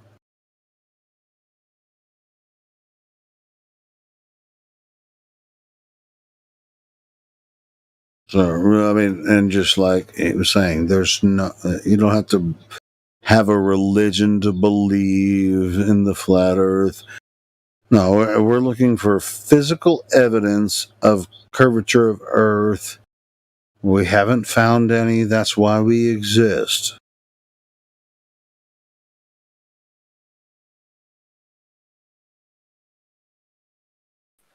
We're more here questioning scientific evidence than anything. Sure. Yeah. We're here. But a lot. I mean, you're not wrong. I mean, most people that are flat earthers do have spiritual connection, in different ways. But for the most part, we do. We're looking for physical evidence of a globe, and we can't find it. So that's why we're here. Yeah, that's our main topic. We have side topics about religion, but I think every group does. We're more here just trying to get the physical evidence, trying to do the scientific method. We need to control independent variable and independent variable, and we're trying to understand where we live and trying to employ the scientific method as best as we can to understand where we live. We've examined evidence from pictures from NASA to government pictures, to private company pictures of where we live, to Google Maps, to everything. But the best thing we can do is measure it and try to understand it ourselves. It measures flat. It measures flat, doesn't it? Every time we measure it, it measures flat. We've got laser tests, and if you were to, look for yourself, if you were to stand on top of a mountain and look and see what distance you're seeing, you'd probably not see a curve. So there's a lot of questions that come up when you start thinking about it. And that's what we're doing, is we're just here thinking about it and questioning what we've been told. And that's pretty much the whole reason we're here. Questioning what you've been told from who? I think that's important. Well, it wouldn't be who, it's just what we've been told our whole lives from multiple people. from either teachers to media to, I guess, pundits and the government. And would those people lie? Well, everyone lies. I mean, every truth is but a half truth. So you kind of have to take things in both directions. What I'm saying is those people do lie, and they lie for a reason, for an agenda, to manipulate our behavior, to get us to accept egregious policies. You've got to pay higher taxes because of global warming. It all hinges on the globe. And if we dispel the lie, well, then I don't need to be paying higher taxes because there's plenty of room for everybody. And we don't need these egregious policies that constrain existence and prosperity. It only suits the evil people that propagate those lies. And they certainly do lie. Existentialist, what do you think about what we've discussed so far?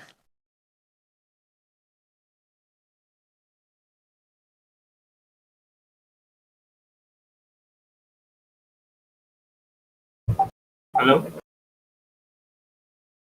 Hello? Yeah, sorry, I just went to the restroom. I heard hey. Yeah, we were just trying to explain. You asked a question about religion, and we were trying to explain that we're not religious. That's more of a side topic to the whole thing. We're more about physical evidence and the scientific method. Do you need us to go over that again, or? No. I got it. Yeah. You heard that? Okay. Do you have any questions? Yeah. I think there exists a common opinion to flat earth is that you are anti-intellectual. How do you think of this opinion? Did you say anti-intellectual? Yeah. I think many people consider flat earth as anti-intellectual because the Earth is globe is a proven science fact, but you don't believe it, right? Well, it's not that we don't believe it, it's that we're trying to test it. We're questioning it. It's not that we don't believe it. We're observing the Earth for ourselves, and we're doing our own measurements, and we're trying to understand if the actual circumference is 24,000 miles, and if the radius of the Earth is actually 39,000 miles, 50 feet. We're trying to understand if it actually is that, because we have seen things that make it seem like it may be either larger than those dimensions, or that maybe it's not even a sphere. So what we're doing is we're just asking questions. We're not believing or negating anyone else's claims. It's just that we're questioning others' claims. We have no beliefs. It's all empirical evidence that we're trying to have other people discuss. It's because we know it's flat.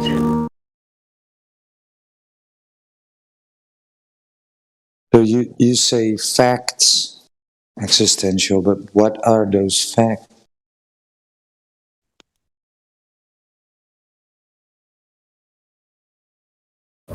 Yeah. I don't understand why you mentioned the circumference of the Earth is 24,000 feet, right? You think it's wrong, or I think it's a scientific fact. Scientists or other people can measure the Earth's circumference. How can it be a mystery or not choose for you? Oh no, we're just testing their measurement. We want to make sure it is 24,500 some miles in diameter. we're just making sure that it is that diameter and that those dimensions. We're testing that. We have people that have tested to confirm that, and what we found is that we have different results than those people who have said that it is that dimension. So how do you regard your measures? It's more scientific or it's more accurate than the scientist's measurements? Oh, we're not saying they're more accurate or more scientific. We're just saying that there have been people who we have received information from who have been in this group, and there's multiple people who have done this themselves and confirmed that there is a discrepancy between that exact dimension, more so than marginal error. So it's not that they're not accurate, they're not precise, it's that we're not sure how they came to their conclusion because our results are drastically different than theirs.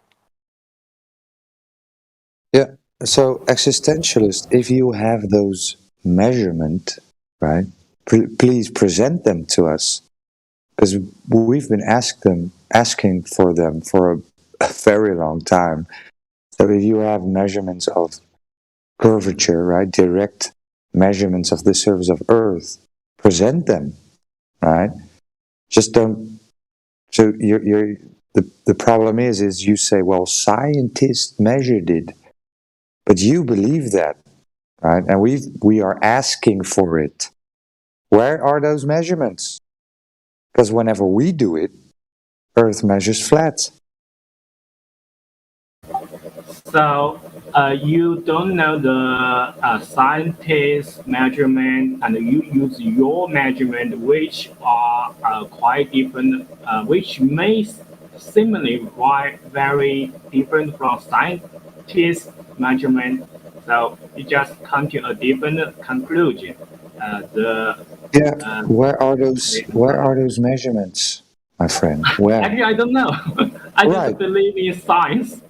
Right. Yeah. Well, science doesn't require belief, right? Or else it's a religion, right? You don't need to believe in science, right? You're not religious, right? You're not religious, right?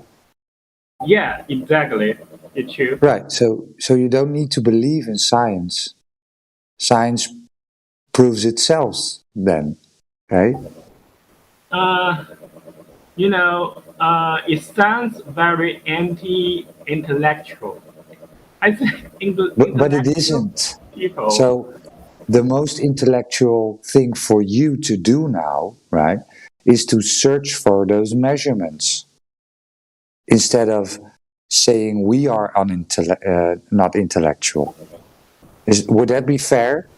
If you go out and measure and search for those measurements instead of accusing us for being dumb? Okay, yeah. Okay. I agree with it.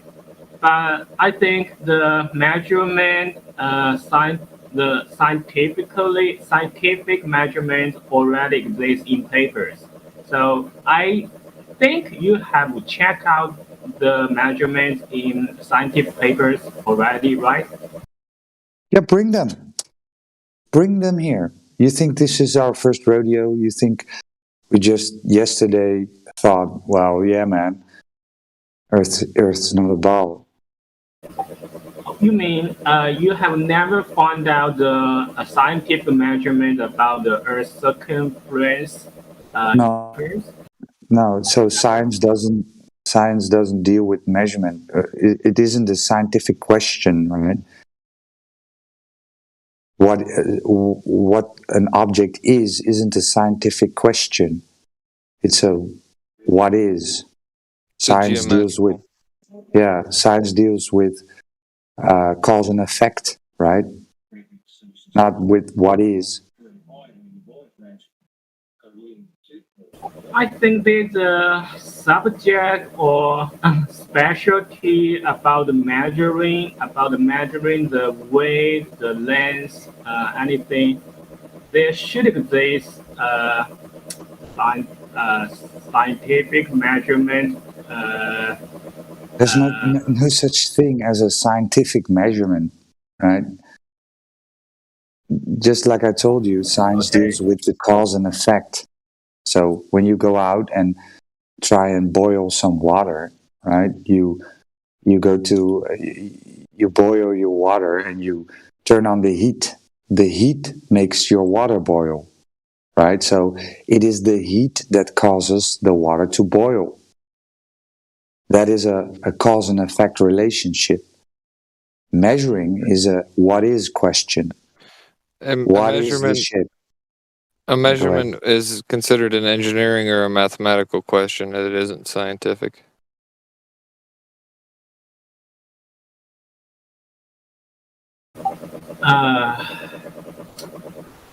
Okay, when I have time, I will dig into the scientific measuring papers and find out how they measure the Earth's circumference and present the findings in this server. But my bigger question is, I don't see any point in proving or trying to find out if the Earth is flat or not. So I'm curious about what does it mean to you. Why do you care about this question? Why are you so obsessed with this question for so long? It's more the community that we have created to discuss that there is a discrepancy in what we imagine the Earth to be. So far we've imagined it to be a sphere in a heliocentric model with a specific radius and diameter. And when people go out hiking or they go to the beach and or to a lake and they try to look over a distance and they see that, well, this isn't curving as it's supposed to be, even considering refraction. When we see that, we start to ask questions, and so we're essentially just a group of people asking questions, and we've come together and realized that, there may be answers to these questions that we can't get from anywhere else. So we're here together and we're trying to figure it out, and we want a discussion about it. And even though there's pictures from NASA or any other space agency, pictures from space of the moon and the Earth and all these things, well, there's certain things that don't make sense, and we want to discuss. Maybe there's something that we don't know, and maybe there's more to this reality than we think there is, and that's kind of what it comes down to. I see. Well, also, existentialist, the whole globe theory is there's a lot of policy that impacts our lives directly that are made based on the globe, like global warming. You need to pay higher taxes because the globe is in danger. There's not enough room for everybody, so we need to have a one-child policy. Things like that, which hinge upon the world being a globe. And if the world is not a globe, they're obviously lying to us to fill an agenda, which is not for our benefit, but for the benefit of those few people that are pushing it. And so it's wise to look into it, question them. Okay, so how about change the social term globe world into Earth world? How about that? If they use Earth world, not globe world, do you feel it solves the problem? What's the last thing that you said? Change the term globe world into Earth world.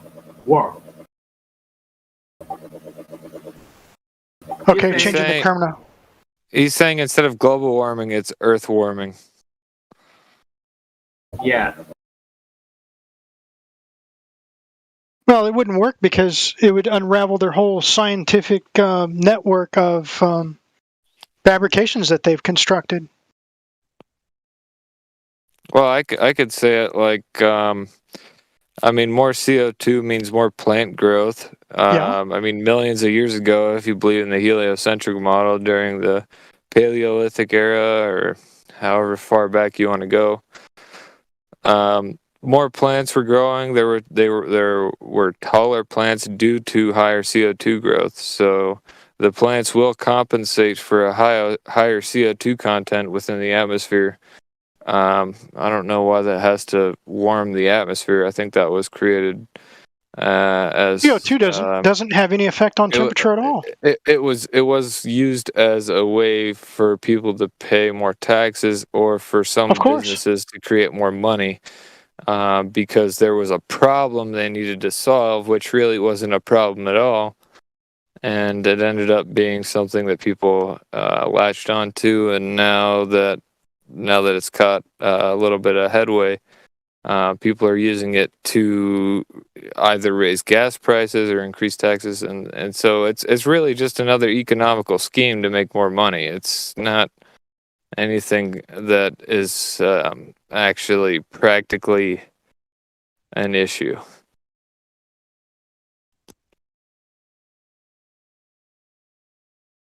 But I may be wrong. I don't know.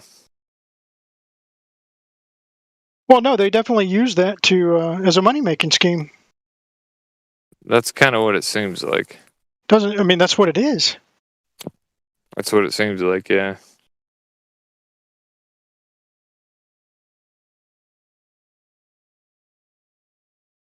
But also, the globe is used to siphon money out of taxpayers to fund space programs, which God only knows where the money really goes.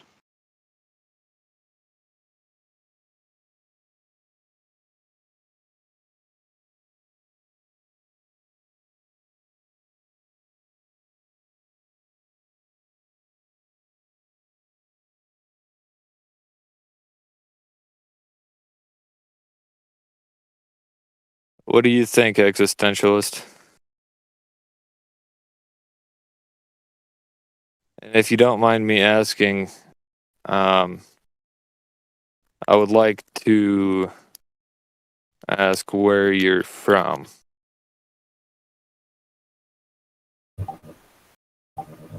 Hello? Hello, can you hear me? Yeah, I'm from China. From China? How's, that's cool, man. That is actually wonderful, and I don't think we get very many people from China. This is rare, so thank you for coming. You're the first person I ever talked to from China here on this server, so welcome, man. Awesome. How's your sociological environment in China at the moment? Sociological environment, what's that? Sociological means how is your society doing where you're at? Is it all around well your and good? area. Because I've heard that there's been a few riots. In the States, we've had media that China's going through a little bit of a hard time. So. Really? I don't know the news. What the news? Tell me some about it. Well, it was. I think it was Shenzhen. There was riots for freedom or something like that. People were protesting that they wanted capitalism instead of communism. But I don't know if that's something you want to get into. I just thought I would ask your sociological environment for where you're at. Oh, it's so strange. As a Chinese living in China, I think the environment around me is very peaceful. I don't see any riots around me. Maybe it happened in another city. I don't know about it. Maybe I don't think there's a big riot in China. because we have a strong government, you know. Yeah, maybe it's just the media. They always try to hype things up. Maybe it's nothing. They're just trying to hype things up. But we're glad you're here, and if you have any more questions or anything that you'd like to ask for, why we're congregated in the way we are to ask the questions that we ask, we're here to do that for you. Okay, I have a classic question. I think many globe earthers have already asked you, if the Earth is flat, how do you understand people don't drop off from the flat Earth? How they don't fall off the edge? Yeah.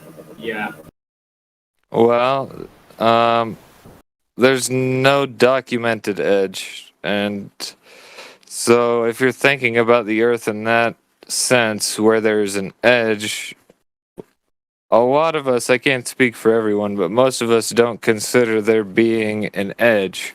Either it's an enclosed environment or it extends. So there's no way to really fall off. There's no space. I don't know if you considered that, but there's no such thing as space. So it wouldn't be that the stars, the sun, the moon that you see, they're not in an environment where there is zero gravity. It's more like they're there as tools for us to use for our everyday life.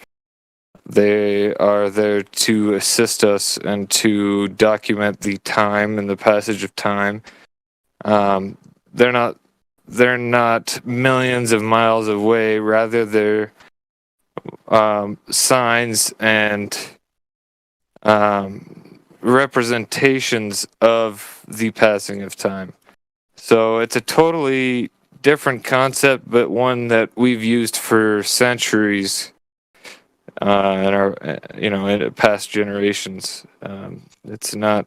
I mean, if you consider the heliocentric model is quite recent for the general population, but maybe I didn't answer your question.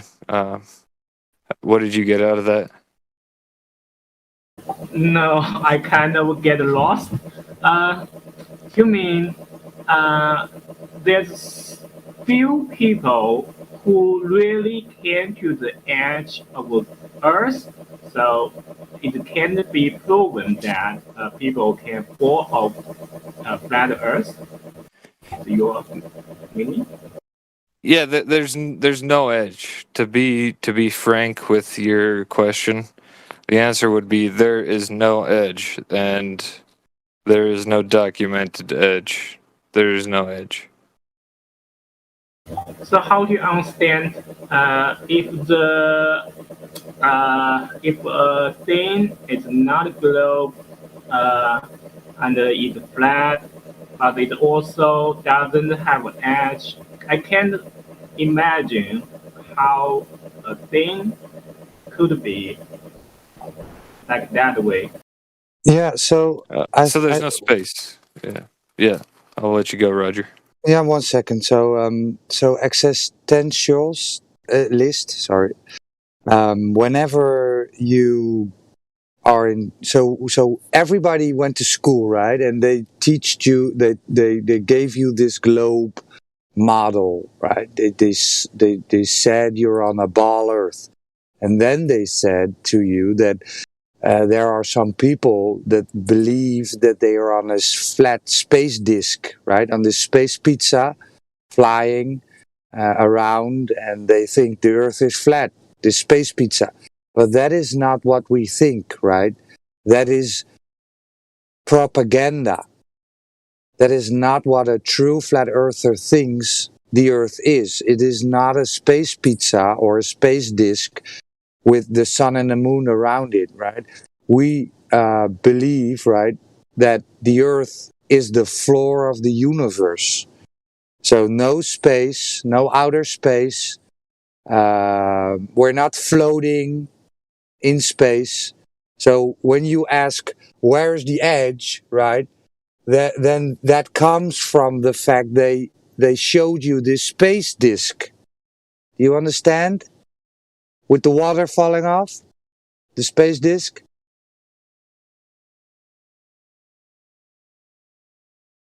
Do you understand what I just said? They show them Niagara Falls. Space disk.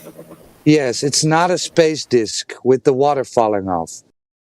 So you ask us, can we fall off the Earth, right? And that comes from the pictures you've seen on television, right?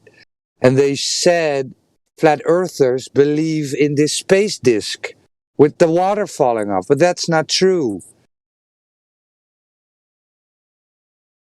That's just propaganda again, right? Lies again. I just think it seems flatter doubt everything scientists or the science books told you. Without everything, so. Yeah, but which scientists, right? So you say constantly, I believe in science. Scientists tell me, right? But that is just a belief. Are you religious? I'm an atheist. Yeah, but you believe in science, right? That's almost like a religion. What did the scientists show you, prove to you that the Earth is a ball? I think science abandoned religion. Yeah, well, that's not what I'm saying. So you say scientists prove that the Earth is a ball, but what did they show you?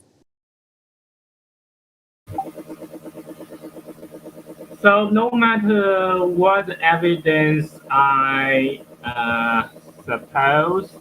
suggest, you don't believe it because scientists just good at propaganda link, right? No, that's not true, Just right? convincing people to believe their ideas, right? No. So the point here is existentialist is that we are questioning what these scientists are telling you, just like, and that is something you also have to do. You have a mind of your own, right? You're not a lemming, you're not a sheep. You have a mind of your own, right? Yeah, it's true. Okay, Science so ask people to question it. Right. Excellent. Right. So therefore, Roger's performing science by questioning, and your assumption that he would reject your evidence without you even presenting the evidence either implies that your evidence is weak and you know it'll be dismissed, or you don't have any evidence and you're simply suggesting he'll disregard anything you present because you don't have anything to present. So what Roger asked you was, what have you seen scientifically that empirically proves it's a sphere? Because everyone makes this statement, scientists have proven. He asked you how. How have they proven? So I'm not a scientist, okay, and I just learned. I learned mainly the scientific facts from the books. Okay, that's leave them alone.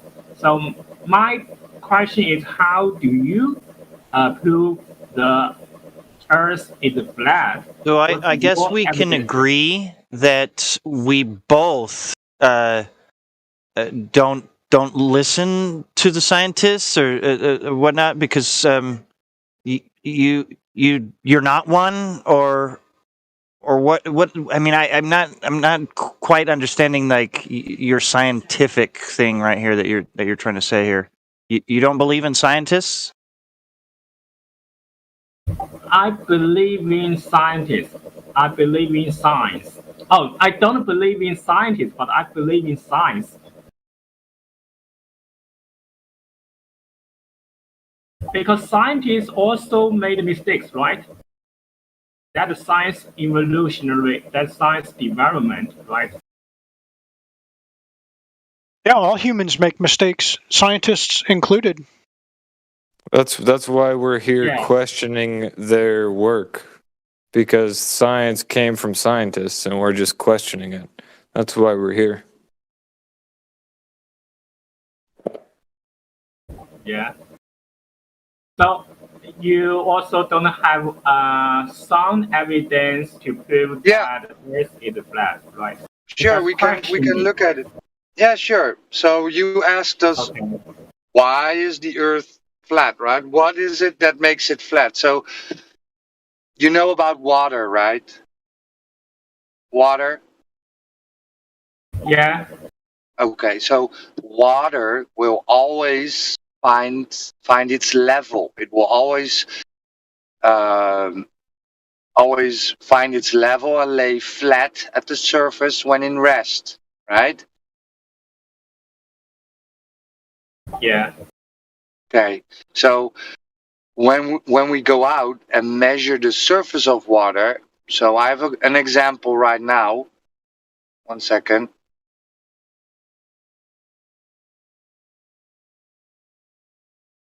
Let me pull it up.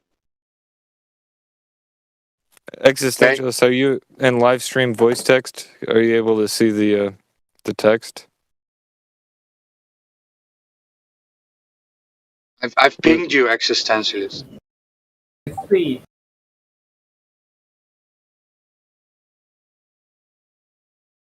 Yeah, Do you see? Go ahead. Sorry. I was just telling him, Existentialist, we have a channel in this server called live stream voice text, and we post attachments, GIFs, pictures, and Roger just posted a meme for you. Okay, I have seen it. Okay. Yes. So the point is, right? They told us how big the Earth is. They gave us a radius. With that radius, we can then calculate how much curvature drop there must be at a certain distance. So if the Earth was a sphere, if the Earth is a sphere, right, a ball with a radius of 3959 miles, or 6,371 kilometers, then every distance to the horizon cannot be further than 1.225 times the square root of the observer height in feet. Now, when we look at this observation, existentialist, where do we see the horizon? Do you see the two oil rigs? Oil platforms?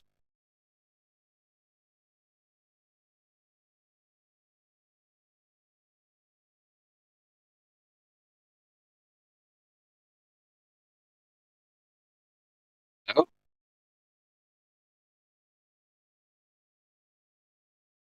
Am I still here? Hello? Yeah, yeah. Oh, okay, sorry, yeah. I thought I caught out, sorry. So where's the horizon? Do you see it? Is it in front of the oil rigs? Is it in between the oil rigs? Or is it beyond the most furthest one?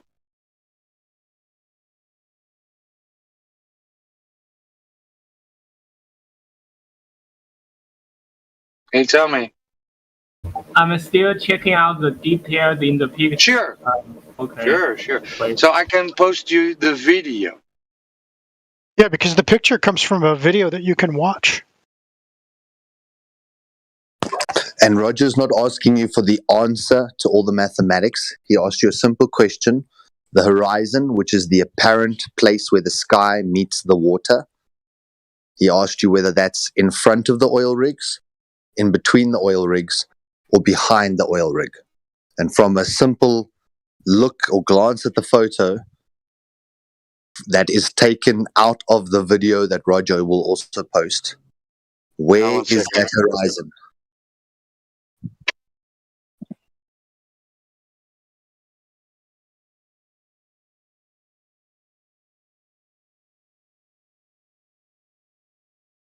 existentialist?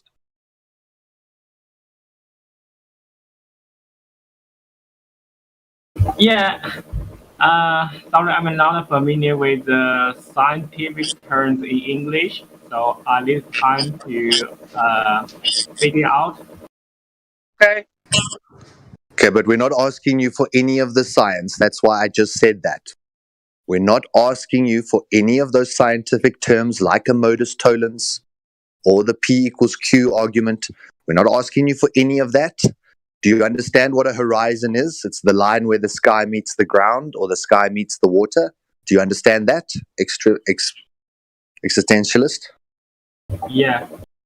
Okay, and where do you see that line? Is it behind the oil rigs, in between the oil rigs, or in front of the oil rigs? How can it be a question? It's a very simple question. We've had 12-year-olds answer this question. Where do you see the horizon, the line where the sky meets the water? Is it behind the last platform? Yes or no? Horizon. Horizon is not flat. It's not planeful. So you're not listening to the question. Let me repeat it. Is the horizon behind the last platform? Yes or no? I don't consider it as a valid question.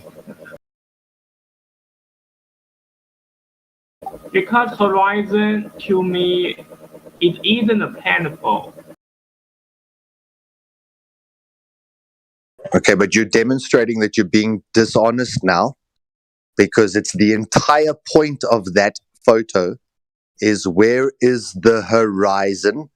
Because on your sphere belief, your religion, that you're living on a spinning water sphere, hurtling through a vacuum of space, that's never been proven to you.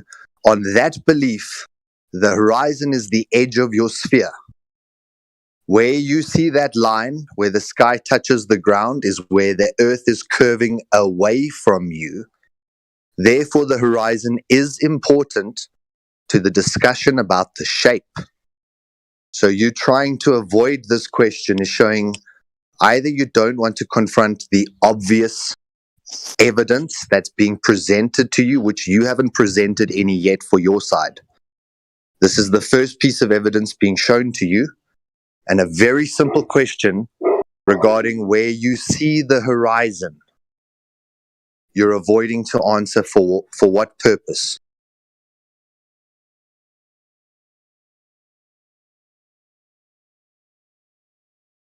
If I asked you if the sky's blue and you say, I'm not going to answer you, but it's to get a common point of agreement so that we can further the discussion. If you constantly argue the sky is not blue, and the discussion about the sky being blue is not the actual point of the discussion, it's simply to get some basic understandings before we move forward to the point. This is a precursor or a basic introduction to what that picture means. Is where do you see the horizon? In front of the oil rigs, in between the oil rigs, or behind the oil rigs? Where is the line that the sky meets the ground? Pretty obvious. Very simple question. I don't have intention. Not a got you. It's not a got you question. I don't know why. Why do you keep talking in a circle around it? I want to understand your question. So, in your question, you mentioned horizon. So I asked you in a yes or a no. So I asked you in a yes or a no fashion. Horizon, okay. To make it simple for your brain to understand it, I asked you in a very simple yes or no format, because it seems like you're getting confused with the detail. I asked you, is the horizon behind the last platform? Yes or no?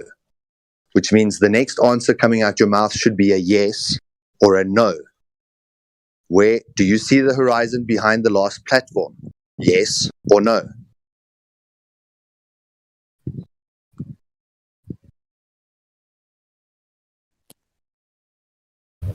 I think someone's saying don't fall into dichotomy. Okay, dichotomy. Sorry for my English. I'm sorry, I didn't hear a yes or a no. I don't think he's looking at the picture. At this point, I think he's screwing with us. They all do, and it's okay. Well, Okay. Existentialist, do you have any other questions I might be able to help you with? If he can't answer where the horizon is on Yeah, a he's screwing very with us. simple photo, I'm not sure if he's looking at the. I'm not sure if he's looking at the photo. he was, because he was saying he was getting confused with the scientific names on the photo. I just want to be assured what is horizon is. What horizon is? How do you define horizon? Horizon. So, what is your definition? Well, let me tell him because he's a second. It's a second. There's only one definition of horizon, though. Horizon is where the sky meets the ground. It is apparent. Appears. Apparently meeting the ground. Appeals. Where you see Does the ground ever touch the sky? No. Okay? It is where it appears to touch. You are an angle of resolution. Perspective. Yeah, it's a personal feeling. It's a personal perspective Exactly. about the horizon. But you know that the sky is never touching the ground. You know that for fucking sure. Okay? But in the distance, it's an angle of perspective because it just disappears out of your viewing angle. Has nothing to do with shape. Okay? But what we're saying is that they is in the globe model, puts it into a shape. It puts the horizon at no more than 1.225 miles when you're at 1 foot off the ground.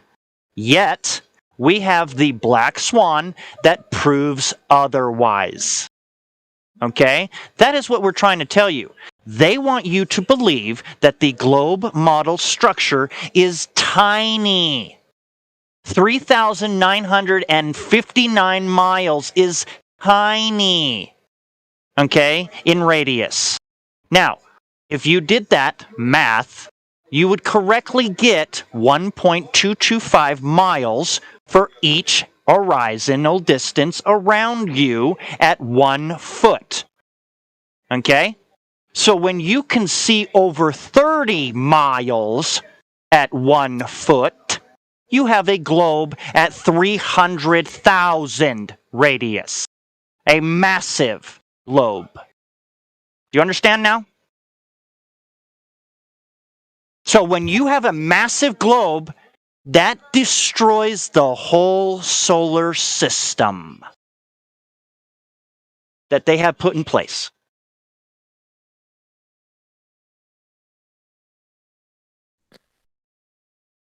I hope you understood that because that was crystal clear. Existentialist, have you ever seen the sun set behind land or sea? Yeah, I'm a human existing in Earth. Okay, so imagine that, and where the sun begins to go below, whether it's a mountain or it's the sea, that is the horizon. Yeah, good clarification. Good example. So, horizon is a personal feeling. You feel there exists horizon, but it actually doesn't exist, right? Just like you say, the sky never touched the ground. But people feel there exists horizon. I'm sorry? Existentialist, the horizon is the leading edge of a sphere.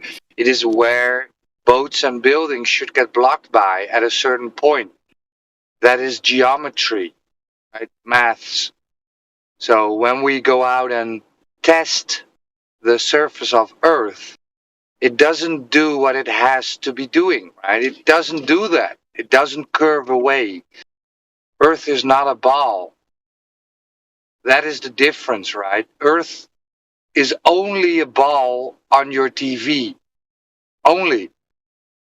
When you go out in nature, it is not a ball. Never.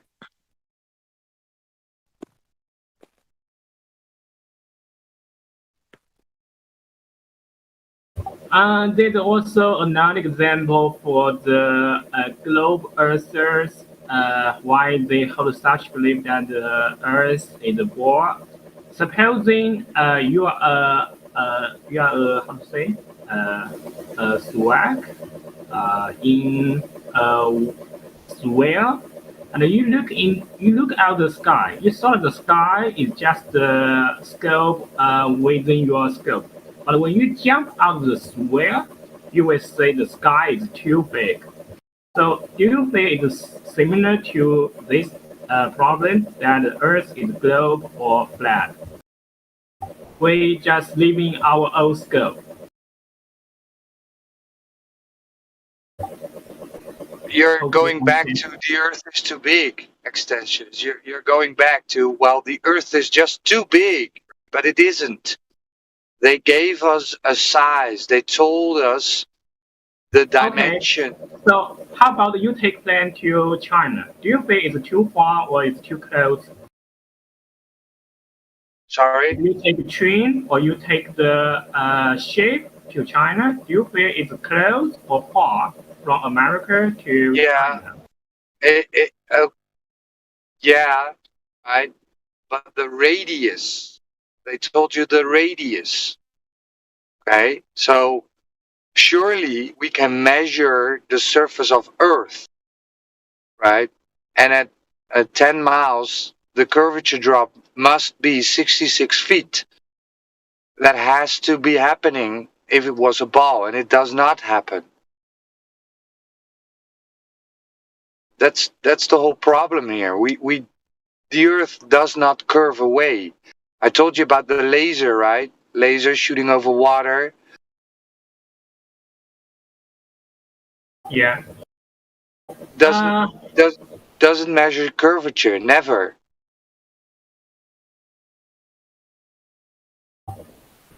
What do you think the laser shoot of water? What the light should travel to? Do you think it should travel to another side on the Earth? Yes. From point A to point B, right? Laser shoots straight. The laser should be at an elevated angle. So if you shoot from point A on a spherical surface, point B would be below if you were to think on a perpendicular scale. Point A would shoot perpendicularly above point B. And what we have is that it shoots parallel and hits point B over a distance which is greater than the dimensions of the Earth would presume. If you take a laser example, so I'm really wondering, how do you consider Earth's position in the whole space, in the whole universe? Do you consider there exists a much huger, the limitless space room around Earth?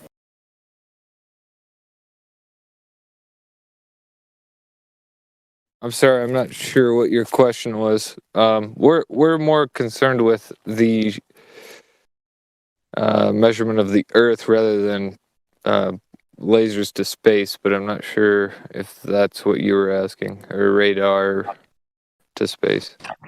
Yeah, I think we should have stayed on horizon to really see if he could understand the horizon, because we're going on to lasers and more complicated proofs. And if existentialists here can't understand that an apparent location where the sky meets the ground is that hard physical line that you see, and we call that the horizon, and then to try and claim that it's not that, and that it's subjective, and then keep quiet while someone else asks him a new question, I think he's skirting the issues, and he's going to do that with any new issue you bring up. Yep. So we should really drill down on one, make sure he understands the point, that he concedes the point, and then we can move on to the next one. Well, I'm willing to answer any question he has if it avoids a point we have discussed previously. My opinion is horizon is a concept only exists in our mind. There are many concepts only exist in human beings' mind. It doesn't exist in the real world. That's my opinion. So to me, so you're saying the edge. So the edge of your sphere. Let me just word that in a different way so that you understand what you just said. So the physical edge of your sphere doesn't exist. There isn't a radius. No. Because you said the horizon doesn't actually exist. Because horizon, to someone's opinion, according to someone's opinion, horizon is the sky merely touch the ground, right? It's a separate line between ground and the sky, right? It's called the edge of your sphere. It has to be a physical place where the ground starts curving away from you, thereby taking the ground in the distance out of your view. So you can't see ground past the horizon because in your mind, it's the edge of a ball, and what's behind that edge can no longer be seen. So in your belief, it has to be a physical edge of a sphere. In the flat earth world, in the real world, it is an optical illusion called an apparent. It only appears from your eye like the sky is touching the ground and that you can't see beyond it. So if you're agreeing with us that it's only optical and that it's always subjective to the observer, welcome to flat earth, because it means you don't have a sphere edge. You don't have the edge of the sphere, which you call the horizon, which has to be a physical location on a physical rock that's curving away. You're saying it's only an optical illusion, which is our point. So, well done.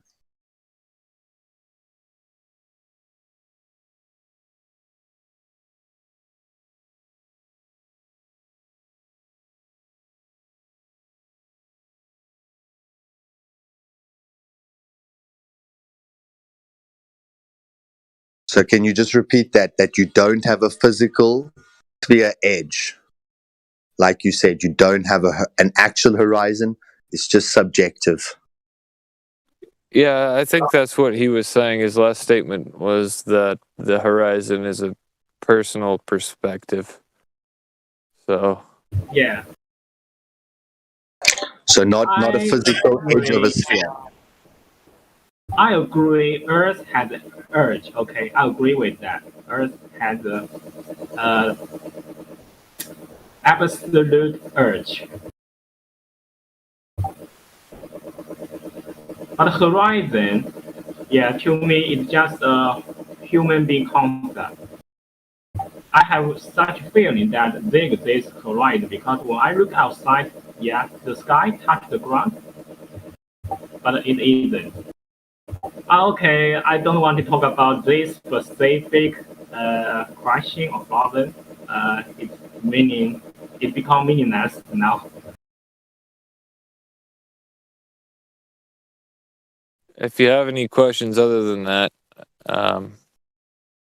I understand your point about the sky not touching the ground and it being a personal perspective. But if you want to ask anything else about the flat earth or why we're here discussing this, we'd be welcoming any questions you have. I should upload my video that I took of the sunrise 30,000 feet over the plane in an airplane. A video of the plane from a plane.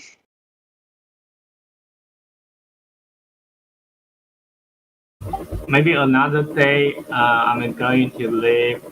Thanks for the kind debating. Yeah, you are very kind. next time, I will prepare some good questions to debate with you guys. Okay. Sounds good. I'm not in a very good mood actually, so and my mayor didn't satisfy me. I'm still feel a little hungry, so I'm going to have another meal outside. Well, I hope your mood improves. I hope you have a better day today. Okay, you too. Have a good day, guys. Thank you for coming. Thank you. All right, good one. Have a good one. Bye. My pleasure. Okay, good night. Oh, goodbye. Goodbye.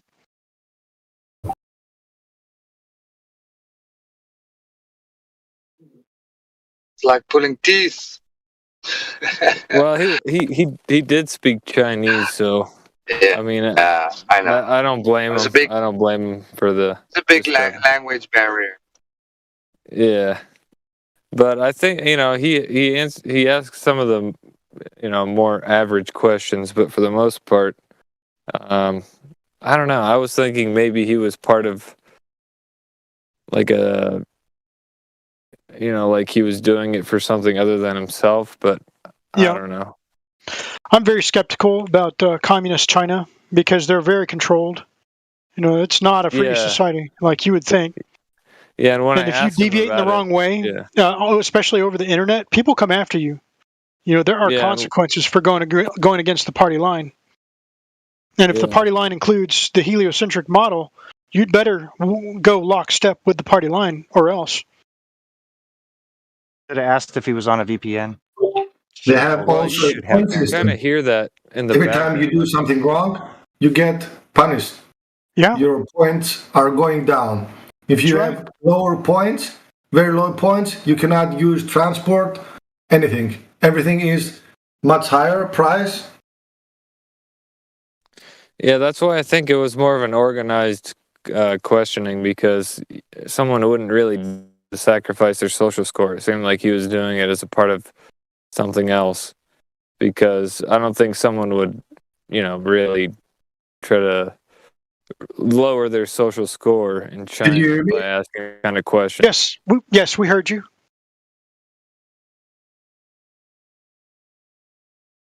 Who's trying to talk? Well, the gentleman spoke. We heard. If you're not following the rules or say something wrong, you get lower the points. You have a point. Some points, like a person. If these points are too low, you cannot use transport. Yeah. And everything is much higher, the price. That's right. Yeah, just to let you know, Siller, you're coming through and we can hear you clearly.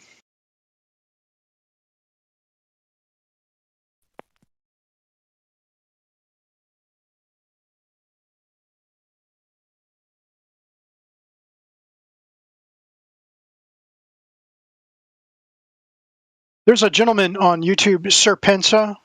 He's a South African. He lived in mainland China for, 10 years, something like that. Fluent Mandarin speaker. But he details how the Chinese intelligence works, and they're after him right now, as a matter of fact. I believe he's in the United States presently. He had to actually escape because they were getting ready to lock him and one of his friends up. They did get one of their friends, and he's a political prisoner now, probably off in one of the gulags or concentration camps. But yeah, that's the Chinese Communist Party does not mess around. Yeah, and I tried to ask him about the protests going on in Shenzhen. I didn't hear anyone to talk. Silver, yes, we can. Am I muted? No, we can hear you clearly.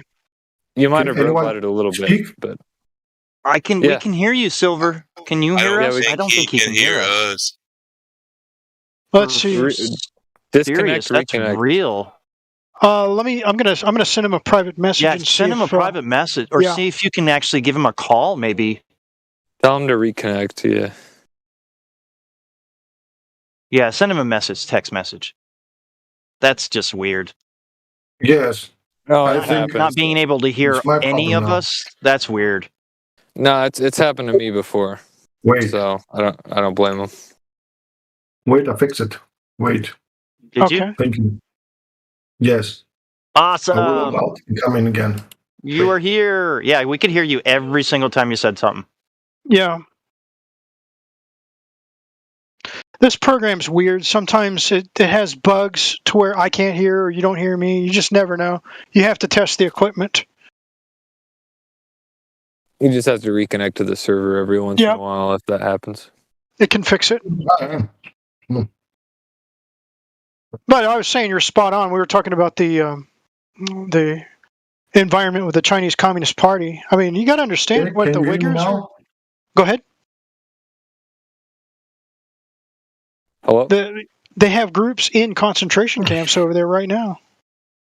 Yeah, and I was trying to ask him about it, and he seemed very uncomfortable with the topic. I have a problem so I don't blame with him. my computer.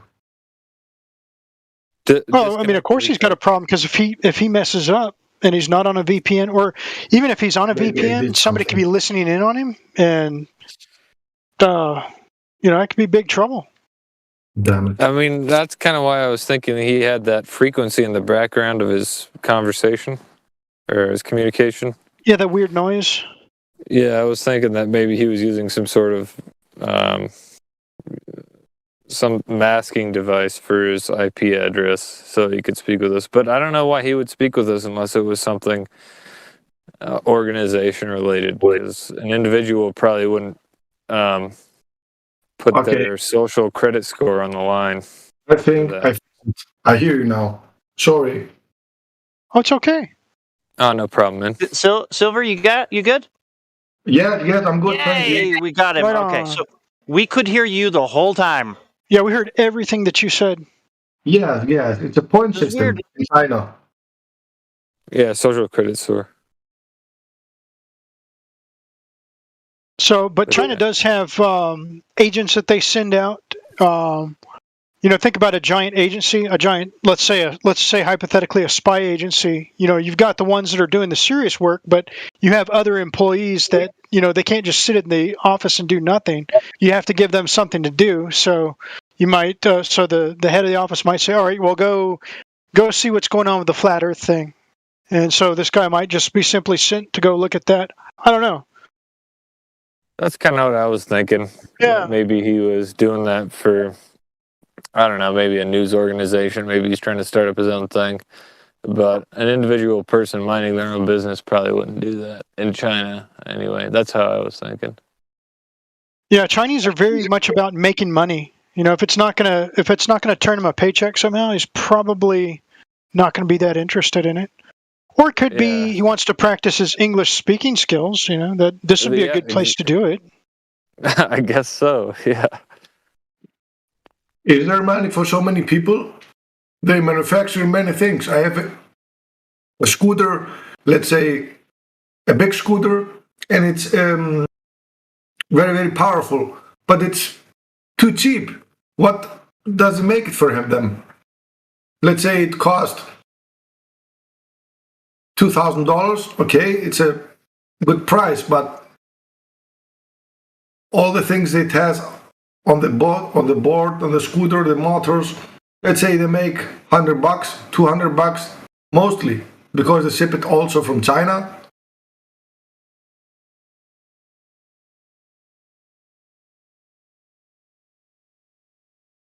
I think they work with a little profit. Not much. Oh yeah, they're getting exploited big time. It's modern day slavery. Those people are getting they're getting screwed. I don't know how else to say it. What's the control over Korea? How do they live, the people? I don't hear in news anything. Nobody says anything for them. Oh, you're talking about North Korea or South Korea? I think not. Kim Jong. Okay, that's North Korea. Yeah, those people are under tight controls. They're not even allowed to own a cell phone. They're not allowed to watch a DVD. It's a death sentence if you get caught watching a DVD. They take you out in front of everybody with an AK-47 and blow your head off in front of the public.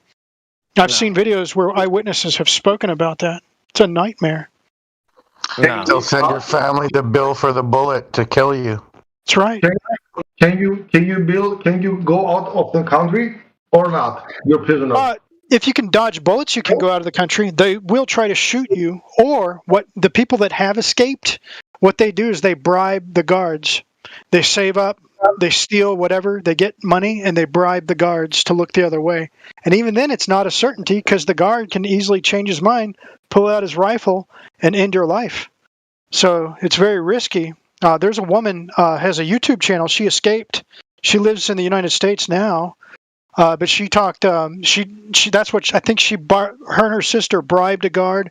They got out, escaped into China, were taken in, and were sex slaves for a number of years. It's a nightmare, but she survived the whole ordeal and is now a free-thinking, functioning person. But the idea of thinking for herself was just totally alien to her because these people are under such a tight grip. Such a tight control. The very clothes, the hairstyle you have, you're not allowed to choose that over there.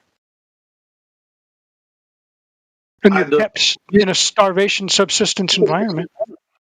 I understand. I think I saw a YouTube video. A man ran off the border, and he said the military chase him, they shoot him, and I think over the border it's something about North Korea. Or South Korea. I will shift it now. Wait. But I thought that everything they said, it was US propaganda because they want to sell the things in their US products and Kim Jong doesn't want it. I thought it was propaganda. It was nothing real. That the people there live very good and the leader love them and they want to have peace, but alone, without nobody else in their country, stranger, only on their own people, I mean, Koreans.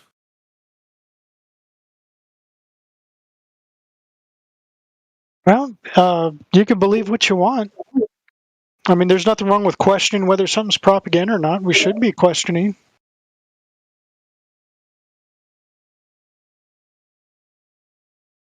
But why would that be the only country in the world that's like that, though? Why are the prisoners there? If it's real, I don't know. What? Why? Why are there prisoners there? In North Korea, I'm meaning. Yeah. Why? You're asking why there are prisoners there? Yeah. Why keep Kim Jong the people like prisoners there and doesn't leave them go, let's say, vacations to another country and? Oh, they're easier to control that way. It's easier to maintain power, and it's not just Kim Jong-un. It's the entire power structure there that profits from it. The elite, the ruling class, the people that get to live in Pyongyang.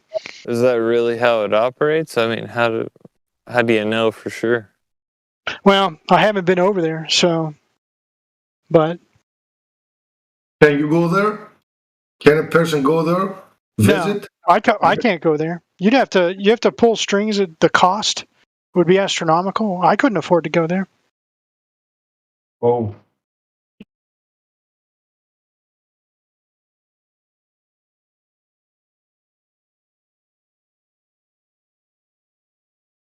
Do they have all the things they need, or they import also things from outside?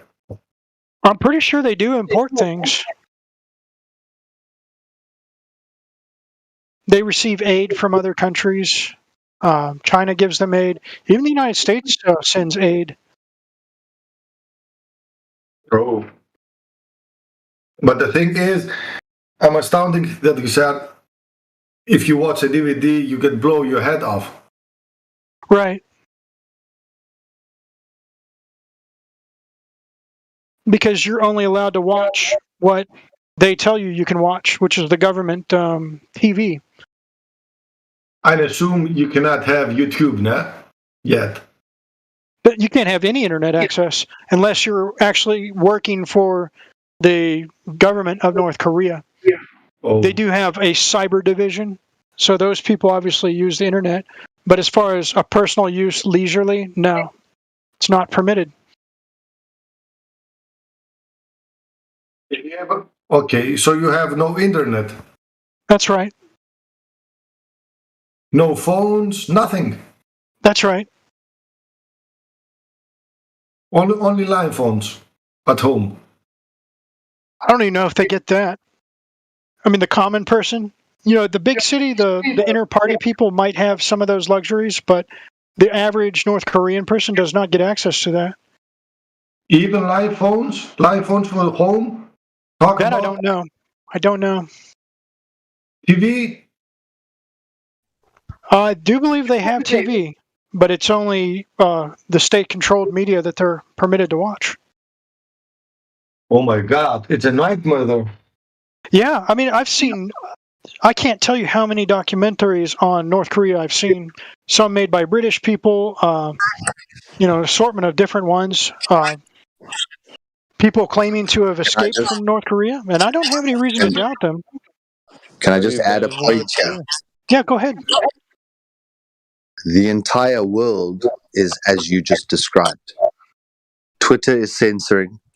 YouTube is censoring toward a mainstream state-controlled narrative on all different topics. And I often find people saying, oh, North Korea censors or China censors, and they point the finger at them as though it could never happen in their own country, but we're living in it right now. So that same control of the narrative is in every country now, but they only placed China as this, China's got a different Google, and it doesn't allow certain search terms. Go type in Hillary's emails and you'll see nothing comes up. You're in the States, I'm in Africa, people are all around the world. You can type into Google the same search term, you're not going to get a result. And that's the definition of that state-restricted or mainstream narrative. And that's actually more frightening when we realize that everyone is under the same Chinese dictatorship that we used to point at and say was peculiar. But now we're all experiencing it. Oh, no, you're absolutely right. I agree with that. The only difference is it's not as bad with us yet. You know what I mean? My stomach is not growling right now, whereas if we were in North Korea, it would be. But it's getting to that point. They're moving it there. So it's only a matter of time before it is identical to the way it is over there. That's the goal. A video of YouTube from North Korea soldier runs the border in dramatic escape video in voice text live stream. I posted. Yeah, let me see. It's 2 posts up.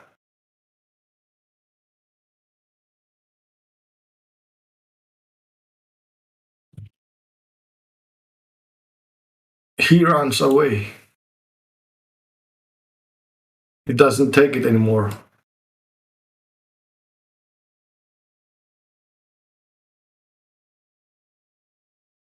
Yeah, a lot of the people that can escape are actual military because they're already on the border and they have the capability to do that, and they get fed more food as being a military member, whereas a common farmer or a common citizen, subject, whatever you want to call them, don't get as much access to food. See, that would be a difference, but like the other gentleman said, we're heading in that direction fast, and a lot of the same censorships and controls are already in place.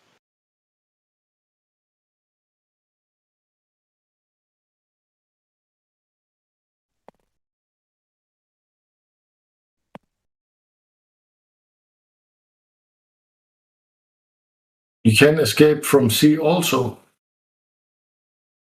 Yeah, it's not easy to, try swimming in the ocean. You can go only so far. Yes. Did you see the video? Yeah, I saw that.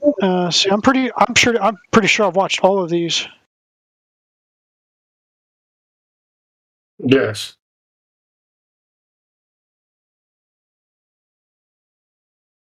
Dramatic. I feel sorry about the people.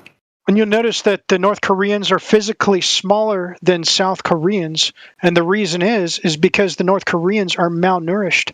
They're not given access to food. Oh. Shrunk their bodies over time. They need nutrients. They're not getting them. It's slavery. It is, yeah. It's awful. I don't like it.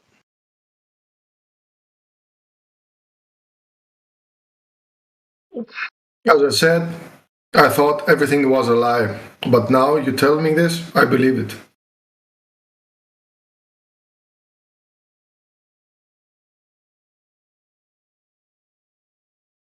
I wish it was a lie. I wish it was not so. South Korea, is it different? Oh, what's that? In South Korea. Yes, it's different. South Korea has a lot more, it's a lot more similar to the rest of the world.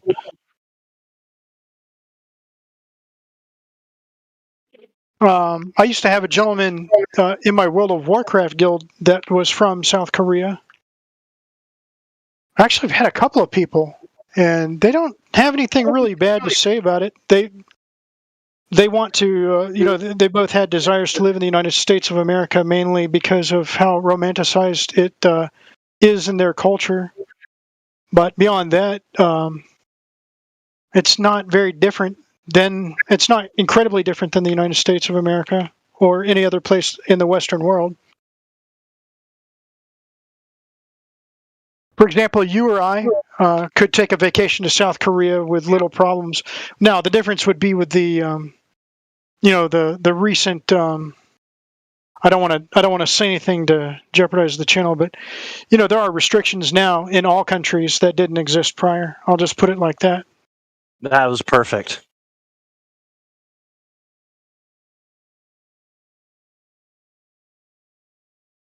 But aside from that, South Korea is not necessarily a bad place.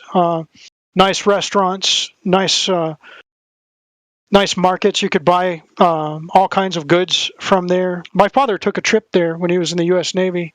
That's how I know, on top of talking to the people in World of Warcraft that came from there.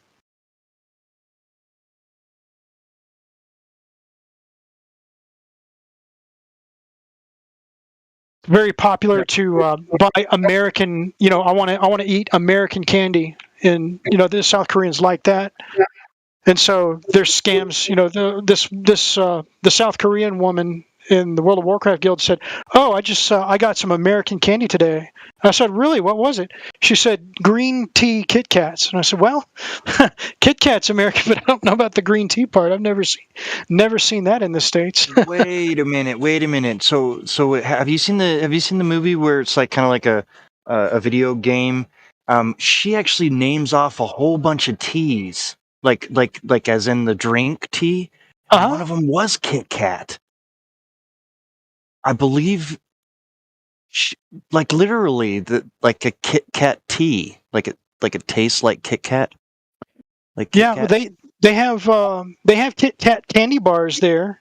But what she was maybe because you just wasn't it a Kit Kat tea candy? Well, yeah, it was a black market sort of thing that this guy said, "Oh, I have candy straight from America," and he charged an outrageous price for it. It was a total scam. She got scammed, and so she bought it, and it was green tea flavored Kit Kats. And I said, "Well, I think that candy probably tastes good, but it's not American." It might be made by the same company, but it's made for the Asian market. They don't make that. At least I haven't been able to find any green tea Kit Kats anywhere I've been in the United States.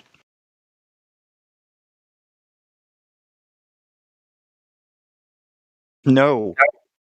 I wouldn't mind trying it though. It sounds interesting.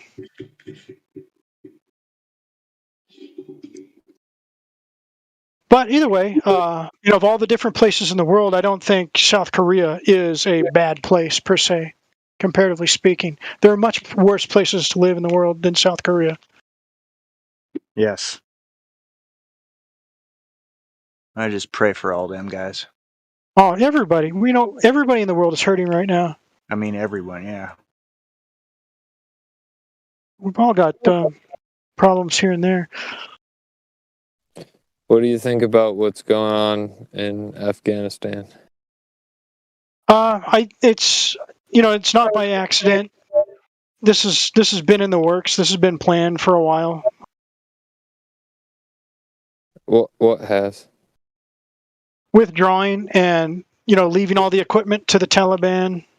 All the helicopters, all the high tech stuff, and then the Chinese communists coming in and seizing the equipment, and the Russians probably. That's all done. It's not by accident.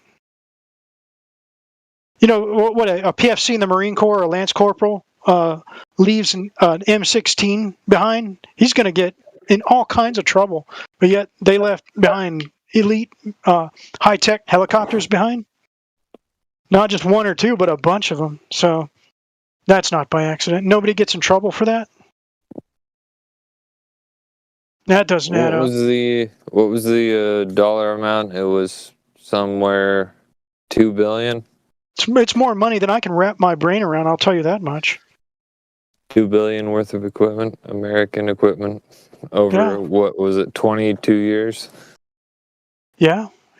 And I spoke to a Marine that was over in Afghanistan, and he gave me details. They were experimenting on those Marines, and they were experimenting on the Afghan people.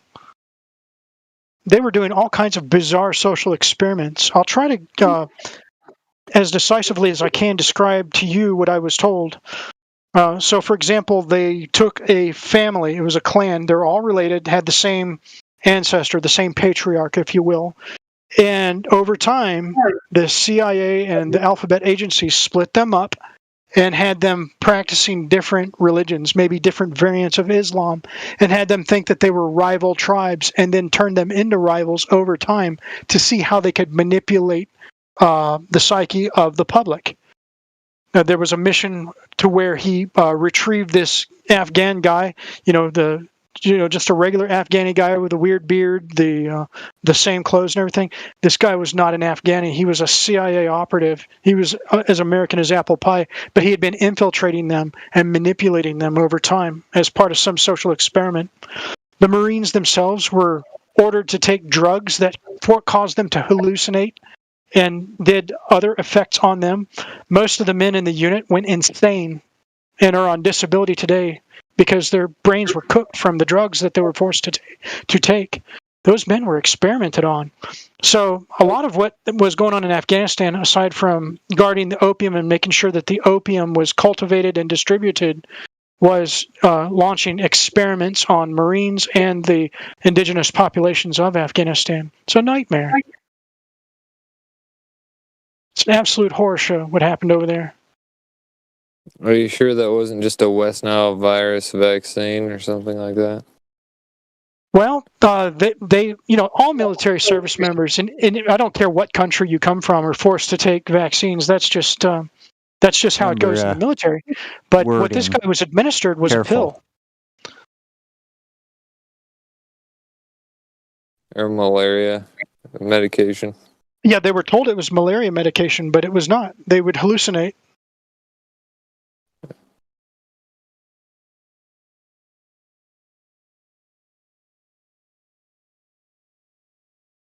I haven't heard of that, but...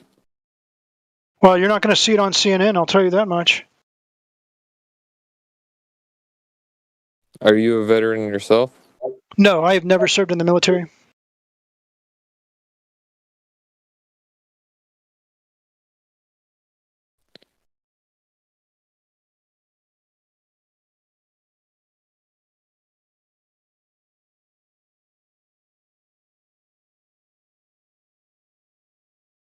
So what do you think about the withdrawal that we've done so far? Well, it's definitely a calamity, but I don't think it's by accident. Again, I think this has been planned out years in advance. It's not done to profit the people of the United States of America, but it is done to further the designs of a global or planet, no, a worldwide control grid. How about that?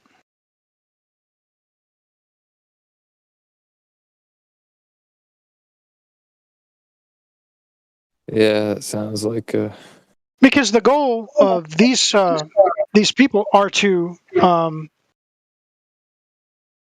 reduce the United States of America as a world power. They don't like the fact that we've enjoyed the amount of prosperity that we have. And so they want to reduce the amount of prosperity that we do enjoy by shutting down the supply lines via regulations and things like that. That's why you have all the freighters and ships, that can't offload their goods into the ports in California. You've got the labor shortage because they pay people to stay home, which also inflates the dollar, makes the dollar less valuable, lowers the standard of living of every person in the United States of America, citizen or not. It makes it harder to make a living because people's wages are not going up at the same rate that the value of the dollar is going down. All you have to do is go to the grocery store. What you could buy for $50 6-8 months ago now costs you $70 to $80, and it's going up. But your pay is not. And then most people are losing their jobs because they're getting fired for a certain reason. We all know what that is. That's not by accident. So losing those trillions of dollars of equipment in Afghanistan also damages the economy as well. That's a lot of money to go into nothing, is it not? Well, and there's a lot of fear behind it as well for people who are worried about that.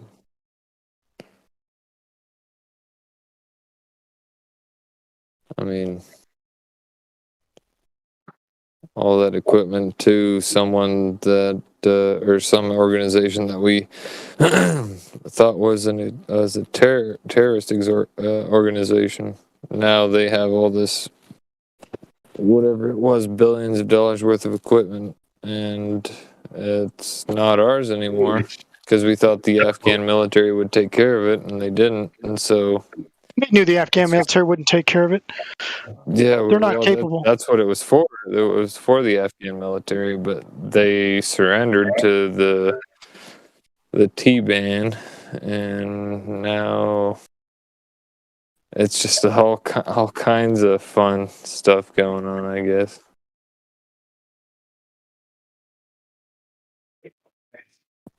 Stuff we got to deal with on a geopolitical scale. Which is kind of a shame, but I guess, like you said, China's going to deal with it, Russia's going to deal with it. Hopefully we don't have to get back involved, but we will if we have to.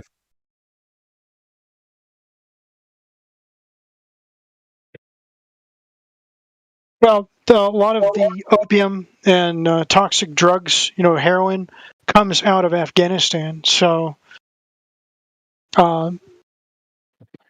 as long as they want that, that they would only go in if they needed that to keep flowing, or if they wanted to conduct more experiments. But I think they're moving to a stage now where experiments, they don't need to do it in the backwoods of Kandahar. They can start doing experiments in Knoxville, Tennessee, for example. Can they still make experiments on the sea, like they clone a sheep, Dolly? Did they make it to the people also, to create people? That I think so, but that's still unofficial. Yeah, there's no official reports or evidence of that, but it's what's going to stop what's going to stop them from doing that? And I say nothing, and I think they already have.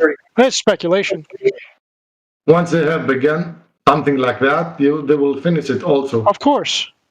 I think when they saw us the sheep, they have already picked up the people just to plant the seed. Yeah. They saw us only to plant the seed, to say, okay, we have begun.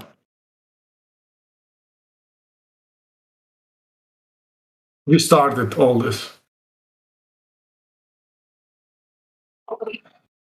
And, you know, running a campaign in Afghanistan is an economic money sink.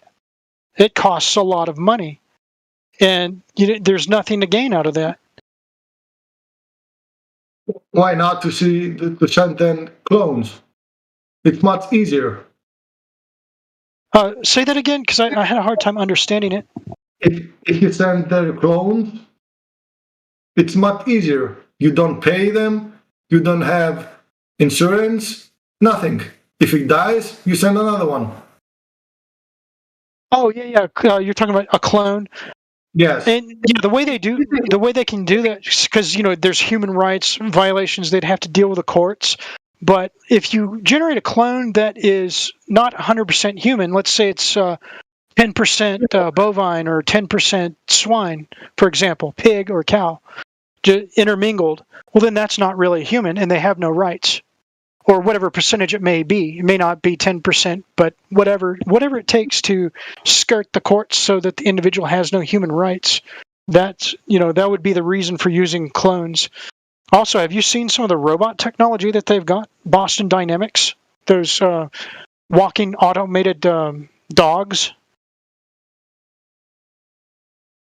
I mean, the robot tech is just, and that's the stuff that's open on YouTube. Anybody can pull that stuff up and watch it. Yeah. It's not secret. Parkour Atlas. I saw it now. So you can only imagine the stuff that is being kept secret. I'm thinking they probably got fully functional Terminators. It's not sci-fi. Right. It's not sci-fi anymore. No, this video I'm watching, it's not sci-fi. The Parkour Partners Atlas. Yeah. It started with Boston Dynamics. I think they might be involved. DARPA is definitely involved. I saw it from the Boston Dynamics channel now. They've got all these different companies, and it's to reduce liability so that you can't, if something goes wrong, you can't pin it on one person. And as we're seeing recently, I'm not going to say very many details, but, something has been released and nobody's gotten in trouble for it. If they can do this, I think they can do a lot of things. Yep, nobody gets in trouble for it. So if a criminal is robbing banks and murdering, raping women, stuff like that, and if you catch the criminal and don't punish them, you know who the criminal is, but you never punish them, guess what? The criminal is going to keep doing those things, and then they're going to rob bigger banks and harm more women. And that's just the nature of reality. And so if these criminals at the higher levels are not stopped from doing the things that they are, they're only going to get worse, and we're going to pay the price for it. Yes. I think the first robot, it was on Rocky 4, I think. I saw the first robot on TV, the presenter. Right. Well, the first robot I saw on TV, it was Star Wars. Okay, yes. C-3PO and R2-D2, and they, nice little lovable robots. And then a few years later, then you saw the Terminator movie. Yeah. Then now we see what they really have in mind for these robots. They don't want nice little C-3PO to help you get through your life. They'd rather have the Terminator to end your life. Yes. I see now what they can do. It's impossible. I never thought about it. They open doors like hands. They run. And this is only a demonstration of the legal things they can do. Right. Can you imagine what they other have? What else they have? And the important point I want to make on top of all this, the cherry on top, is the people who are orchestrating and organizing all these projects are the same ones pushing the heliocentric globe model.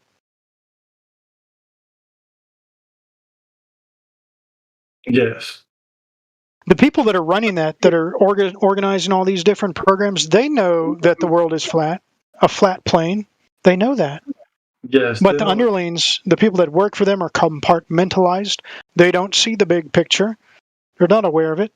Most of them think that they're doing the right thing, and they think that they're good people. Usually, evil fails to see itself as evil. And I think I saw also a movie, The Human of Two Centuries, with Robbie Williams, I think. Human of, or Robot of, wait. The Man of Two Centuries, I think, wait. The Man of Two Centuries. Was with Robbie Williams. I'm not sure if I've seen the film. Can you clarify? Because maybe I should go see the film.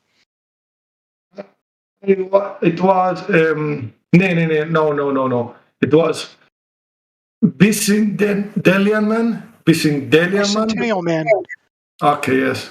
Bicentennial Man. It was translated like this in Greek. The Man of Two Centuries. Okay, the translation was different, but he was a robot, and after that, he started to have feelings. He changed his organs. And at the end, he wanted to be a human. Did you saw it? I don't think I have. I think I should go see it though. I see. I think it's I think it was very, very good, and in the end, I was crying also. It was very emotional. Right. But it's 2 hours and 12 minutes. Oh, it's not bad. Wait, I will send it to you. Okay. Can I post it to the chat here or message to you? I don't know what the rules are here. Okay, wait. I will send it to you. Wait. Okay, that's fine. You can do that. Okay. Thank you. Yeah, I'm going to watch that. It's old, but I'm surprised I never saw it because I really like science fiction. Yes. Very good. My favorite is space science fiction, going to other planets. It's fun. But at the same time, I know that stuff is not real. Yes. Was it Star Trek? They use to drive a lot of their points home in people. A lot of their ideals are subtly given to people through Star Trek. Even the good stuff, the Next Generation with Patrick Stewart, those were really good. But they had their little messages, their poison pills injected into it. The new stuff, the propaganda and poison pill is so obvious. It's not even sugar coated. It's just a pulsating mass of maggots. I can't even. It's not consumable. Yes. Another good film is Starman. I don't know. Oh yeah, I saw Starman. Jeff Bridges. Mm-hmm. I saw that in the theater when it came out. No, it was too small for that. But after that, I saw it on TV. Mm-hmm. Still a good film. Very good. What's your best film? If you say you're most likely you can see it 100 times. What's your best movie? That's a very difficult question because there's so many I like.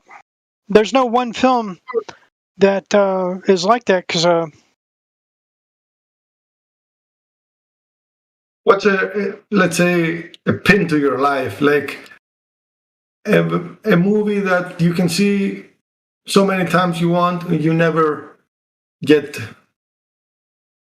let's say, tired to see it. Yeah, but there's a lot of films that fit that description for me.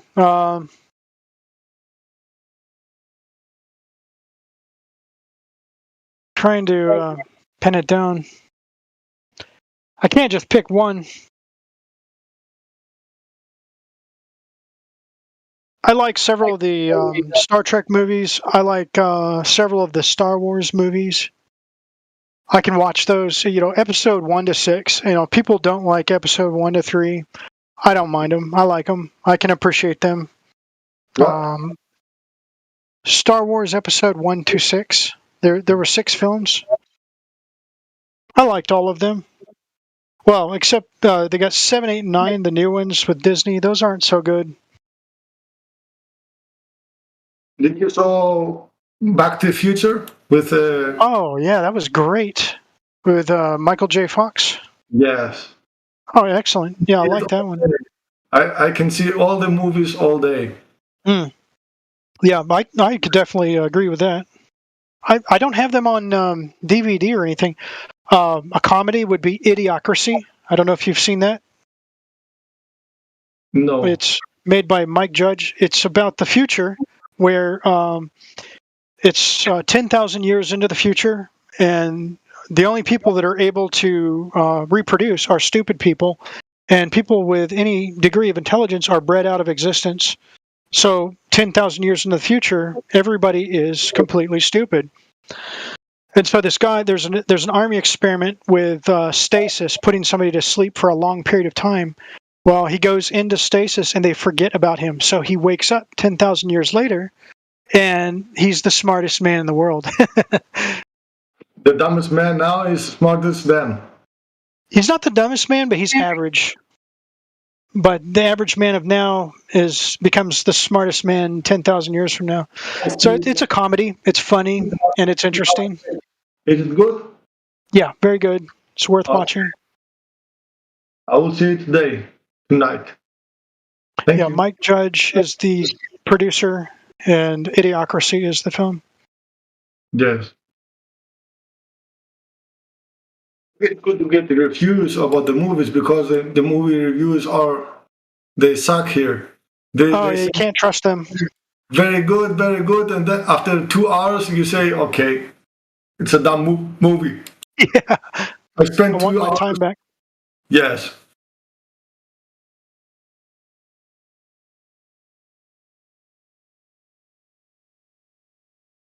It's very good. I have seen the new Dune movie, the new one that just came out. Some people don't like it. I do like it. I thought it was good. It's another the Dune. Okay. Yeah. What's about this? It's space science fiction. It's about the Aquaman plays also. He plays also the Game of Thrones. The man. Yeah, he's a very good actor. He's in it, and he does a good performance in that film. I think maybe you'd have to have an appreciation for Frank Herbert's work, the Dune series, the books, or the 1984 movie, which I enjoyed that as well. People who would not like that might not like the Dune movie. The book at first. I want to see the movie, but I think I want to read the book at first, and after that, I see the movie. I know it in a movie. 1984 was produced again from the actor that plays Smeagol in Lord of the Rings. But they have cancelled it. Wait, I will show you. They have cancelled the movie. Oh. Yes. It was to produced now, this year. I'll tell you another film that really impacts me. Do you like The 300? Yes, I saw it. Oh, man, that was great. In cinemas. And they have part 2 also. I don't know if you saw that. Yes, I saw it also. I thought that was really good. It's more like a comic book movie, but it's still, I like it. Yes. And the actor that plays the Smeagol in Lord of the Rings, it's also very, very good. Oh, yeah. They have now something with him. They want him to die. They say all the time, he's dead, he's dead, he's dead. Fake deaths. Huh. Yes.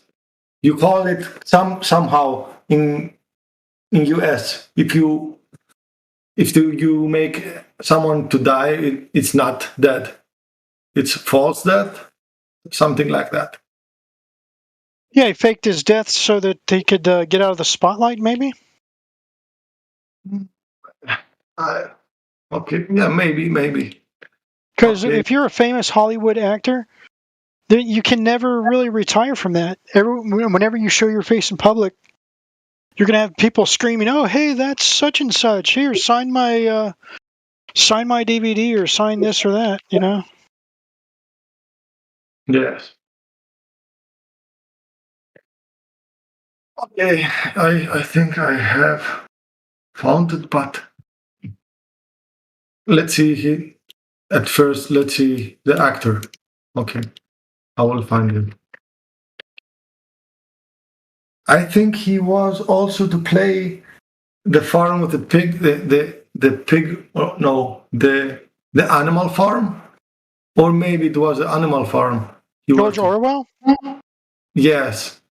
Well, you know that guy. His real name was Eric Blair, and he was British intelligence. You know, one of the secret agencies, the equivalent of the CIA. And he was involved in some of the experiments that they did on the people of India. And let's see, what else? He was involved in some of the secret stuff that happened with the Spanish Revolution in Spain.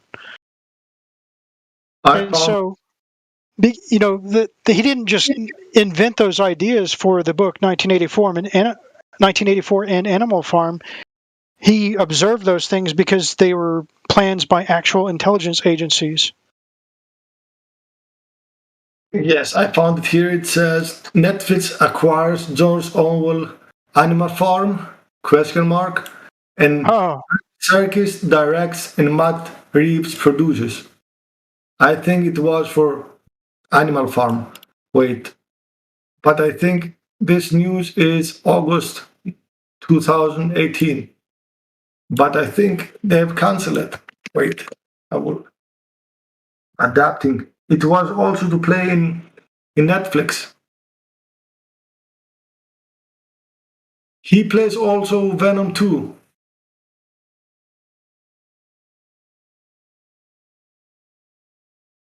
He says now he will produce it after the Venom film. I think the Venom film it's done.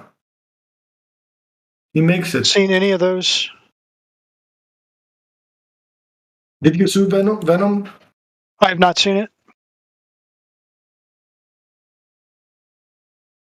Great. But he's a great actor. Oh. Which one? Which guy is this? Wait, I will text it to you also. He is great films. I think he's the same category like... Oh, Andy Serkis. Anthony Hopkins. He's very, very good. Yeah, definitely. But I don't know if they let him to do it. The film. Right. Sometimes films get canceled. Yes. Because, okay, you can do any movie you want if you don't, let's say, have nothing to say about some things. They must not be touched. If you understand. Right. You have to play the party line. You have to say what they tell you to say. Otherwise, you do not work. If you do something out of the line, maybe you will find guilty for some charges. They will find you. Yep, that's correct.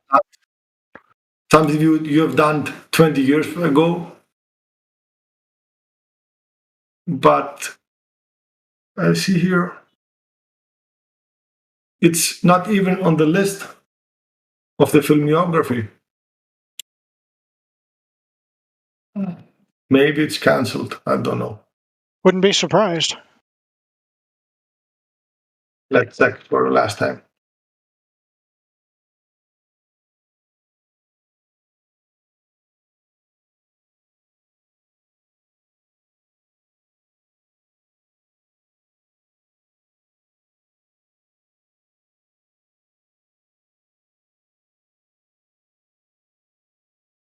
But yeah, Eric Blair, 1984. That's a book about how the government agencies the party, as it's described in the book, are able to manipulate people's views on reality, much like today how they push the heliocentric model.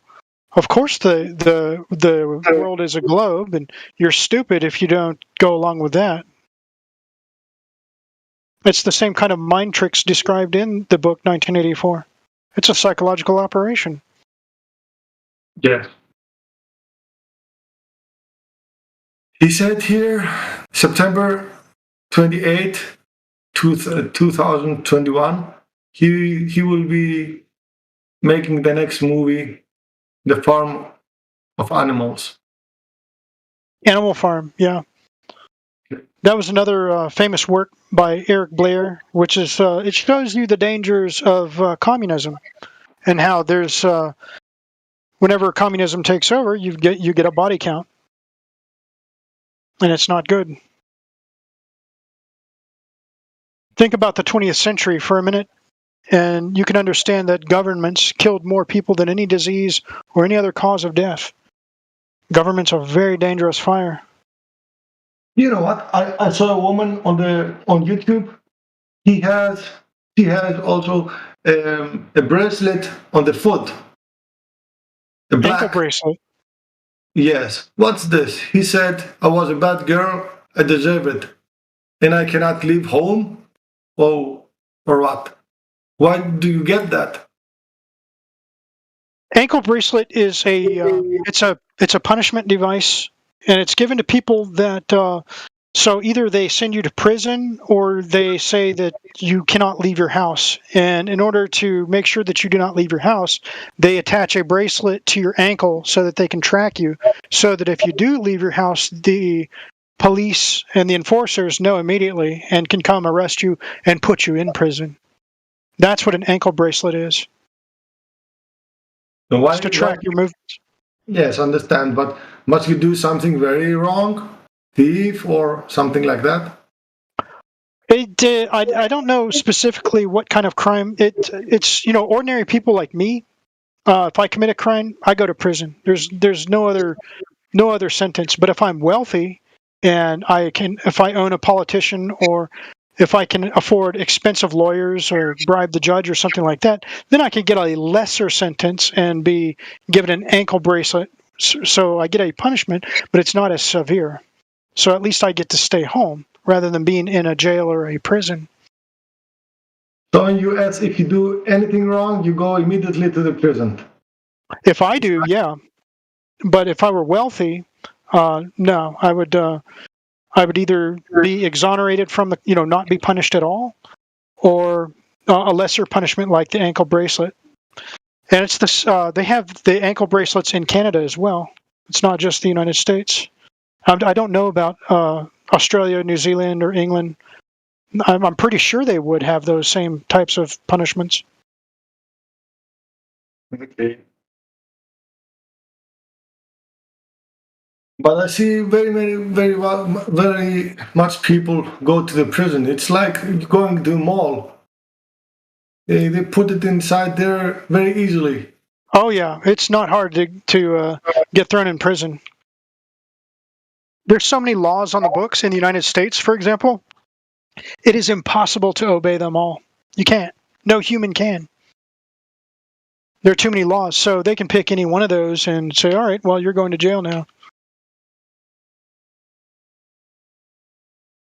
If you cannot stop to a policeman, or if they chase you and they catch you, you go to the prison again?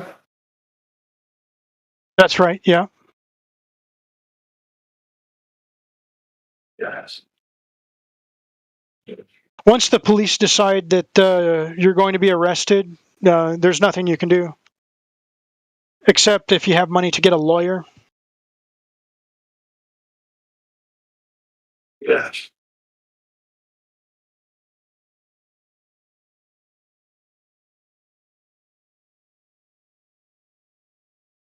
And jury trials only occur when the crime is serious. For example, a murder.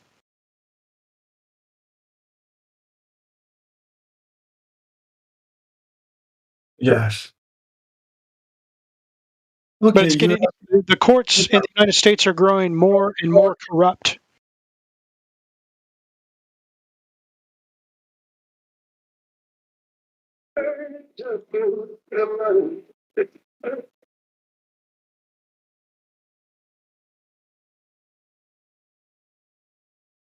I think you have to obey to some things.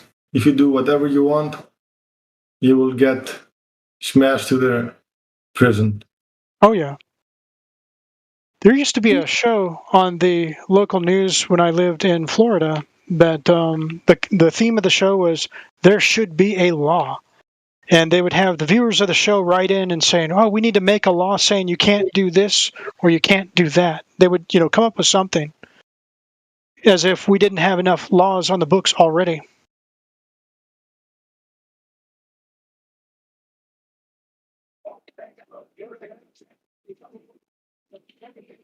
They will create all the laws they can because they want people to obey. If you have it too easy for everybody, it will be more crimes. If you do it very, very tight, it will be crimes, but not so much. I think so.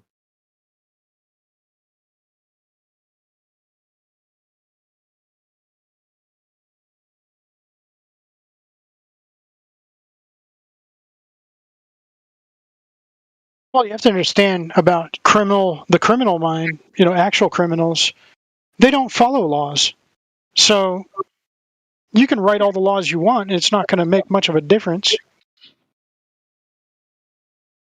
Yes, but for the ordinary people, they will get scared, I think.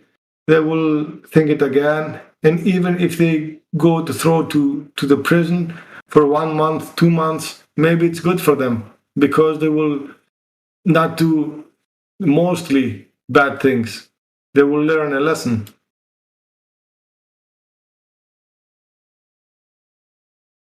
But you don't need to write extra laws for that purpose. Basic stuff like don't steal, don't murder, don't commit violence against people. Simple stuff like that, yeah. But you don't need all these intricate laws to maintain peace and order.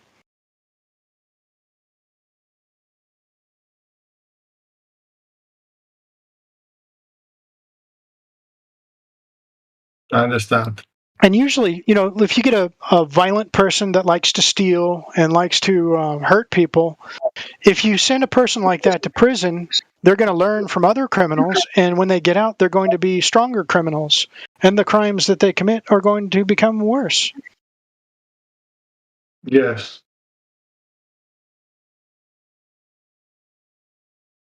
I understand. So liberty is a better option. I mean, you get a case where, serial killers and stuff like that, those people have to be dealt with because they're not going to stop and they're dangerous. Do you believe on the death penalty? Only in the case of murderers. We have too many laws for victimless crimes, in my opinion. You know what I mean? Can you please say that one more time? I didn't hear what you said. I'm sorry. I was saying we have too many laws on the books for victimless crimes. Yes, that's my point. You just worded it better than I did. There are too many victimless crimes. Not only that, I do not endorse or use marijuana. I don't endorse the use of it, but at the same time, locking people up for that, it costs the taxpayers money to keep those people incarcerated. And again, it's a victimless crime for the most part, unless somebody, gets high and causes a car wreck. But then in that case, they wouldn't be going to prison for using the drug. They'd go to prison for hurting somebody in a car wreck. Yeah, there's some pretty stringent laws on. I don't partake either, but I believe people ought to be able to do what they want to do. Yeah. But yeah, it's not worth sending somebody to prison for. Yeah. I mean, especially like felony stuff with just little amounts. It's awful, you know. And see, here's the problem. All right, so somebody that uses that, let's say they get caught and they get a felony for it, go to prison for it, right? They have harmed nobody, but now they get out of prison, they've got a felony, try getting a job with that, right? Who's going to hire you when you've got a felony on your record? Yeah, there was a thing on PBS where there was a guy that was in the military. He had PTSD and a bunch of other problems. I think he had some bad injuries, and he was from Arizona. Him and his wife were traveling. I think they were going to Florida, but they got pulled over coming out of a gas station in Alabama. Got their car searched. He had his marijuana card, and it ended up costing him pretty much his life. You know, he had to do like 5 years. He got like 4 felonies, and his wife had some charges, and it's a nightmare. It was a total nightmare. And the way they treated this guy was just, it was horrible the way they treated this guy, you know. It's awful. I'll tell you a horror story that happened to me with corrupt police, right?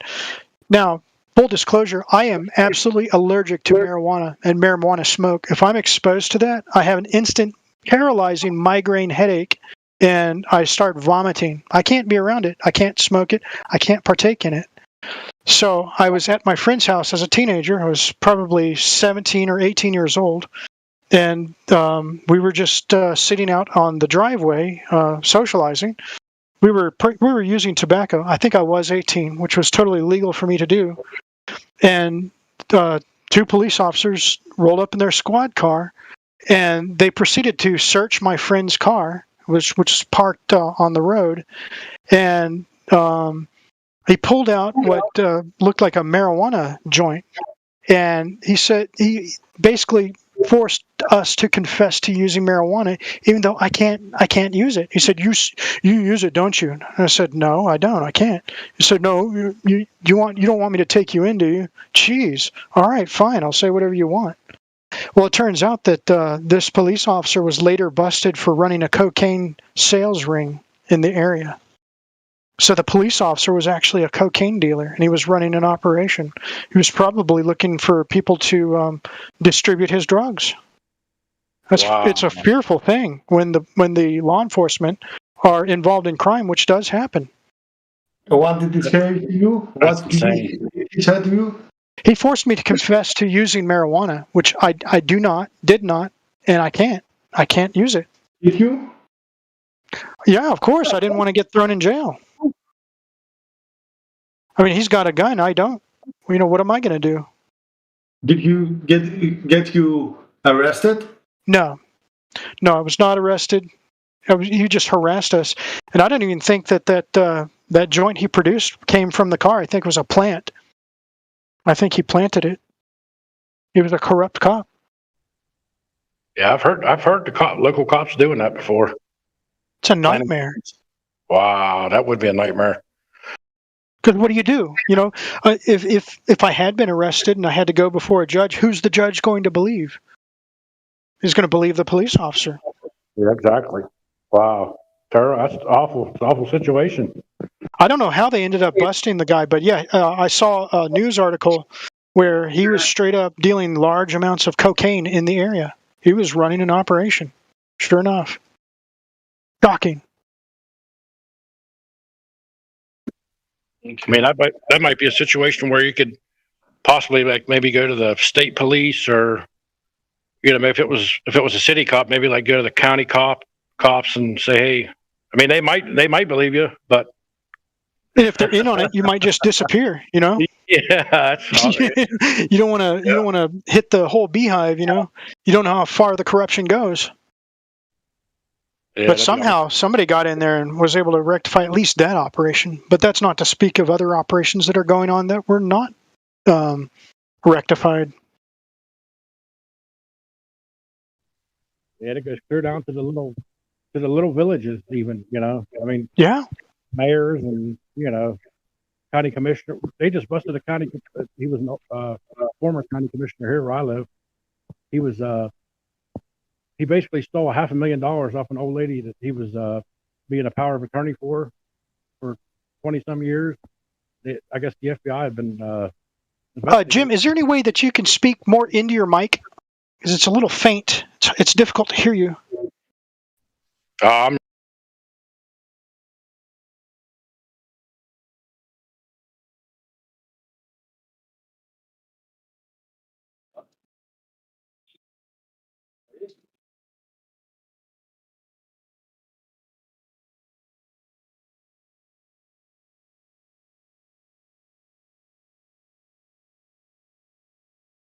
Well, yeah, I mean, you were saying about the small villages. Yeah, I'm just saying, like, as far as politicians go. Yeah. I mean, it starts, at the small village level, and it seems like the higher up you get, the more corruption there is. That's right.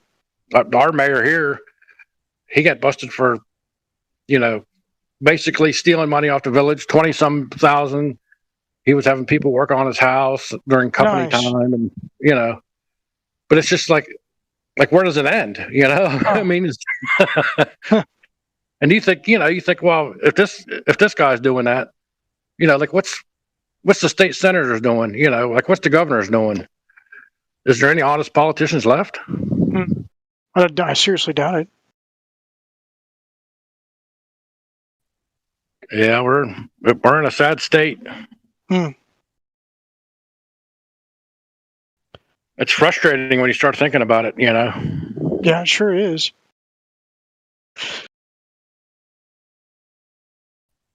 Where's that other? I was gonna say, where's that other fella from? He sounded like he was from overseas somewhere. Oh, Siller, you don't mind me saying, do you?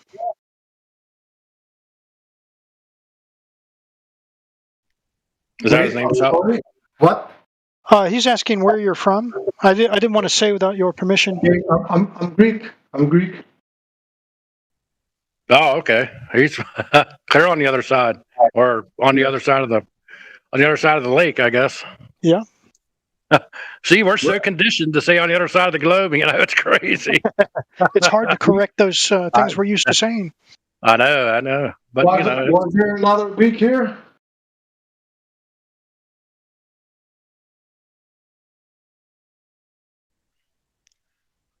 I used to have a couple buddies of mine were Greeks that their name was Ladakis. I mean, here in the chat, here in global flat Earth chat. Oh, I don't know. I don't know if there's any round Earth guys here or not. No, I've been looking into it for a good while. I got my mind way made up. Well, my position, I'll just straight out tell you, I don't know what shape the world is. I'm skeptical, very skeptical of the globe. The spinning doesn't make sense to me. I've done my own experiments on, a flat plane. I've used the video game because in World of Warcraft, everybody knows that the game is designed on a flat plane. That's indisputed. So I can use that to get on a flying device and fly up and compare the horizon line to footage I've taken of me actually flying in an airplane. And, it's the same. It has the same effect. Whereas where we on a ball, you would see more of a curve on the horizon, which you don't. Where I struggle is, let's say, a flight path for places in the southern hemisphere, from somewhere very south in South America to maybe a point in Australia.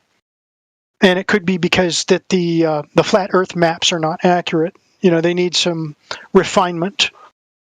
I don't know if anybody's really done a good work on producing an accurate flat Earth map. Right. Yeah, I know what you're saying. Did you ever watch anything by Jeranism or on DITRH, Deep Inside the Rabbit Hole, Dave Weiss? Well, I'm unfamiliar with that. Yeah, they have a bunch of stuff on there.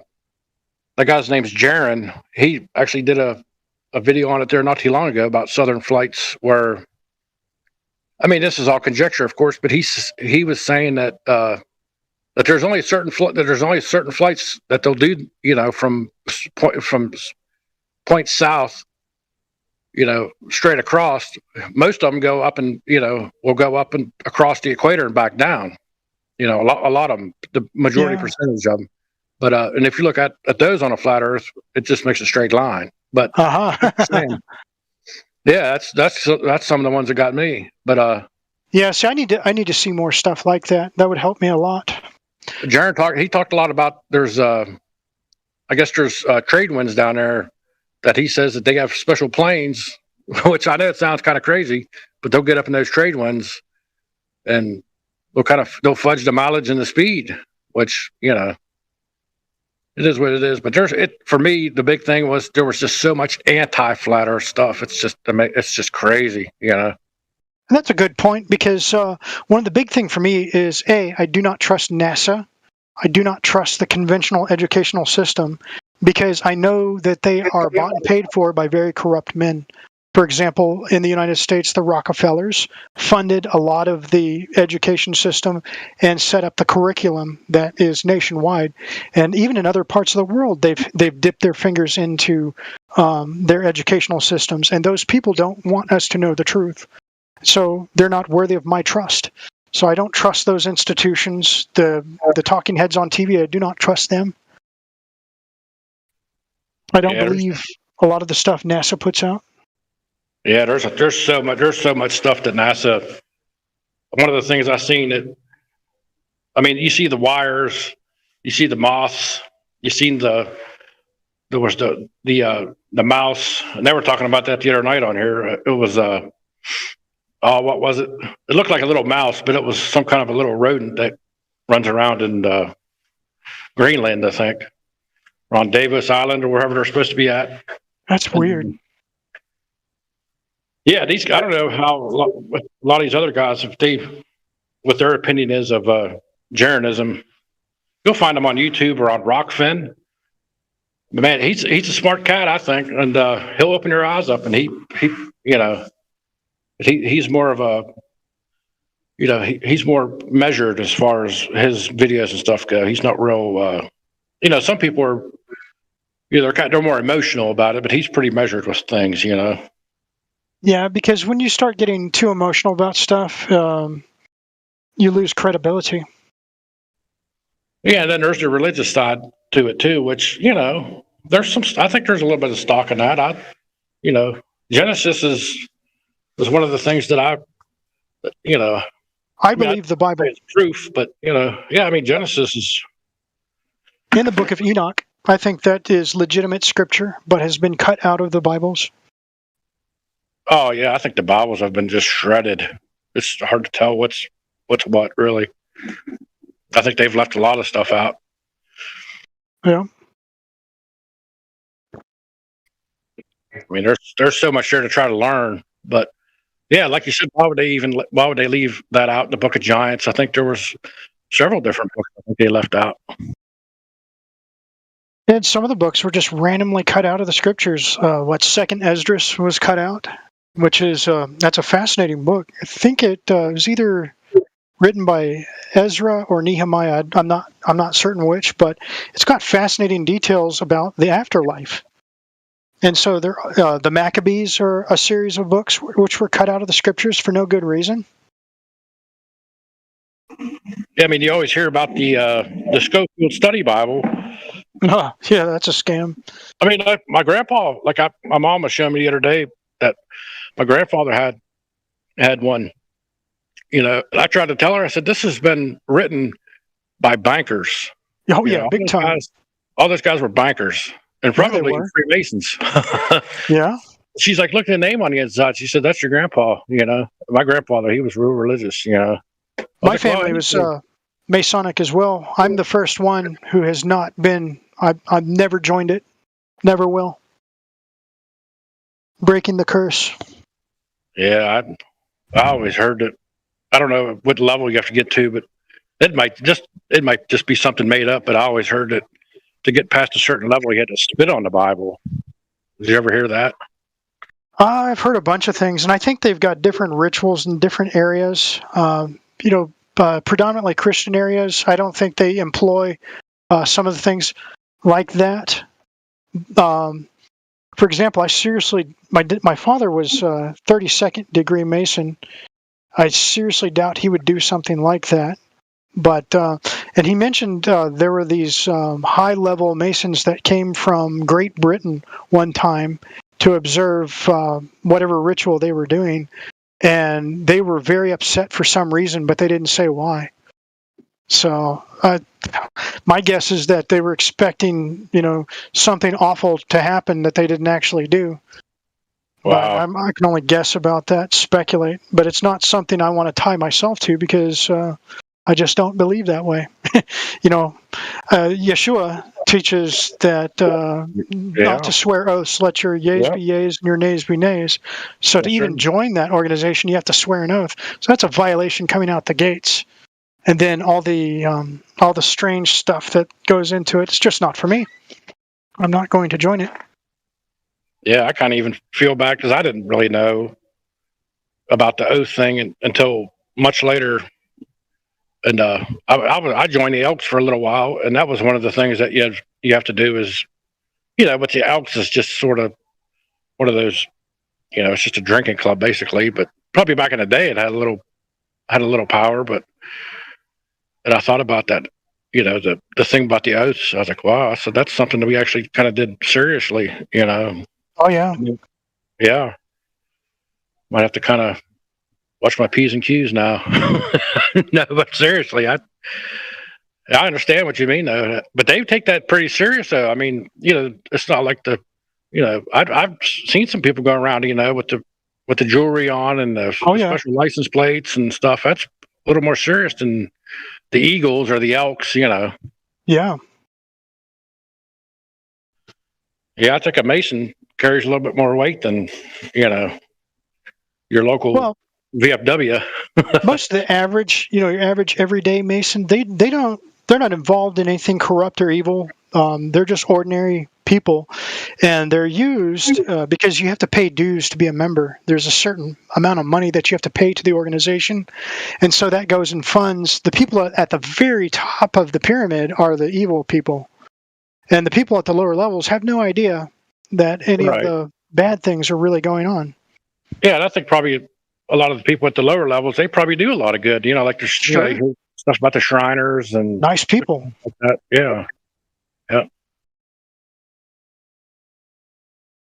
But it's in regard to flat Earth and the Masonry. Again, my father was a 32nd degree Mason, and he never mentioned anything about flat Earth or said anything that that indicated that he believed in it in any way. He was also a U.S. Navy pilot for 20 years, and he flew all over the world.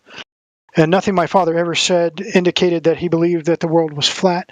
It was a topic that it never came up between us. We never discussed that. We were always speaking about other things. It was not an important thing for us to discuss or something we were ever felt compelled to discuss, because it wasn't until I ended up living in another state that I really started looking into the whole flat Earth concept at all. It was my mother. She believed in flat Earth. At the end, she was convinced that the world was flat. And oddly enough, I didn't convince my mother that. She didn't convince me of it. It was just we arrived at the same conclusions independently, watching different videos. But the results were the same, and our beliefs wound up being the same. Yeah, I mean, there's a lot to it. I mean, it's, I guess, like you said, if you do believe NASA and the moon landings and the thing on Mars and stuff, it would kind of be hard to take everything else in. That was basically what started me on that journey. Was I seen that documentary with Bart Sibrel? A funny thing happened on the way to the moon. Yeah, it kind of started from there. It's a good thing that we've got those documentaries. But I believe Bart Sibrel is a gatekeeper, because he doesn't really talk about flat Earth in that movie at all. He wants you to think that they were, he wants you to think that they were in low Earth orbit when they were doing that scene, with the window. Right. And I don't think that was the case at all. I think that was I think that was all set up because that happened to be the only. That was the only scene that supposedly that he got that was, a mistake. And it just so happened to show, them, they were supposed to be halfway to the moon and they weren't, But yeah, I think Sibrel's a gatekeeper because there was something about that movie Level that come out there not too long ago. I guess he copyright struck them guys that made that movie. So yeah, if he was really on board, he'd be all with it, But he's not. Right. Well, my mother saw the moon landing when it was broadcast live on TV back in the late 1960s, and she had a funny feeling about it and felt like the footage was fake when she had first seen it, and she could have sworn she saw a Coca-Cola can on the ground of the set where that thing was filmed. Really? And of course, in the 1960s, when stuff was broadcast on TV, you didn't. The picture was not clear; it was fuzzy, and there's no rewind button like we have with YouTube nowadays. Yeah. Huh. So you're left thinking, "Did I really just see that? No, it's got to be my, that." So you get that. It's got to be my imagination. If I say that, people are going to think I'm crazy. It's that. That's the way things were back then. Yeah, I've been trying to work on my mom a little bit too. She's in her 70s, and she thinks that when she was in grade school, she thinks that they saw Sputnik, which is only about the size of a beach ball, and it was just metal. It wasn't lit up or nothing. No illumination. They thought that they could see it. It was hundreds of miles up. You're not going to see something the size of a beach ball hundreds of miles up. Unless it is illuminated. Well, they haven't brainwashed to think that, I tried to tell her, I said, look, there's an airplane. It's only 5 miles up. You could barely see that, I guess it's possible if it's illuminated, but I don't know. Yeah, stick a bright light bulb on it. Think about the airplanes that are 30,000 feet up that have the bright they've got the bright light bulbs and flashing lights. You can see those. Yeah, but I think that's what I was having trouble pinning down was the altitude that Sputnik was. I seen from 200 miles to 650 miles up. Now, if it come closer, I'm not 100% sure. See, if it was within a couple of miles, maybe, but yeah, 200 to 650 miles up, I don't think you'd see it. Just the angle of, you think of airplane. That's 200 miles up? Yeah, that's pretty far up. Right, yeah. I probably have to Google that and see what the altitude was. Yeah, an airplane, it's, like you said, about 35,000, 40,000 feet,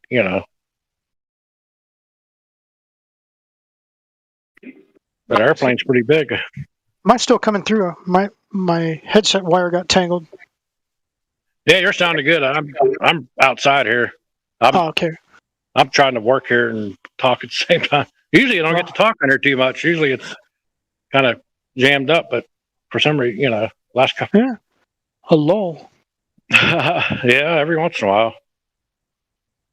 Yeah. What sort of work they got you doing out there? Yeah, this Discord, this was another thing that I found it on YouTube. Like you could listen to it on YouTube, the 24-hour, Discord on YouTube. Uh-huh. And then I was like, how do you join that? And I seen the link. I was like, I'm going to go on there and try to join that. And I've only been on there for maybe, I don't know, 6-8 months or something like that. Uh-huh. And everybody seems pretty cool, Sometimes they get a little rambunctious. But it was pretty cool before if you'd have, if they'd have a bunch of people in here to debate, it was a lot more interesting, Right. I think a lot of people I think a lot of the the heliocentric type people, I think they pretty much stay away. They stay away now. I think they got other bases covered. They just coming out the gates, they assume that everybody that does not believe the conventional narrative is stupid. But they've been programmed to believe that. Yeah, I think every once in a while they'll have like a kid that comes on, or or some college student that comes on and thinks that we're a bunch of knuckle draggers or something. There's some smart cats on here, boy. Oh yeah, big time. Yeah, I mean, I got an associate's degree, and some of these guys probably got masters and doctorates, but I don't know. Wouldn't be surprised. They sound like it. Well, even if they don't, they still have the same smarts. Education level does not dictate intelligence. There are plenty of smart people that don't have the official degrees. Right. Yeah, there's some pretty smart people in here. Some of the ladies too are pretty smart. Mm-hmm. Yeah. They just got done with that. They had the Flat Earth Conference down in South Carolina. Was this past weekend. I was watching some stuff from that on there earlier. I'd like to head down there one of these days, but I don't know. It's like $155 for a ticket. It's hard to travel these days. Oh yeah, everything's so expensive now. We're $3.39 a gallon up here. Yeah, it's I'm in New Mexico, and the gas is about the same price. It's not probably cheap. It's probably close to $5 in LA and New York, I bet. Oh god, yeah, that's about right. My sister lives in that area, and everything's expensive. I don't know how she does it. I came from Florida, which had no state income tax, and that was really nice. Where they generate revenues from lottery and sales tax, which is about 7% last time I was there. Well, that's what it is here in Ohio, 7.5%. But do you guys get income taxed from the state? Oh yeah, yeah. But see, Florida doesn't tax your income. Yeah. Do you think that the lottery there is legit, or is it manipulated also there? I don't trust it 100%. I mean, if you told me it was manipulated, I would not be shocked. But I don't have any proof to say that it is manipulated. But either way, even if it's not manipulated, it's still it's ripping off poor people, because that's who buys those tickets. I played. They're just hoping for a way out. 5-6 times I bought a Powerball ticket. And look, if you go and buy a Powerball ticket for fun or whatever, I'm not knocking you. I've done it before, whatever. It's kind of fun to think, but you can't bank. That can't be your plan for the future. I'm going to get ahead by winning the. You gotta come up with an alternate plan. Not a fan. Yeah, I work at a casino here in West Virginia. I live in Eastern Ohio, and I work. There's a gentleman in my World of Warcraft guild that manages a casino in West Virginia. Oh, really? It's probably yeah. It's got to be the same one. There's only two, I think. Let's see. I can't remember his real name. Could we call it, his character's name is Wolf. He's got a deep, gravelly voice. I don't know what he looks like in real life, but I talk to him all the time. He just had his birthday last week. Huh. I mean, it might be that. There's one downstate. I think it's called Mardi Gras. Because I think our general manager here, it's the head honcho. It's a woman. But, there's different levels of management here, of course. Right. The people come in here, and you can see the addicted people and the people, they spend their whole Social Security check. And like you said, they think they're going to get ahead, and it never happens, Yeah, unfortunately. He told me he was robbed twice at knife point, I think it was. Wow, really? Huh. Yeah. That's crazy.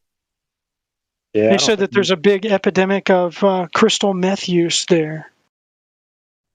Yeah, he's got to be down. He's probably downstate. There's one. It's in Charleston. That's a little bit bigger town, and I live in Wheeling. It's just a little town here, but there's a lot of problems here too with that stuff. Mm. But I tell you what, I think that, I mean, I'll be honest with you, I've done it before. I was in rehab years ago. And I tell you what, I think it's a direct link to Satan himself, to be honest with you. I felt You're not the first person I've heard say that.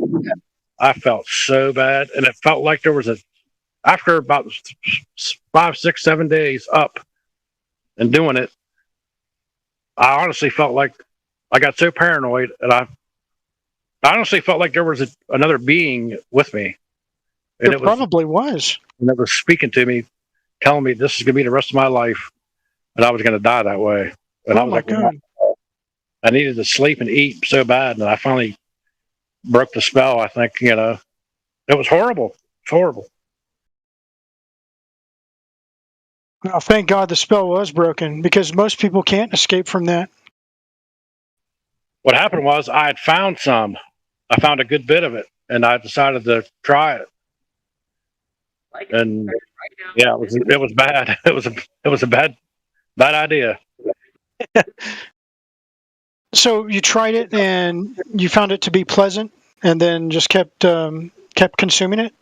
Yeah, I mean, it was okay for like a day or two, and then like after not sleeping for so long, you kind of feel like you felt like you had to keep doing it, but you just felt like shit bad. You felt horrible, and you wanted to sleep, but you couldn't. It's terrible. Oh my God.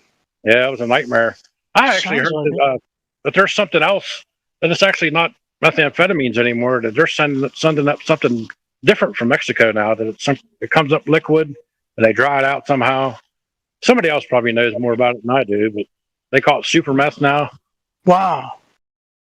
Yeah, I mean, I don't know if that's what it was or not, but I'd be fascinated to learn what that stuff is. Yeah, I think maybe it was the super meth. The one that scares me the most is the mind control drug, where it's a powder, they blow it in your face, and then you'll do whatever people tell you. And this is common in Central America, where they'll take this drug, blow it in somebody's face, and then order them they'll have a box truck, they'll load all their furniture and appliances into the truck, go to the bank, the ATM, empty their bank accounts, and then the person wakes up homeless on the street somewhere and has no memory of what happened, and all their stuff's gone. I've never heard of that one. That's crazy. Yeah. Huh. And they use it to rape women, every sort of horrible thing you could imagine. I can imagine. That sounds crazy. Yeah, it's not a recreational drug of any sort. It's just a mind control drug. And the people, the big drug scene down there, Colombia, that area, they know about it, and people are terrified of it, and rightly so. Very dangerous. Yeah, because if you're still with it and be able to walk around and just under, but your mind is gone, that's dangerous. I think like a roofie, you hear about roofies or whatever, that stuff's just going to knock you out. And you're going to go to sleep, basically. That's awful. Yeah, I don't mess with any of those pills. But back when I was in high school, people were always trying to get me, here, eat this pill. No, thanks. You go, it's more for you. But there was a girl I knew. I don't know what she took. I think it was ecstasy. That's what it was. Which, they say it's harmless. But this girl took ecstasy, and it permanently altered her personality for the worse. Overnight. Yeah, that's not harmless. Yeah, that's not my idea of harmless. So no, thank you. That stuff is not for me. When you read in scriptures, when it's talking about and warning about sorcery, that's what sorcery is. Sorcery is drugs like that. And we're not supposed to get involved in them because they cause nothing but trouble, as you've seen. Yes, pharmakia. Yeah. It's better to live your life without the sorcery, the pharmakia. Pharmakia is the Greek word. Yes. I wanted to say that now. Yeah, thank you. It's good. It's really an asset to have somebody that knows Greek, because there's so much insight that can be gained by an understanding of the Greek language.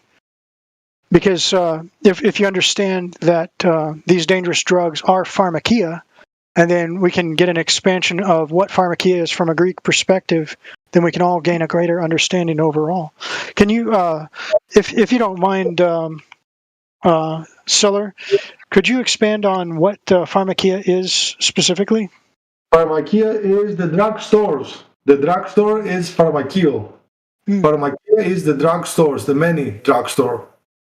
So if you have many drugstores with an S in the end is drugstores, so it's pharmakia.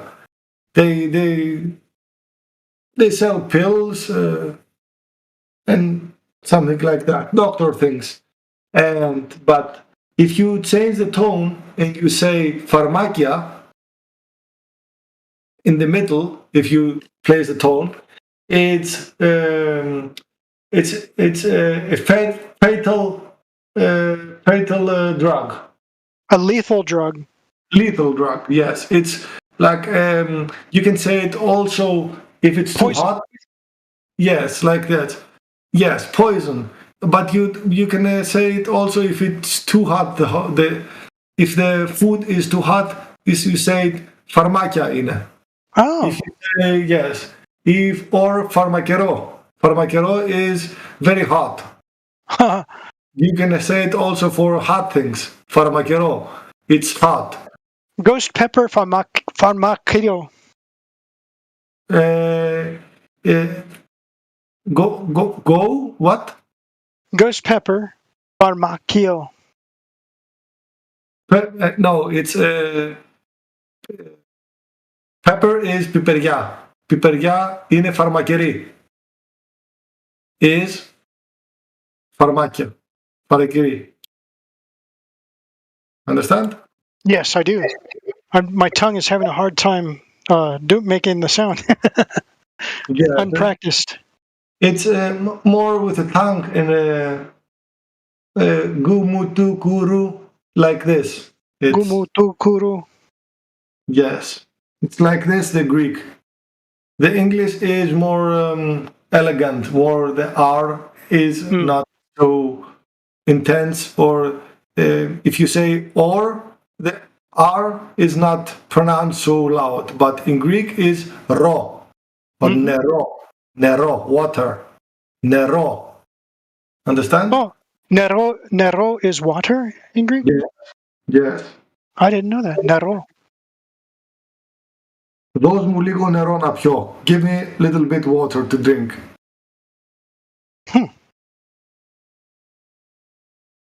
If I talk here long enough, I will forget Greek also. I will go to my work and I will speak English. I will speak Greek with Latin. Let's say, how can you say it? If you speak Greek, but English, but with Greek, how can you say it? God damn it! Gringlish? No. No. Yes, you speak English, but with Greek accent. Okay. Oh, okay. I will speak Greek with English accent. Okay, gotcha. One day, they will say to me, "What happens to you?" Let's see. Tin salinin que tus asteros y sexocientes nictos. Yes, you talk about the stars and the night. The moon. Tin salinin que tus asteros. Selene is the moon. But also it's also Fegari. Selene and Fegari is the same. Fegari? Fegari. Okay. But this Niktos is from the night. But the night is also Nifta. Nifta is Greek, but ancient Greek is Niktos. Nikta, okay. Nifta. Yeah, you were talking about how they were changing the Greek for, trying to make a modern version of it. Yes. Which, they need to preserve as much as the old way as possible, because that connects us to the old books. Yes, exactly. Maybe they change it because they're trying to disconnect us from that old knowledge. Exactly, it's what I'm thinking. That's unfortunate. And every time, yesterday, you talk about some things, if it's underneath the earth or upside the earth we're living, or the place we're living, either. And I want to tell a story. A friend of mine found something underneath the earth. It was some statues, old statues, very ancient, yes. And he wanted to tell to the government that he found it, and he was very very happy that he has found so much statues, and it was also like underneath path, but he was afraid to follow it because it was no oxygen. He goes there with a flame of fire, but he understands that the flame was going to wipe out because it was no oxygen there. He was afraid. He goes up again. He tells the government, and after 1 week, they close the place and they place a church up there. He cannot do anything now because the church, they closed it forever. And they closed it off by putting a church there? Yes. And if it's a church there, you cannot do anything because it's a religion place. Yeah, you know, sites where things like that happen and paranormal things, I think they put churches. For example, in Santa Fe, New Mexico, where I live, they have churches in key areas as well. And I wonder what is underneath those buildings. And we were speaking last night of the building in which I worked, where I saw the apparition. It used to be church property, the haunted building. The Catholic Church owned it. They make it like this so you cannot investigate anything. Yeah, that's the idea. They suppress the knowledge. Yes, because there maybe it's a path, and inside this path you will follow and you will find new things. But truth, it doesn't want it. They already know what's underneath. They already know with technology what's underneath, and don't have to go with a shovel and put the mud out. They already know. They can scan. I think in Iraq they saw underneath 200 meters what's down there. They can see it. Yes. You don't have to take the shovel and put the mud out. They see inside the bunkers, 200 meters inside the earth. They can see people with thermal imaging, binoculars and anything. And there was missiles inside the earth, 200 meters. They was exploding inside the earth, 200 meters. Can you imagine that? What technology it has now? I think it was when the one not in Iraq, but in where Saddam Hussein was. Well, Saddam Hussein was in Iraq. Okay, in Iraq, yes. But that was the former site of Babylon, which there were two versions of Babylon. There was Nimrod's version, and then there was Nebuchadnezzar's version, which was much later. The second time. Yeah, Nimrod's Babylon created the Tower of Babel. Yes, it was the second time, and I remember the U.S. Army president, I don't know what, he told that the technology they have, it's very spectacular, and they can throw missiles inside the earth and exploding all the time, going inside for 200 or 300 meters. So they know exactly what's down there. Right. Hey, I got a question, Siler. What does toxon mean? Toxon. Oh, yeah, this is important. In Greek? Yes, please. Toxon? I think if it's all ancient Greek, it's an arrow. Arrow, not arrow. Borrow. You make the arrow inside there. Wait, I will translate it.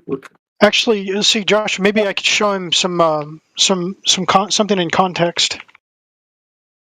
Yeah, well, I'm gonna look up the word right now. So, well, I can send him the text in actual Greek, so you can see it. Okay, and there's another one, Stephanos. Stephanos is a Greek name. But if you go to the dead people, you make a circle with flowers and it calls Stephani. And Stephani is also what Jesus had on his head. With Stephani. It's a circle. This is the word I get for it. Are you paying attention to the live stream voice tag? Wait a minute. I will look up it now. I was in YouTube. Wait.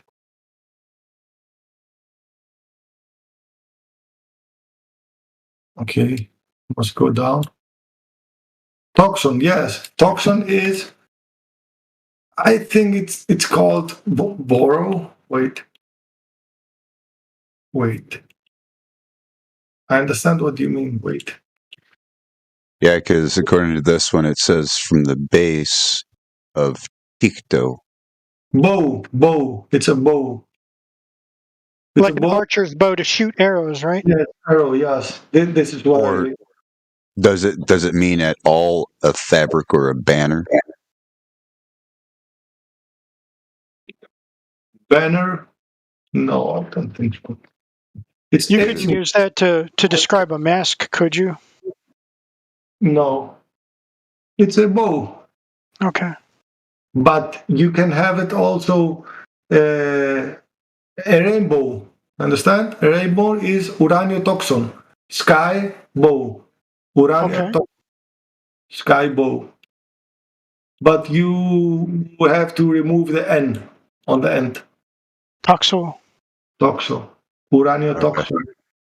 What about this one? This is the Stephano.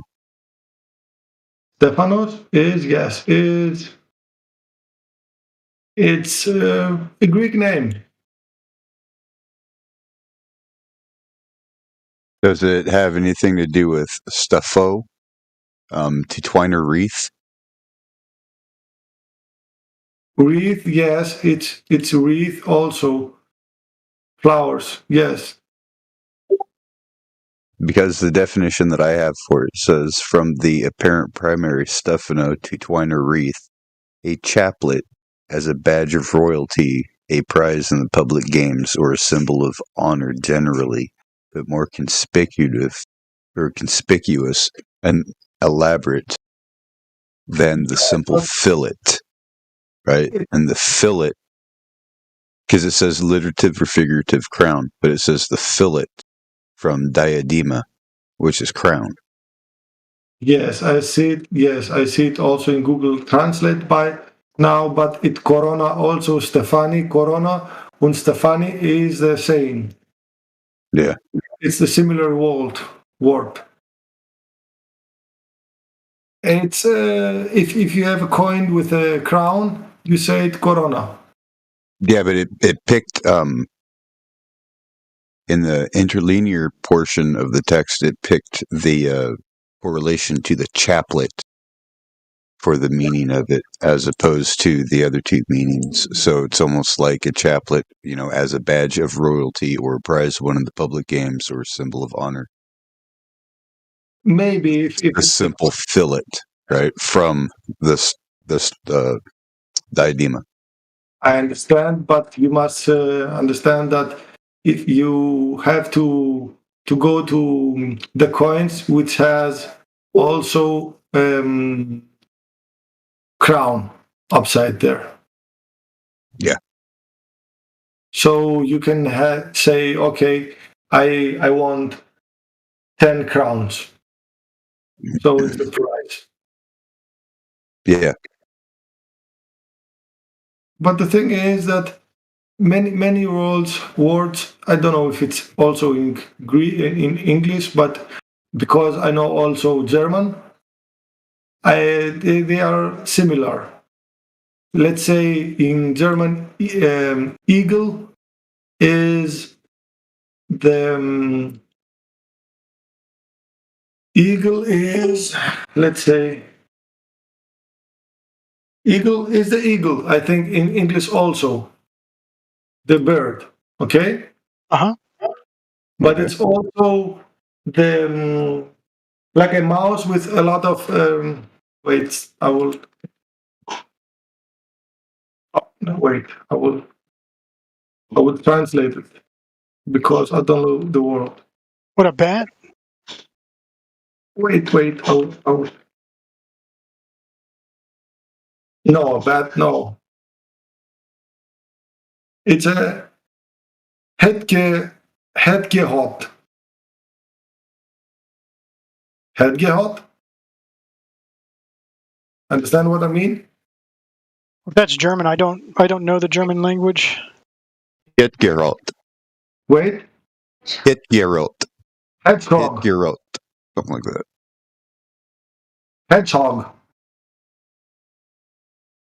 You know what hedgehog is? A hedgehog? Yeah, it's a rodent type animal. Okay. And an eagle and a hedgehog, it's the same eagle in German. So you have two different kinds with the same name. So context and the words surrounding it are very important for correct interpretation. Yes.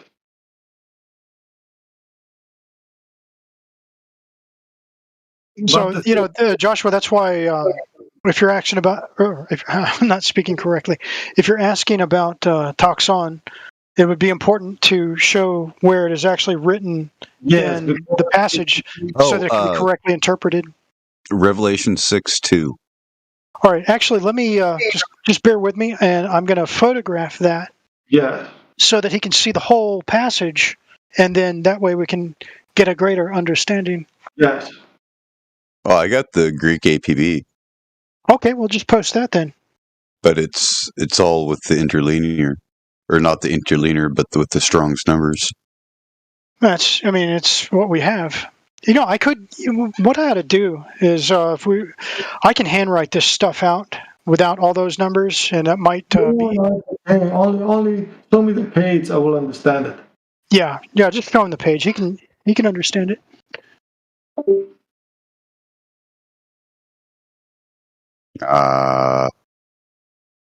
Did you message me? I got a problem with the program. It just crashed. Well, that's all right. I'll okay. So what's the passage, Joshua? 6:2. 6:2. Revelation right. chapter 6:2. All right, coming up. Take me a couple of minutes to get it, but I'll get it. There we go. I got it going again. Okay, so just don't click the Westcott Holt. Okay. Wait. Not available. Oh yeah, because it's the Old Testament. Did you send anything to me? No. I crashed again. For some reason, it has a hard time rendering.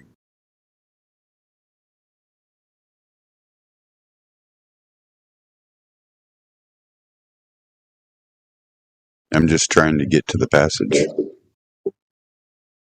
Καθήμενος αυτού εικόν τόξον και δόθε.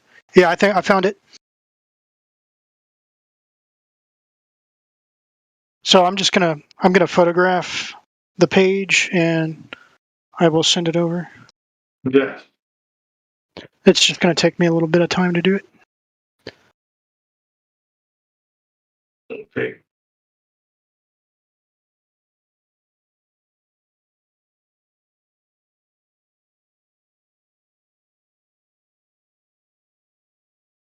I like how Greek reads from left to right, whereas other languages, when they go from right to left, it becomes difficult. Yeah. But Greek makes sense. From right to left, it's, I think, Arabic. Yeah, it's hard for me. But that's why the Greek is. It's so much more comfortable for me to try to read that. It feels more natural.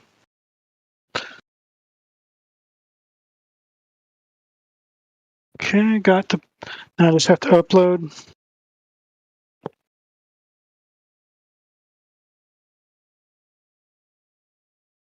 Yeah, because you were talking about pharmakia and pharmakios and all that other stuff, and I was like, nice. I bet this is the guy that Aldion was talking about. Yeah. Fantastic that we have Siller here to discuss this with to help us gain a greater understanding. Yeah. And also Iggs, he's Caldonian, so he's from like Macedonia. Mm-hmm. There you go. I posted the Greek. Okay, I will translate it by word. Wait. Και είδον και ειδού οίκος λευκός και ο καθένας αυτό.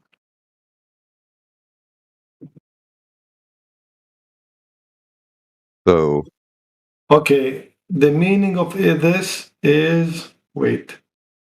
And to see and lo, a horse white, and the to sit down superposition. Yes, he saw a white horse. He was sitting on that, and he has on his hand a bow, and he gave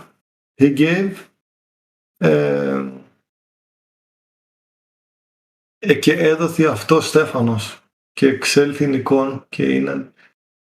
He gave the crown, and he goes winning out. He goes εξήλθην εικόν is he was going out a winner. But let's say if I can translate it to New Greek. Wait. Would you like to see more of the page? Yes, I can see it. Okay. I saw it. Upload. It's I'll get the page. Ioannos. It's the revolution of John. Yes, that's correct. I know this isn't the proper channel stream, but okay, bear with us. I mean, if it becomes a problem, I guess we could go somewhere else if necessary. Wait. Yeah, because TS 2009 says, and I looked and saw a white horse, and who sat on it, holding a bow, and a crown was given to him, and he went out forth to conquer and to overcome. And I'm saying those words used can make a different statement with the different other words that those two words can represent. Yes, because maybe it's a riddle. Well, that's what the whole revelation is. Okay, I saw it now in New Greek. And I saw a white horse where the man who was on the horse, he has a bow in his hand. And he gave to him, there was given to him, a Stefani Nikis. Stefani Nikis is, like I said, a flower, a circle with a flower, like you're a winner, like you celebrate something. The ancient Greek, they have Stefani from Daphna. It's flowers on their heads. And he was go away with the new victories for new victories. Understand? I will send it here. Apocalypse Ioannou. It's the same. Maybe if you translate this, wait. I will translate this to you. Maybe you can have a better translation. because it's now New Greek. Yeah, the unbiased New Greek translation. Yes. This. I looked and I saw a white horse who the rider was holding a bow. He was given a crown of victory, and then the winner left for new victories. So it's better translated now. Crown of victory. It's flowers that has. Wait. Something like crown of victory. It's something like this. Wait. Copy image address. I will copy the image address and I will place it in here. Okay. Oh. Wait. I will save it. And I will upload now.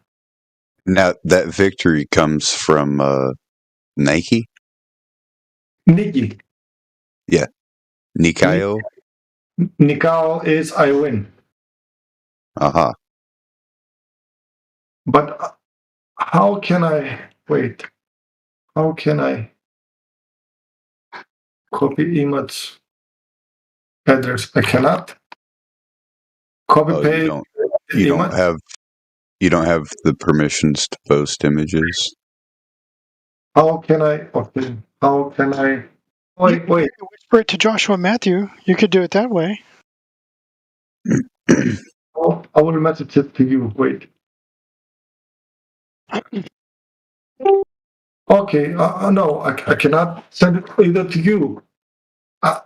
Aldian. Yeah, you could send it to me. That's fine. And I could make sure he gets it. Okay, I saw it. No, he's tried to send it to you, but it won't send. Oh, it's not going through. I got it. Yeah. Okay. That is as a friend or something. Yes.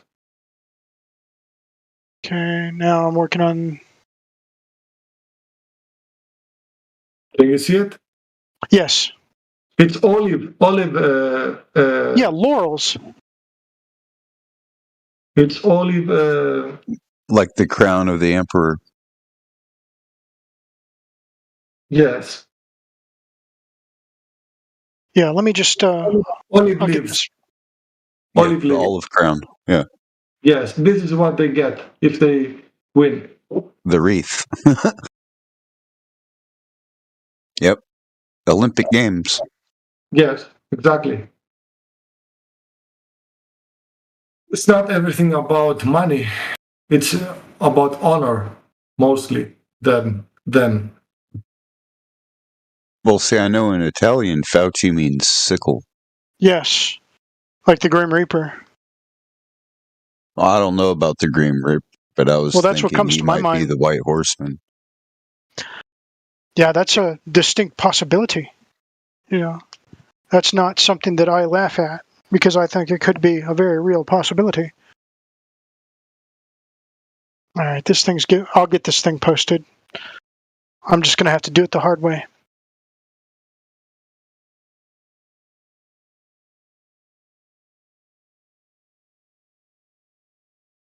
You mean the Eskimo way? Because anything done up there in the cold is hard.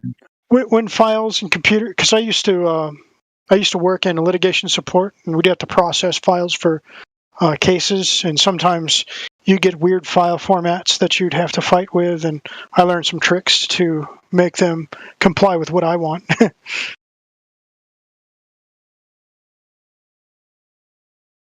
But I'm very happy that I found you're here in chat and we can talk and change opinions. It's very good. I never thought that I'd find a place to relax and have a chat.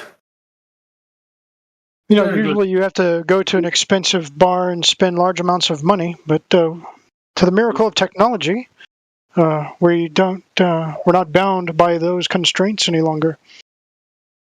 Even then, I didn't like it too much because they want about your money all the time. Oh yeah.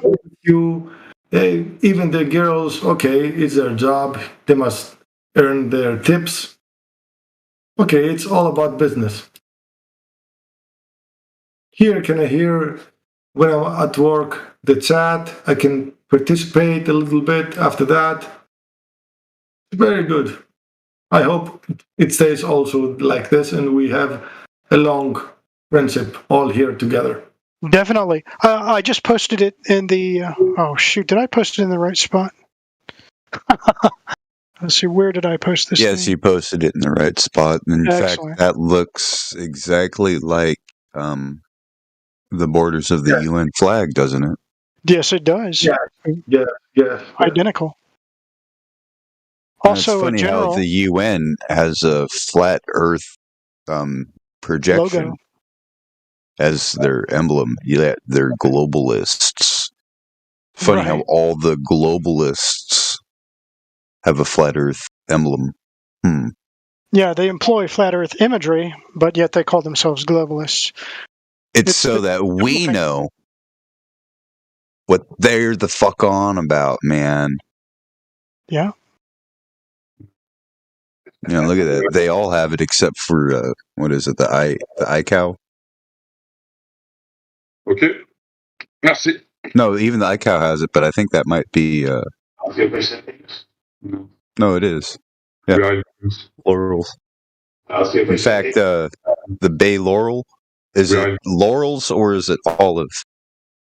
Because I know the laurel tree is where you get bay leaves from. Okay. Well, there was. I called it laurel because when I see that, that's just what comes to my mind. It may not be laurels, but look at the look at the WHO. You get those leaves. But is the Stefano like the whole thing with the fillets, the string that binds the two sticks together, so it can go around your head? How are you today? Hey, doing well. Good to hear from you.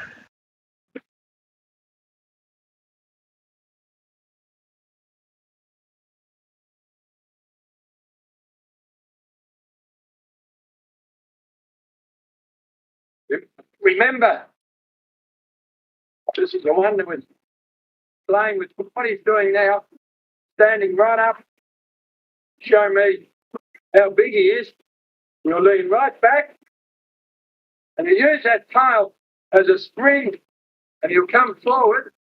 You can see, kicking you with his feet.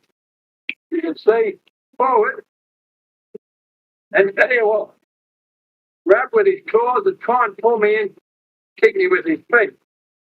You can see. No, stop, come on, come down. Couldn't have a go at me. And let's let it go. I'm going to go down. He'll come down. So you both look at about the Johannes revolution. Yes. Yeah. Fascinating book. Yes. I heard about it's. I think for the Bible, it's a section of the Bible. It's how do you call it in English now? Wait, I will translate it. It's wait.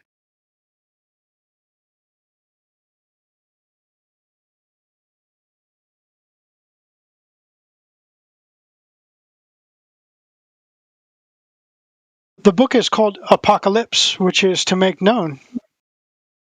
Yes.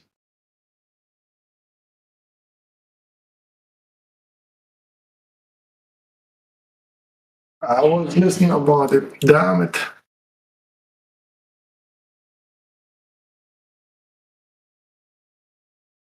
Oh, great.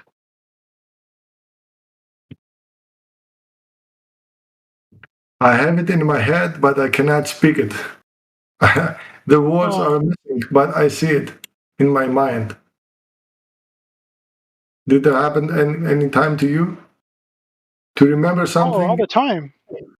But don't know how to tell it. Can you give clues? No, wait. I have it in my mind. I will think about it.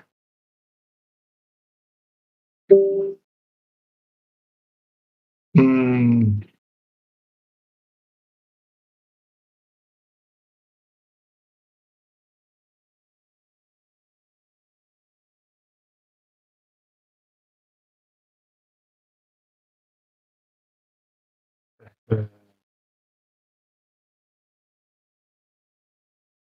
Wait a second.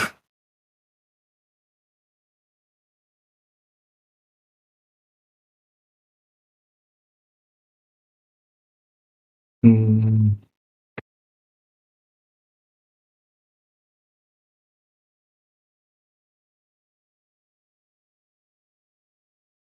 Won't find it.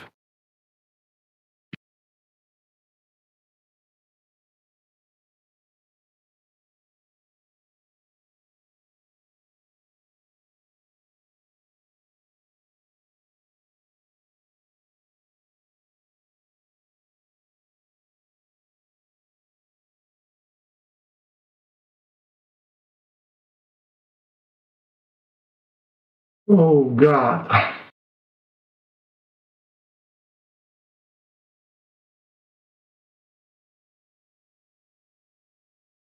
Would you say apocrypha?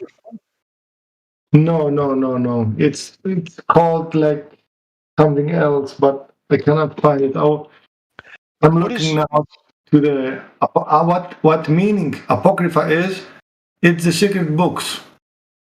Second books. Secret books. The Sacred books. Yes, the books they have not published. Ah, okay. Secret books. Yes. Got it.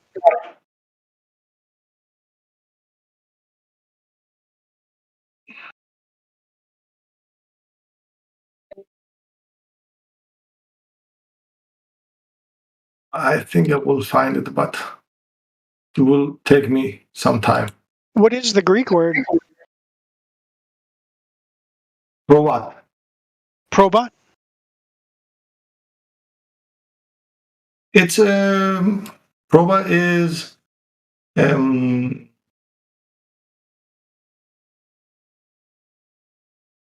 search. No. It's before the show. You have to train. You have to. Oh, probation. Probation, yeah. Before you make the show, you have to train it. You have to exercise it. Test, yes. It's probationary. Probationary, yes.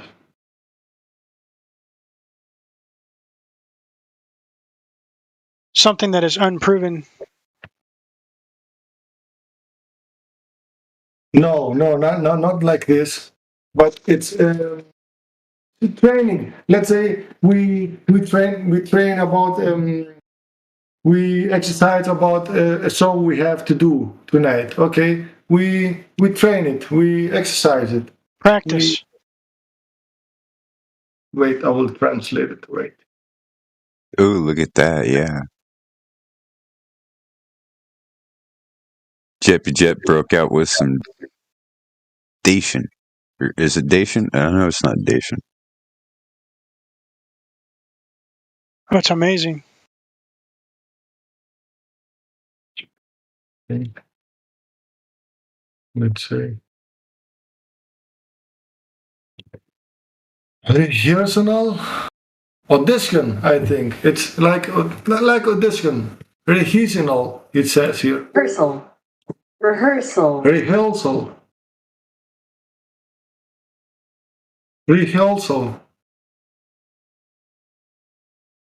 Yeah, rehearsal. Yes. Because I played in a band, and we would call rehearsal practice. Yes. So it's this. I guess rehearsal is a more serious practice. You know, the show's tomorrow, so we're gonna do a rehearsal of the show. Yeah, something like that.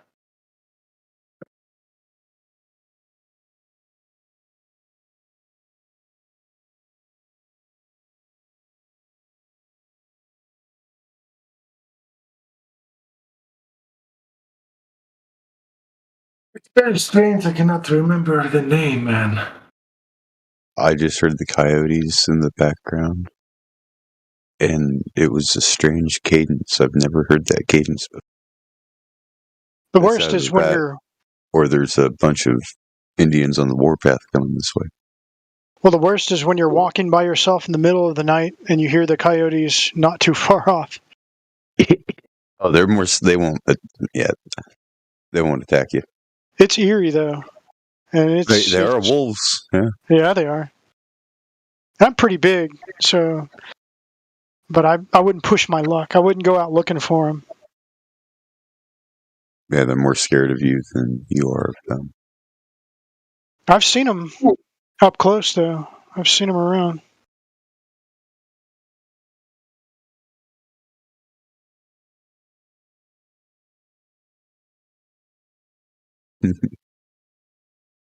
I'm so furious now to find it. Because I know it in my head, but I cannot find it. Damn.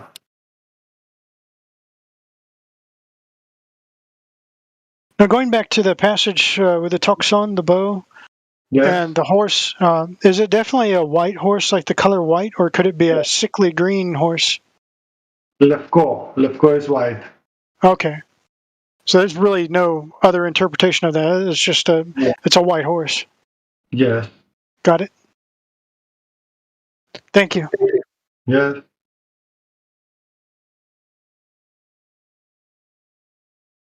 See, Joshua, we need to get better with our Greek.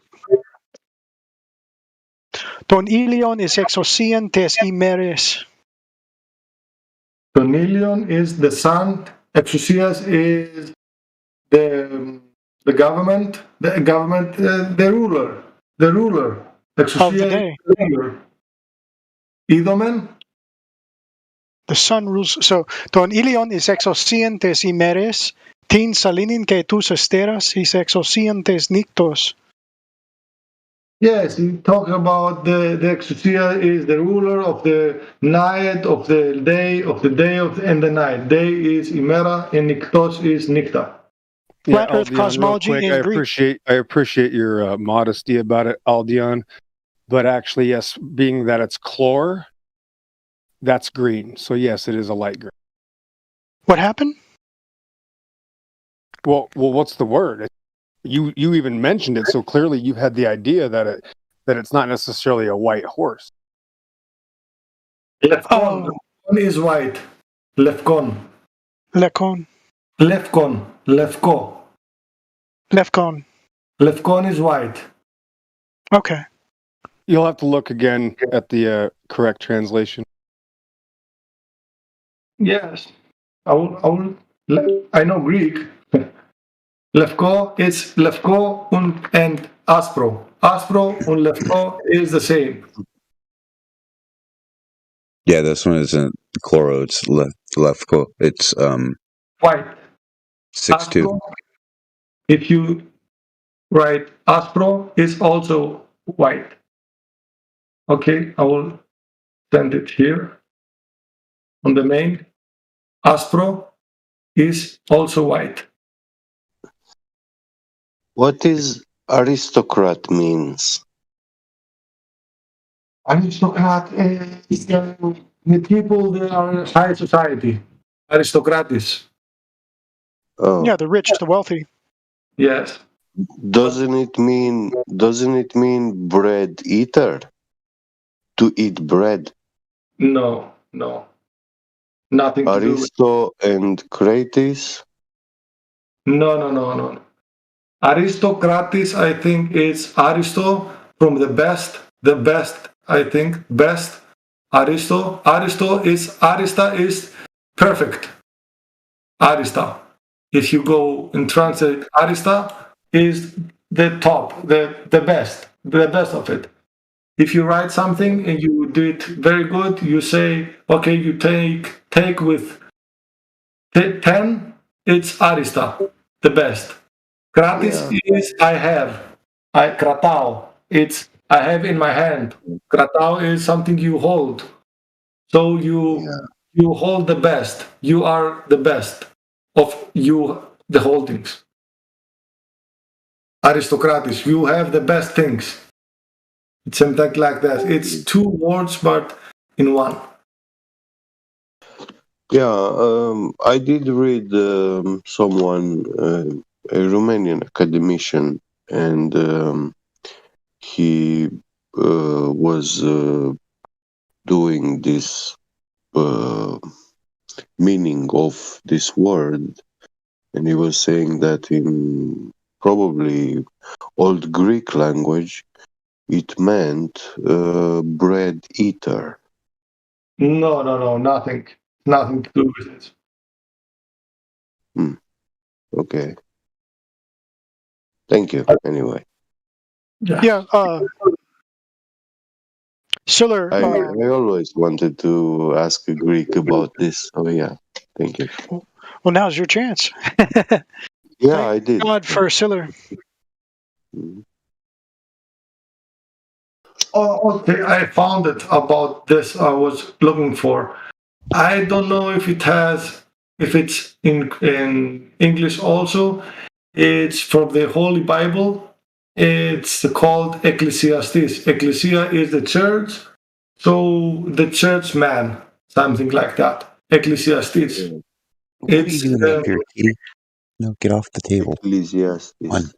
Ecclesiastes, yes. And it's very good, but it's a little bit sad in the ending because it tells some things they're also real, but too hard to accept it. Because it says you will die one day, you will not have the strength to participate in the new things they come. You will get ready to die, you must accept it, and something like that. But at the first is also very good because it says anything you have, anything you know, it's useless because everything is useless because it's what's done is done. You cannot change anything. Even if you have a lot of knowledge, it's useless also because what you will die anyway. If someone dies and it's bad, you will die also if you're good. So what's the meaning to be good or to be bad? It's all up to you because you're going to the same way where the bad people goes. What even if you're very good, you will die anyway. And something like that. It's something to think about it. I don't know if it has in English translation. Yes, there is. I have a copy. I will know if it's in English to listen in YouTube. If you read it, it's okay. But if you heard it, I think you will not accept it, but makes you think. Makes you think. And so also, Pyros is red, right? Pyros, like fiery. Fire is fire. What? For red, Pyros is Pyrros. Kokino is red. Pyros is fire. Fire. Yeah, that's what I thought. Pira is the fires. There are a lot of fires. Pira is also, you can say it for one light, for one flame, like flame. Pila is flame. That's the main thing. Dude, XO, we're not saying chloros, we're saying lectos or lucos. It's 6-2. We're not talking about the green horse rider. That's chloros. Okay. But this is something else as well. I'm gonna hang on, where the heck did it go? For the red horse, right? The hippos, pyros, Pyros. This is what it says, right? In, from what I can find. Και εξήλθεν. Wait. Χλωρός. Και εξήλθεν άλλον πυρός και εξήλθεν άλλον και εξήλθεν άλλον ύπος πυρός. Okay, but from where is this? Maybe I can find it. 6-4.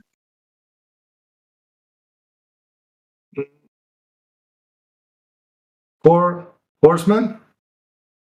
The fiery red, because the Hallelujah scripture has it translated, and another horse, fiery red, went out, and it was given to him, one who sat on him, take peace from the earth. Okay. Listen this. I have to translate this because the white horse, the red horse. Και τότε άνοιξε η σφραγίδα τη Δευτέραν. Ή άκουσαν δεύτερη ζώου λέγοντας ερχομό και εξήλθεν άλλος ύπος πυρός. This is why? This is the thing you want to know? Well, no, because it's translated, everybody knows it's translated in the KJV and the English as a red horse, but is this the true way that it's written for the Greek is pyros, so it's a fiery horse? I will send you the two, all the two, and you will understand it. Wait. From the 4 and go on is that you sent me. Και εξήλθεν άλλος ύπος. Το χρώμα του αλόγου είναι κόκκινο. The color of the horse is red, but from fire. In some translations, the color is φλογερό κόκκινο, is flaming red. And the color and the big sword who the horseman has on their position, yes, in their position, he will tell that blood will flow. The second horseman will symbolize the war between the same people,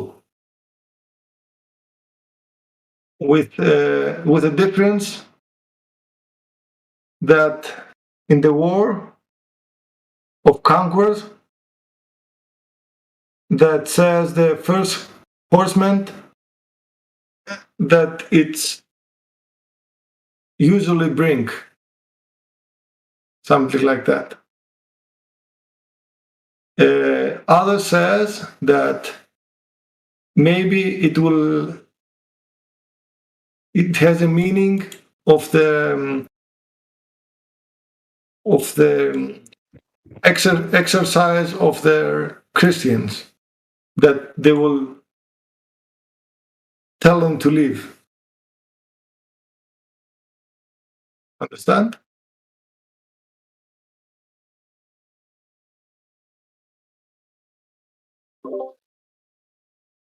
Yeah, I understand.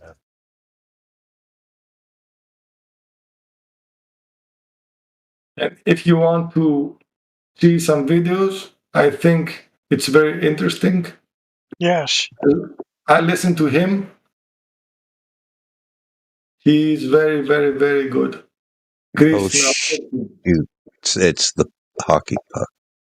Well, as much as I don't want to understand it, man, but yeah, the hockey puck. Yeah. Man, I love to understand it, man. It's like, yeah, I'm right there. I'm right with you.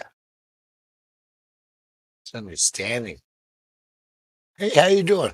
Thanks for the shout out. Well, as far as music goes, have you heard Nicodemus Kabarnos? Are you talking to me? Yes. Tell me again. Nicodemus Kabarnos. I will say it now. Kavarnos? Yeah, My pronunciation is awful. That's the best I can do. I hear him now, but I think I heard him one more time. Golden voice is, I think, what you call that. Yes. Do you believe that I was searching for him because I like how he sings? Oh, love it. That is one of my favorite. I listen to him all the time. Exomologiste tu Kyrio is one of my favorite. Yes. This is what I'm listening. Listen. Mologiste.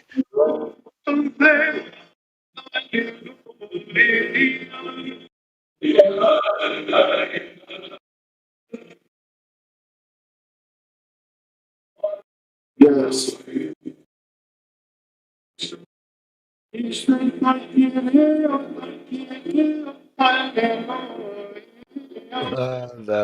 Very good.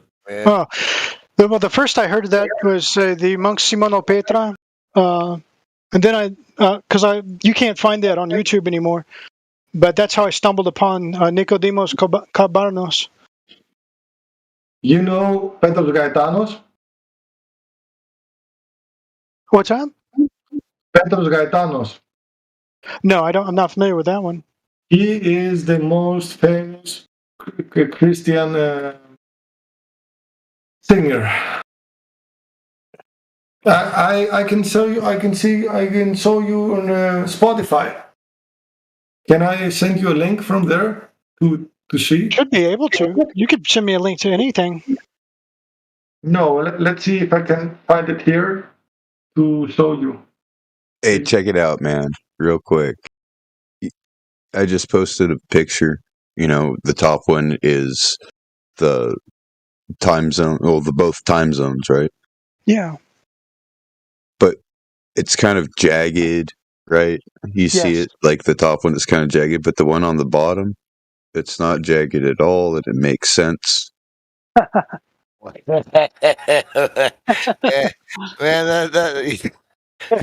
that thing is like a still picture, kind of crazy, I don't know what that first thing is, man.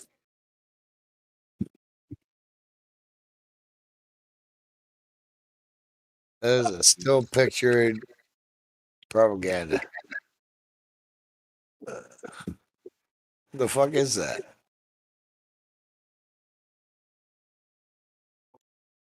Wait. Those, my friend, are called time zones. I'm Right? waiting for that. Oh, maybe I'm So you look at the ones on the top, it don't make sense because that Mercator projection is not correct. North America is not that large. Oh. Right? The land masses aren't correct. So it doesn't fucking make sense. But it makes perfect sense on the AE map. To the details. You don't pay attention to the details, right? Yeah. It's just like how obvious. I was a little, I started a new game, Atlas, today. It's like this ship game, and I was a little upset. Not to deter from the conversation, but I started this game. I mean, they should have used the Azimuthal. I don't know. I'll say it here. They changed their whole game from this whole other realm of this world that used to show up in. And they made it the North American and the South America and everything. They didn't put the AZ map on it. I mean, it would have been way cooler. Way cooler. I don't know. Atlas. You play Sailor game. I don't know. It's my thing.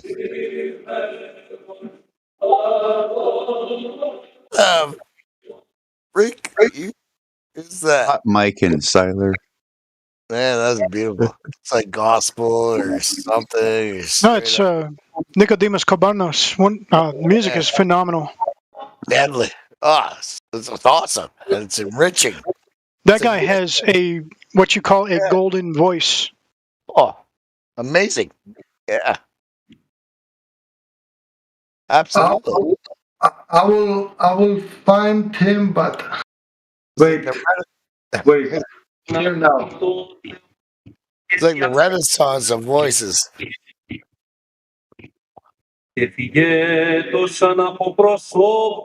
Oh my word.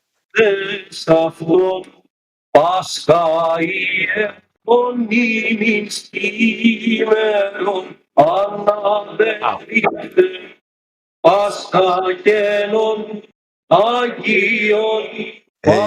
Siler, real quick, we can't really be playing copyrighted music on the live stream. Stop it. I will find here. Okay, I will send you here, and I think I will send you also from your YouTube. Oh, that stuff, it's excellent. It's that's the stuff I like to listen to often. It's real. It's superb. It's Byzantine style, I think is what you would technically call it. Yeah. Oh, there we But go. a lot of it, for example, Exomologiste to Kyrio, that is the 134th Psalm being sung in Greek Byzantine style. Wow. And then there's I haven't seen Cabarnos do this, and I would pay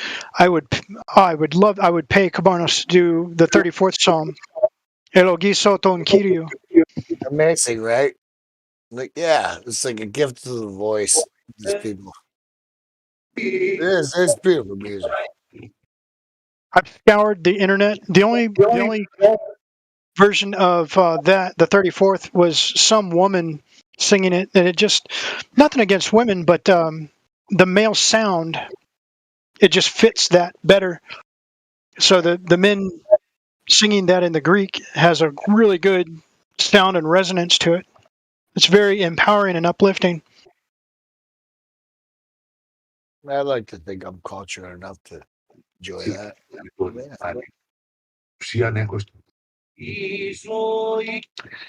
I think I will send you also this. It's Petros Gaetanos, Limitation of Holy Friday. If it's Cabarnos, I probably already heard it because I've listened to just about everything. Petros Gaetanos. This is the artist I show you on Spotify. If you open it, you can see all. I got it. Discograph. Petros Gaetanos. Yeah. Hey, gentlemen, I must bow out. Y'all have a good evening. Hey, real quick, Joshua, we should do that that discussion on the 13th chapter of Revelation.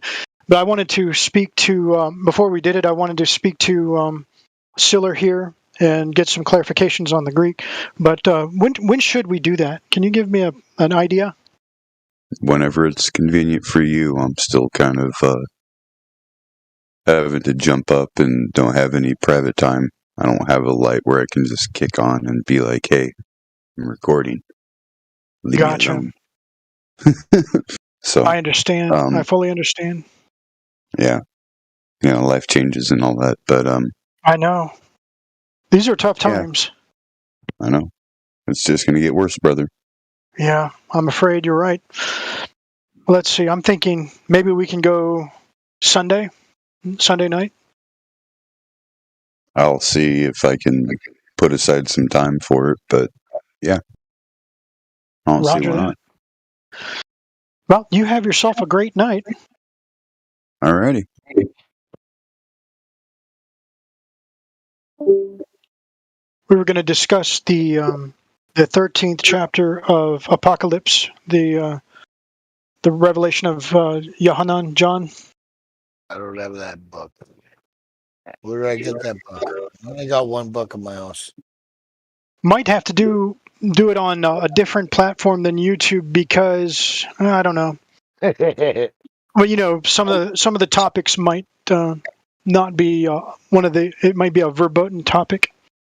you know how things are.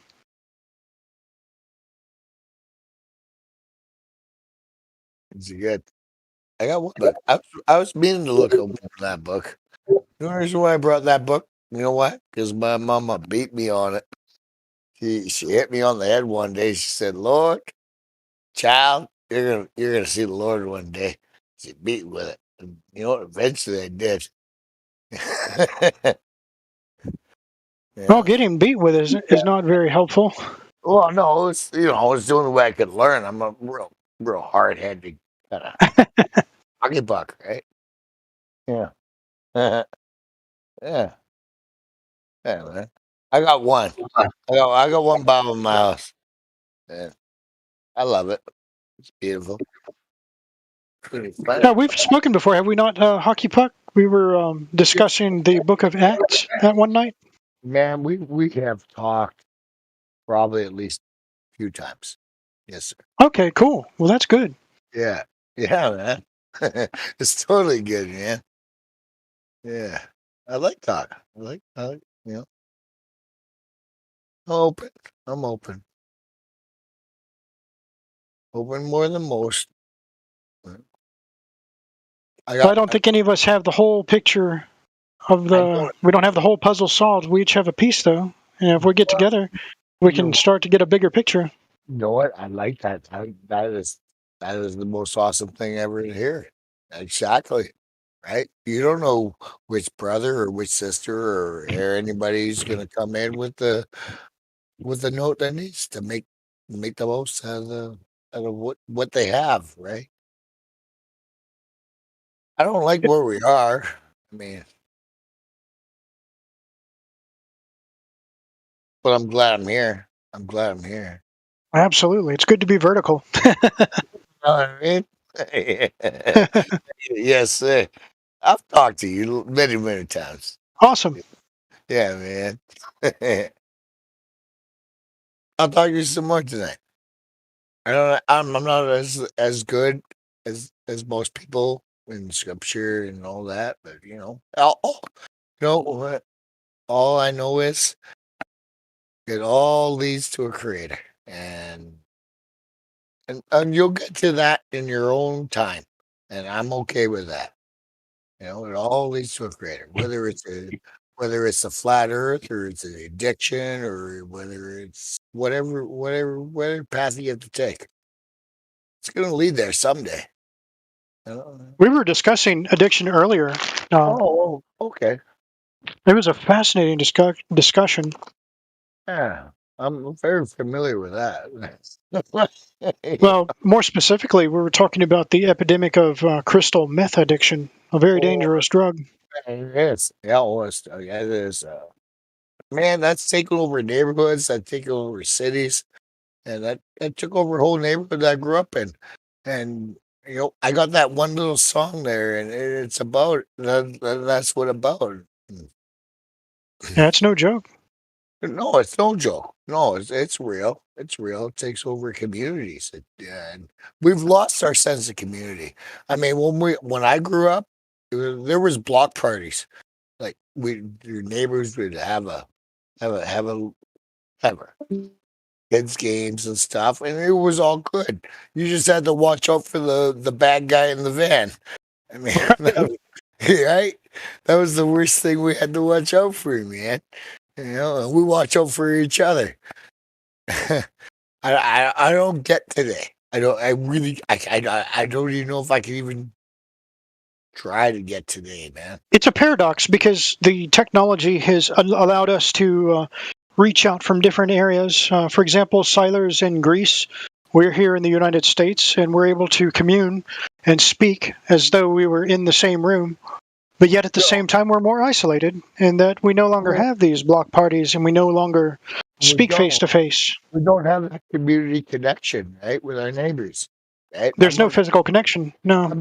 I'm more connected coming into this room with complete strangers than I am walking out into my community, right? And that's totally different from where we came up, right? True. Right. When I was growing up, there were block parties. I remember. It was good, right? Yeah. And we don't have that anymore. I feel bad for my children. I mean, I have children. My children are 20 and 24 or whatever. I'm an older feller.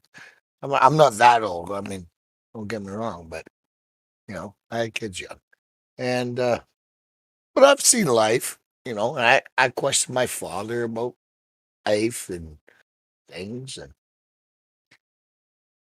it's I don't. What do you do? That's why I'm here, I guess. You know what Yeah. I mean? I don't have That's the right. answer. I don't have the answer. But I did find one answer in my life. And I don't even know why I'm sharing this.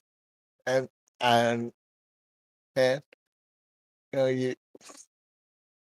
you got your biological parents. This is what I had to learn in my life. I had my biological parents, but I had my heavenly father in my life.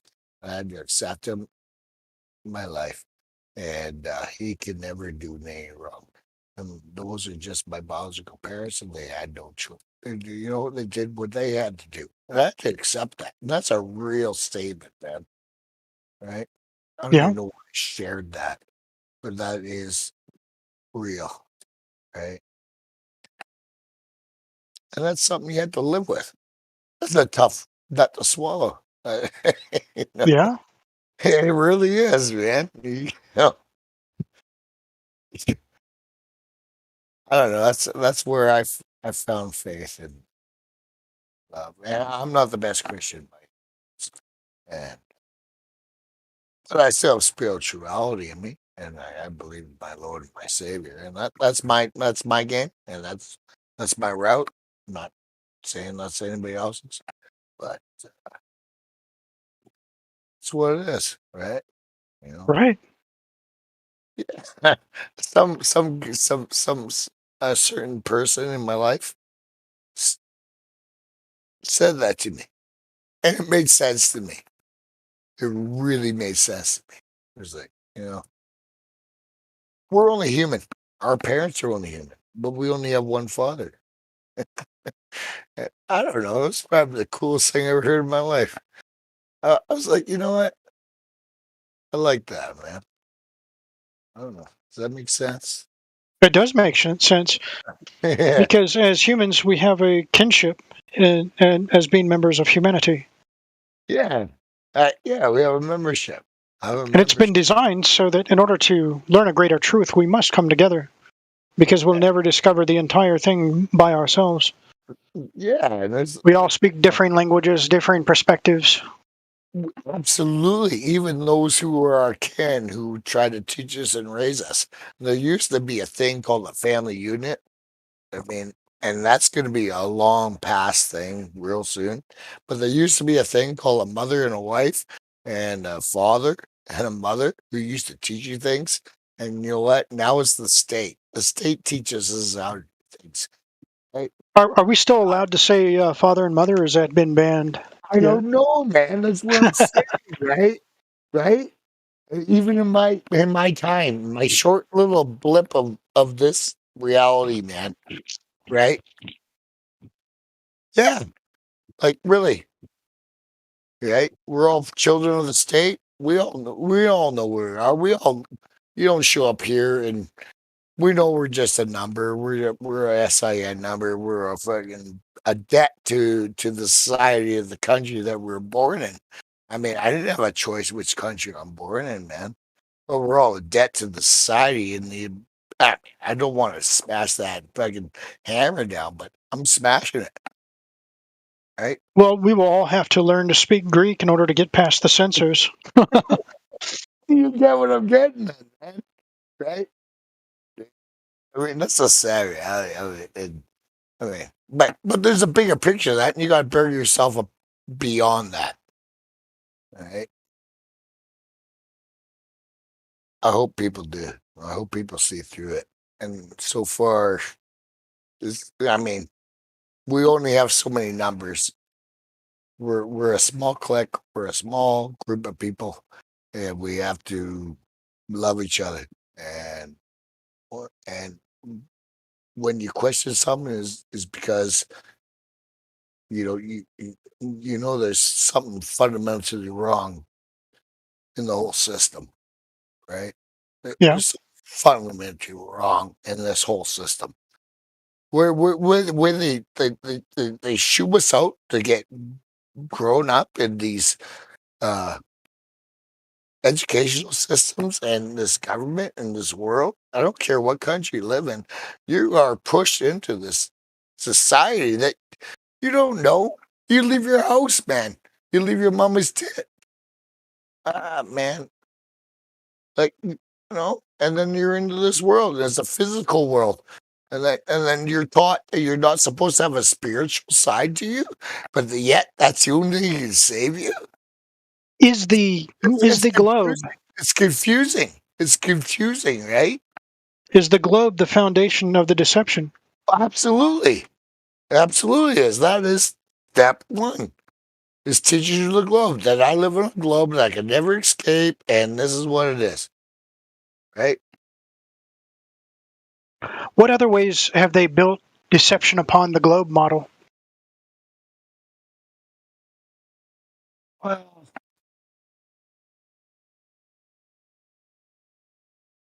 I know global warming is a big part of it. yeah, global warming. I mean, anything to keep you from it. I mean, our model is not a complete model. That I mean, I know there's a firmament. I understand that, but I don't know how big the firmament is. Right. It could just be our pond. I think there may be multiple ponds, but that's just me, right? Okay. But in the Lord's Bible, we are in our dome and our firmament. That's cool. I'm down with that. Who can transverse beyond that is beyond me. Well, even with the heliocentric outer space model, they don't know how big space is. They say it's infinite, right? So if that can be infinite, can not a planar flat Earth model be infinite as well? Absolutely, and that's just it. And try to put that seed in someone's brain. That's just like what? They immediately shut down as soon as you mentioned the idea that we're not on a spinning ball. Well, just suggest there's no curvature in the earth that we live on. Isn't that enough? You know what? There's no curvature? What do you mean? The first time I was in a plane, I asked my father, and I was like 14 years old. A few years ago. And 30 years ago. And he said, well, you weren't high enough to see the curve. I said, oh, really? How? I mean, that was like way before he even showed up. I already questioned it. But 30,000 feet up is not high enough. No, that was my brain, right? When I was a kid, I was 14, I was a plane. I thought, Dad, I looked out the window, there's no curve of the earth. I don't know why I said that. Why would I say that? I'm an innocent child. Instinctively knew. I instinctively knew. It was, I went back to him 20 years later. And he's a math guy, eh? We're all math people. Math is awesome. It's a language. But people get pushed in their ways and they get their heels in and they'll never, and that's what they is. Right? Yeah. It's sad. They don't want to change. They don't want to know. I don't know. He probably heard the moon landing on the radio. I asked him that facetiously, jokingly, right? But it was true. Like, really, how? He was born in 1955. I'm in 76. To date myself. And I was like, man, he was that generation. Like, man, he loves that guy playing that guitar up in space. I was like, dude, he didn't do it. And God bless his soul, he's passed now.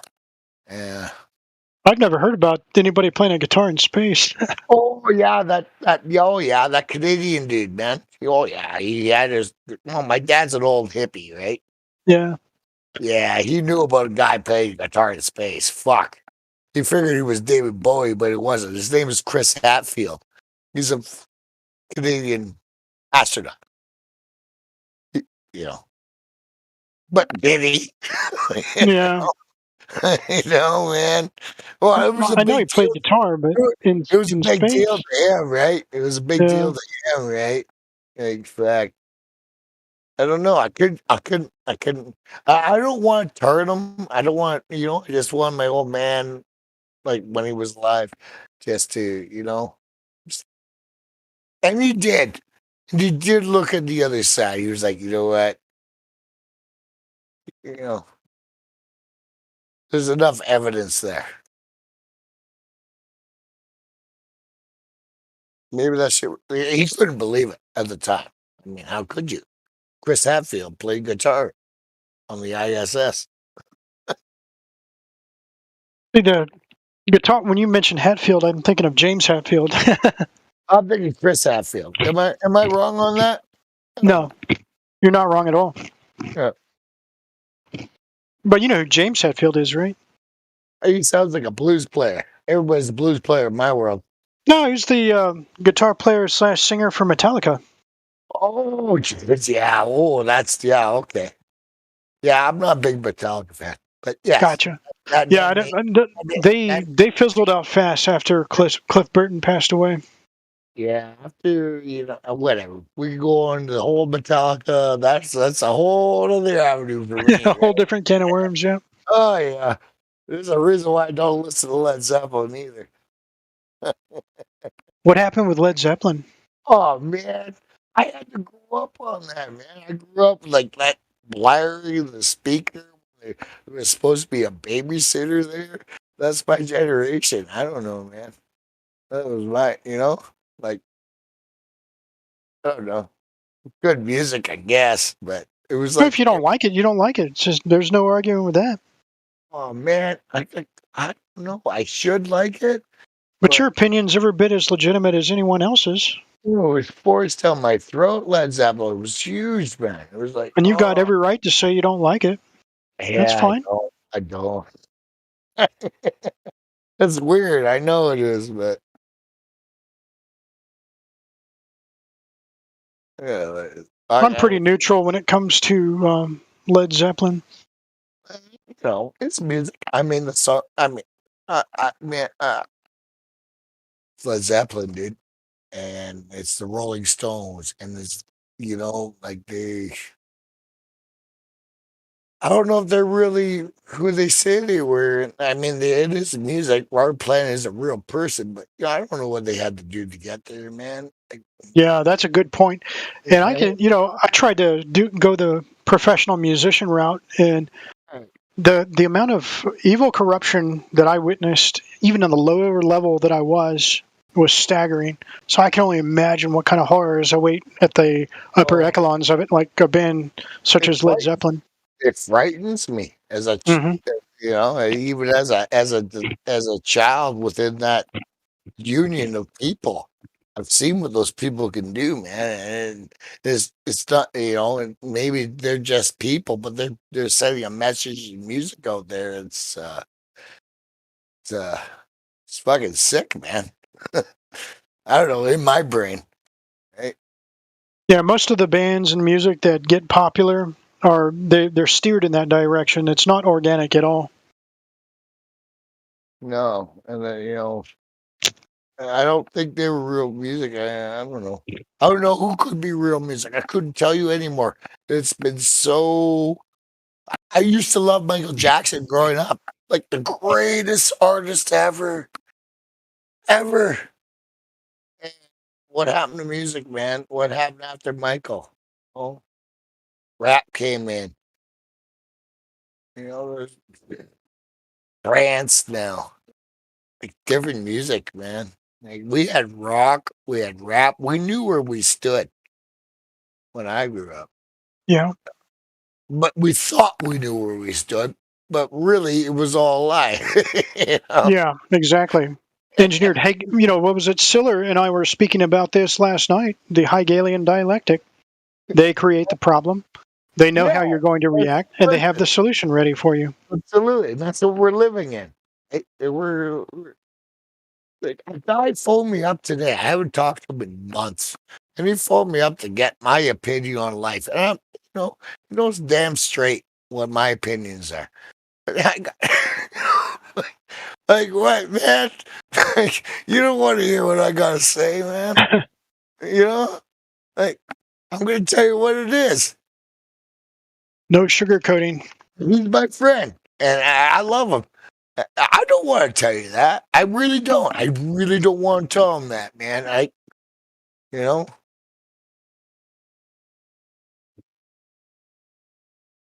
What it is. Everything in the last 15 years has come true, and that's fucking frightening. Pardon my language. It's come through. It's come true with what? It was come true with whatever it is, right? We're all working towards where we're going, and I don't know. As a Christian man, I follow that, and I'm not that good at it, but I follow that, and I read between the lines, and that's where I'm going. And That's what I'm working on. I'm trying to trying to understand the prophecies, because at present I don't think I've got a good grasp of it. I don't either, but we know when we see it. Well, the trick is to know it before you see it. You see what I mean? It's already there. It's happening. I'm like, dude, man. Too late. Yeah, like, I don't know. No, okay. I don't know. I you know what? I feel the fool too, because you know what? Of all the people that should know, I should be more prepared, right? But I'm sitting on my hands, right? Like a lot of us, and it's sad, man. But these good people did tell me, Dennis, please, or that's my name. Yeah, I did that. They said, hey, have some faith. I was like, I'm starting to lose it, man. You know what I mean? But yeah, because of the horrific things.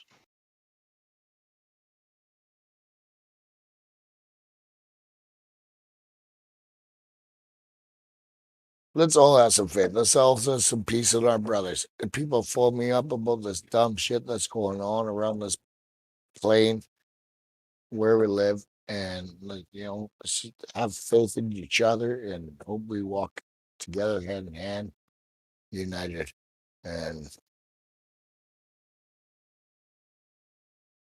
can't let these fuckers win.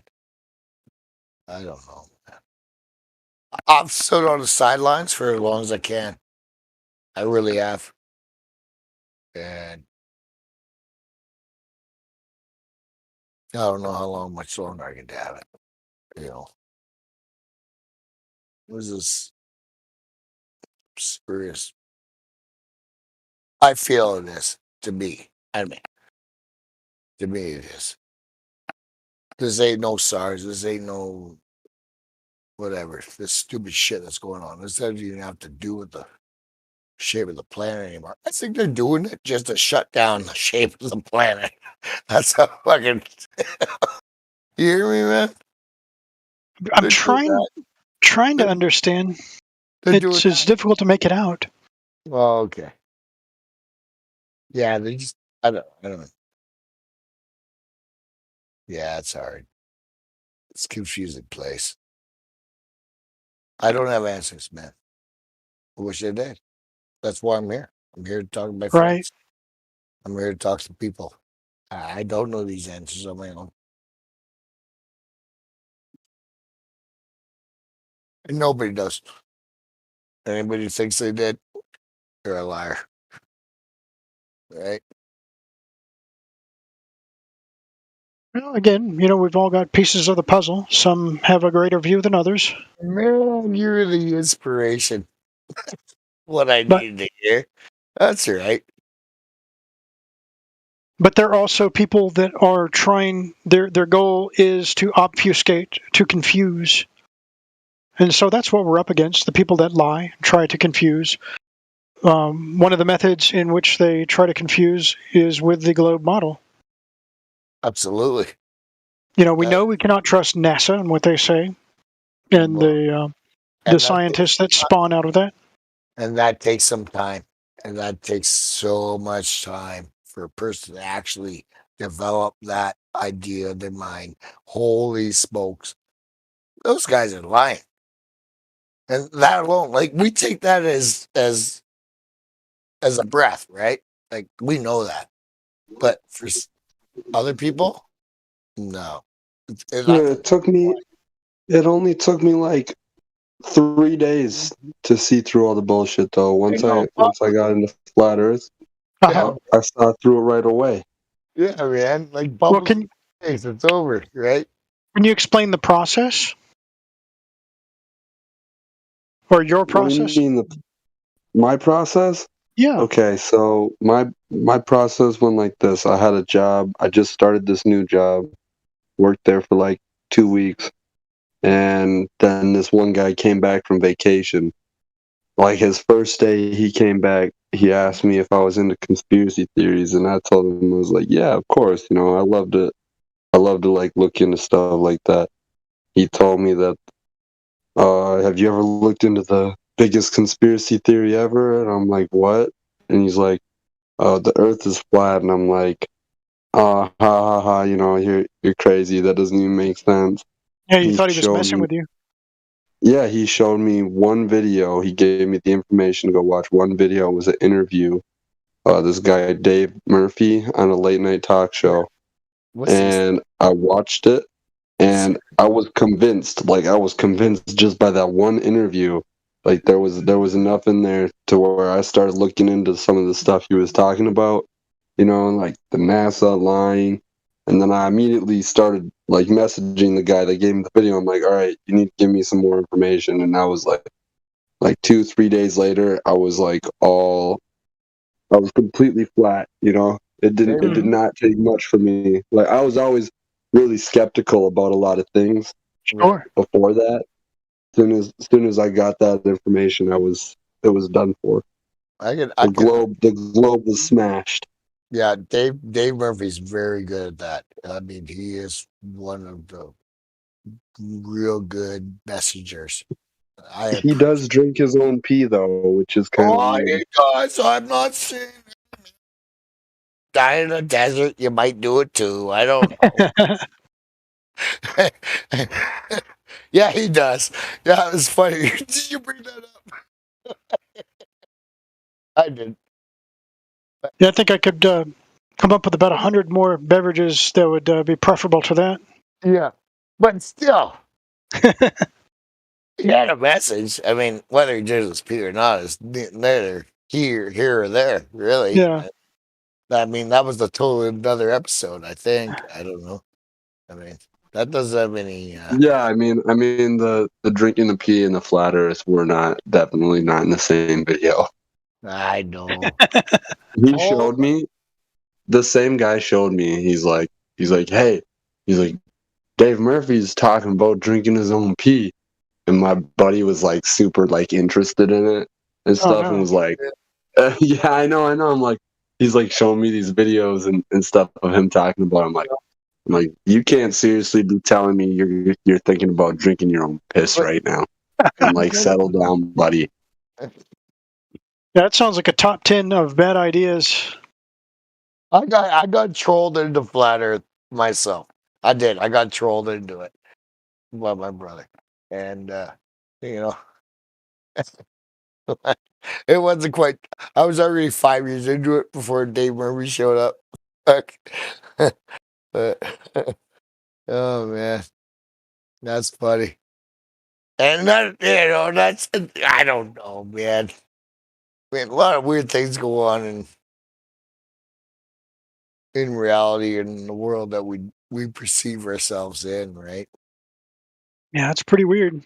It is, right? And you're gonna throw in. I'm not gonna throw Dave Murphy under the bus for drinking his pee, man. Maybe that's a healthy fucking thing. Man, I am not gonna do that. I haven't studied enough. I don't know enough about it. Well, look, here's the way I see it.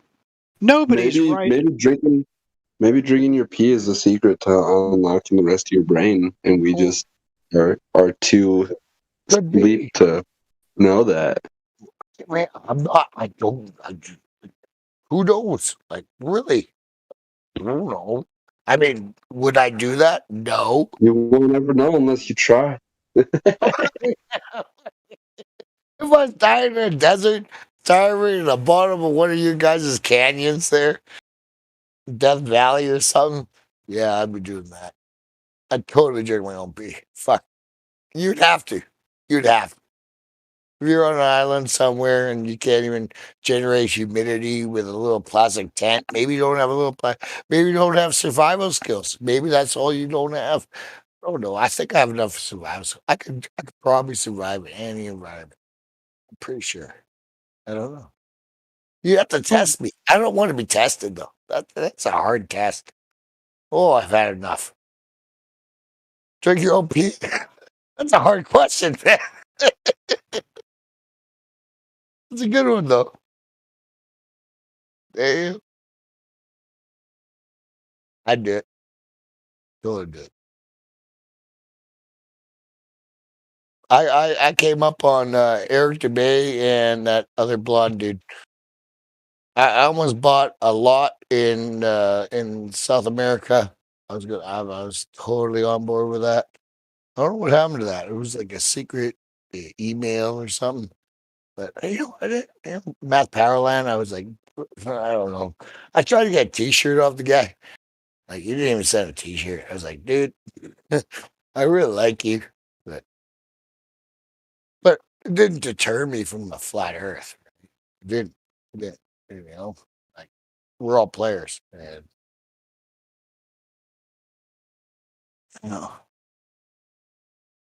that's my thing.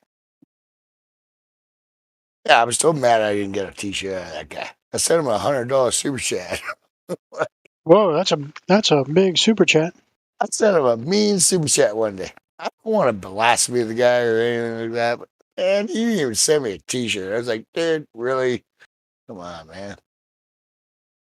I like him. I mean, photo or painting. That's where it. I think it's maybe originated. Not even before that. I asked my old man about it. He's like, "Oh, my old man had this old mentality about things. It's an old tongue-in-cheek thing," he said.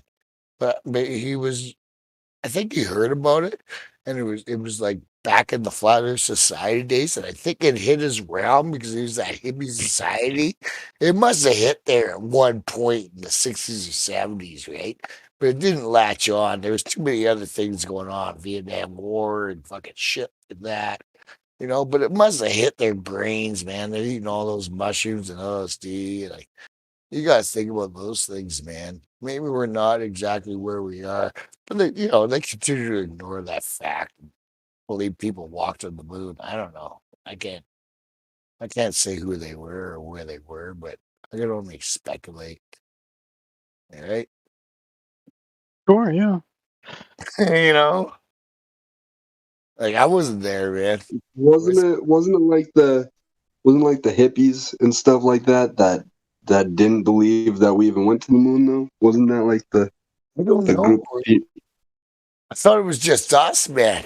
I mean, there's like a new thing, like since that dude did that movie, Sam Burgess what was that guy's name? You know that guy, bald guy. He's bald now. I don't think that movie came out in the 60s, dude. I think that was like a 2000 thing. It was like our generation. Like, we're the only ones ready to hear it. Not even our kids wouldn't even watch it. We had to watch it as adults. All right? We're the ones there sitting there with the determination of the understanding of the destination between reality and what. Maybe that did happen, man. Yeah, man. That's ours. No, that didn't come out in the 70s, man. No way. Maybe it did. They've been fighting about flat Earth since the 1800s. In books and stuff and whatever. It reemerges and comes back and kind of. I'm pretty sure they've been fighting about it since the heliocentric model was first introduced. Yeah. Absolutely. Absolutely.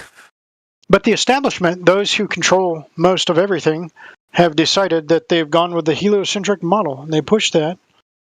And there's a reason for it. And I think it behooves us to try to discern all the reasons for pushing it. What are they using it for? Why use that model? Yeah. Global warming's a big lie that is hinged upon the globe. But you could say that there's global war, there's climate change with a planar model too. But the globe is so finite. it's only this big, and you can only fit this many. They claim you can only fit this many people, and so it causes people to it instigates fear in the adherents, those who believe it. And They want us on a globe. They want us on a globe so that we think we don't matter and none of this is important. We're all here by chance. So we'll wake up every day and we'll go back to work and we'll just slave our lives away. Well, I think you're right. That's it. That is it. Well, there's more to the motivation. I think they want us to accept draconian taxes. They want us to. They ultimately want to do away with us. They want us to accept our demise. This many people died. Well, there shouldn't be that many humans anyway, because the planet is not big enough to handle that many people. And they've also deified the globe. The globe is a living organism. It's a god to them. They worship it. And so by changing the plane of the Earth into a globe, they can deify it and turn it into a false religion. And turn it into a god that's worshipped. They want us to be okay with there being less people, with the depopulation, because if we're okay with it and we're like, oh yeah, that's fine, then once there's less people, it's way easier for them to control us. That's right. That's why they want less people. Yeah. Fewer chances of people to oppose them. They don't want to wind up like Pharaoh in ancient Egypt at the bottom of the Red Sea.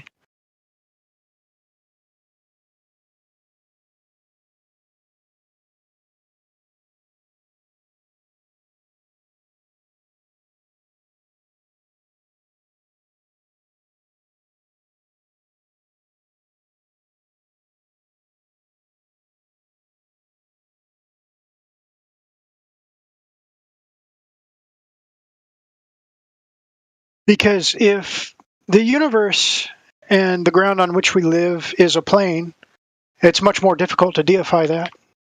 Is that good for Mother Earth? Well, Mother Earth only works if it's a globular planet, right? Doesn't really work very well if it's a infinite plane of land. And that's the thing, right? You can't even get to the concept of an infinite plane of land. And we live on the plains every day. Everything we see is flat, level to the horizon, that perspective that we're sitting on, and they steal that away from your mentality. And when you put it to the test. When you actually put it to the test and you have that courage to put it to the test, it's wrong. It's completely wrong.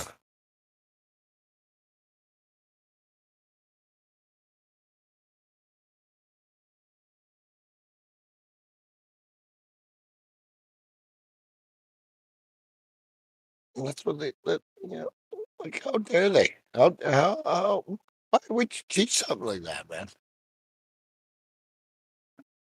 I'm appalled. There's no limit. There's no limit to the evil that they'll commit. There's no lie they won't tell. Like when you get to be an It's going to get crazier too. A free-thinking person to understand curvature. You can't figure that out. Like either you haven't ever thought about it, or you don't you don't care. I think a big part of the problem is most people out there whose eyes have not been opened cannot conceive that the establishment, scientists, teachers, television programs would lie to them. But they wouldn't lie. They wouldn't lie to me. But they're part of the program. That's the whole thing, man. Like they're within a program of a program, and I try to relate that to other people, man. Like they're in a program, and we're all in that program, and they're just reiterating that program. I mean, it's not their fault. They're part of it.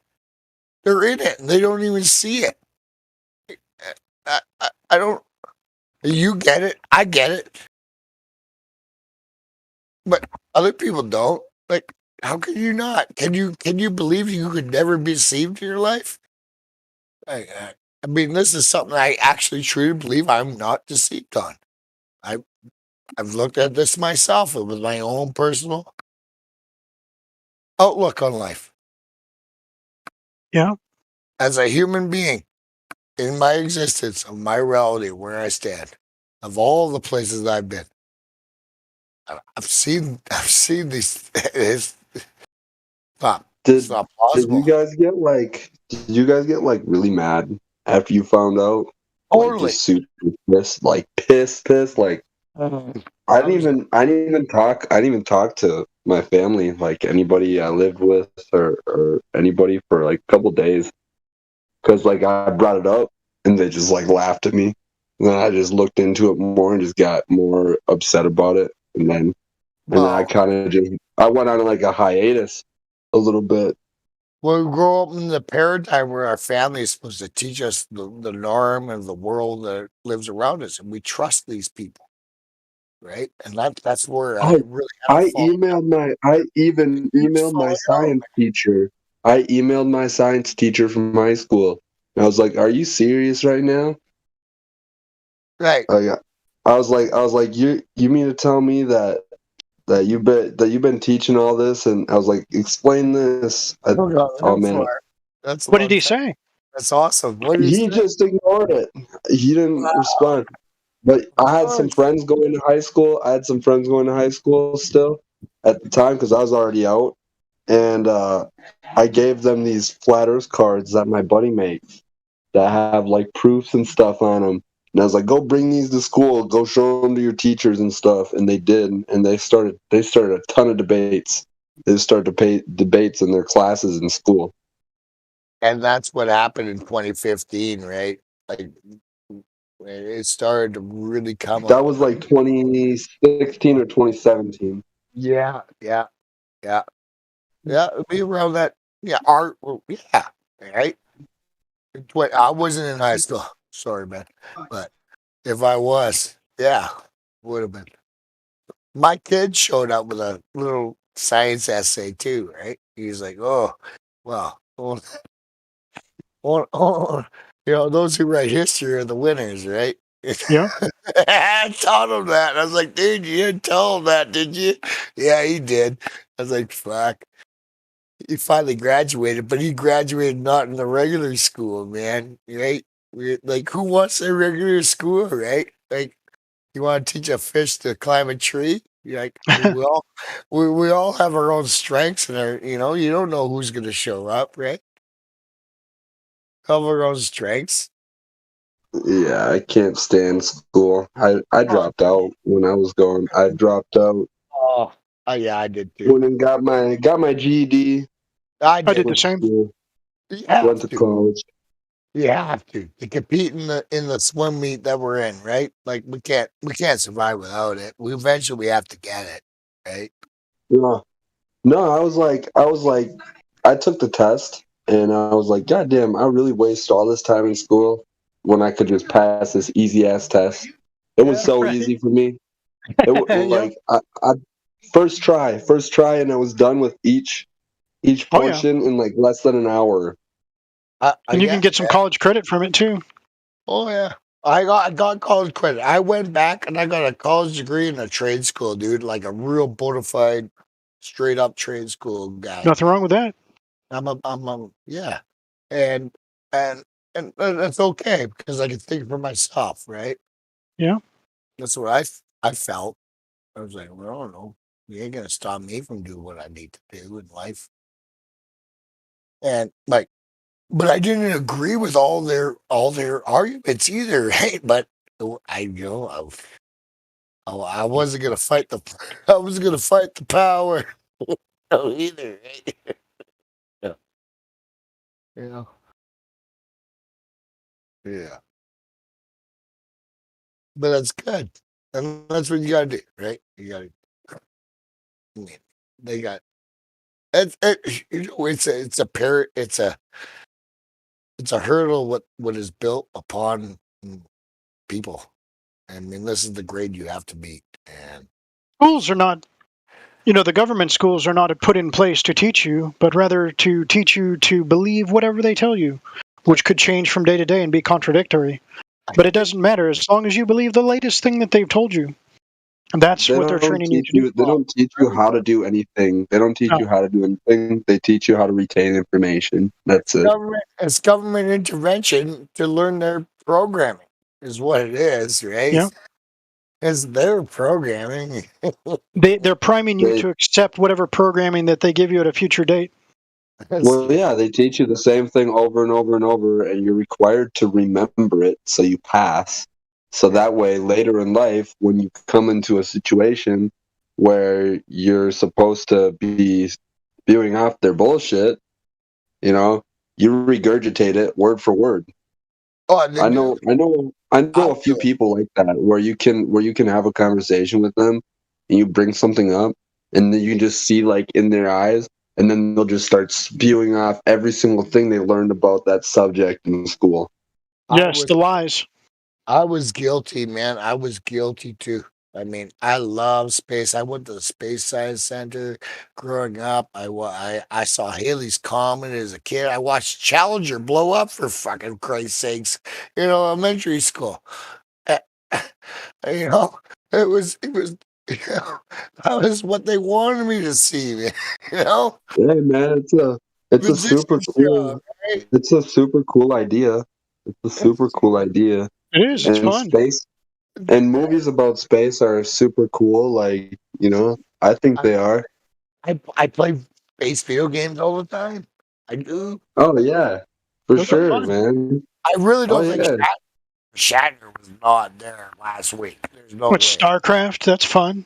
That moron. The Star Trek, the Star Wars games, those are fun. I love space.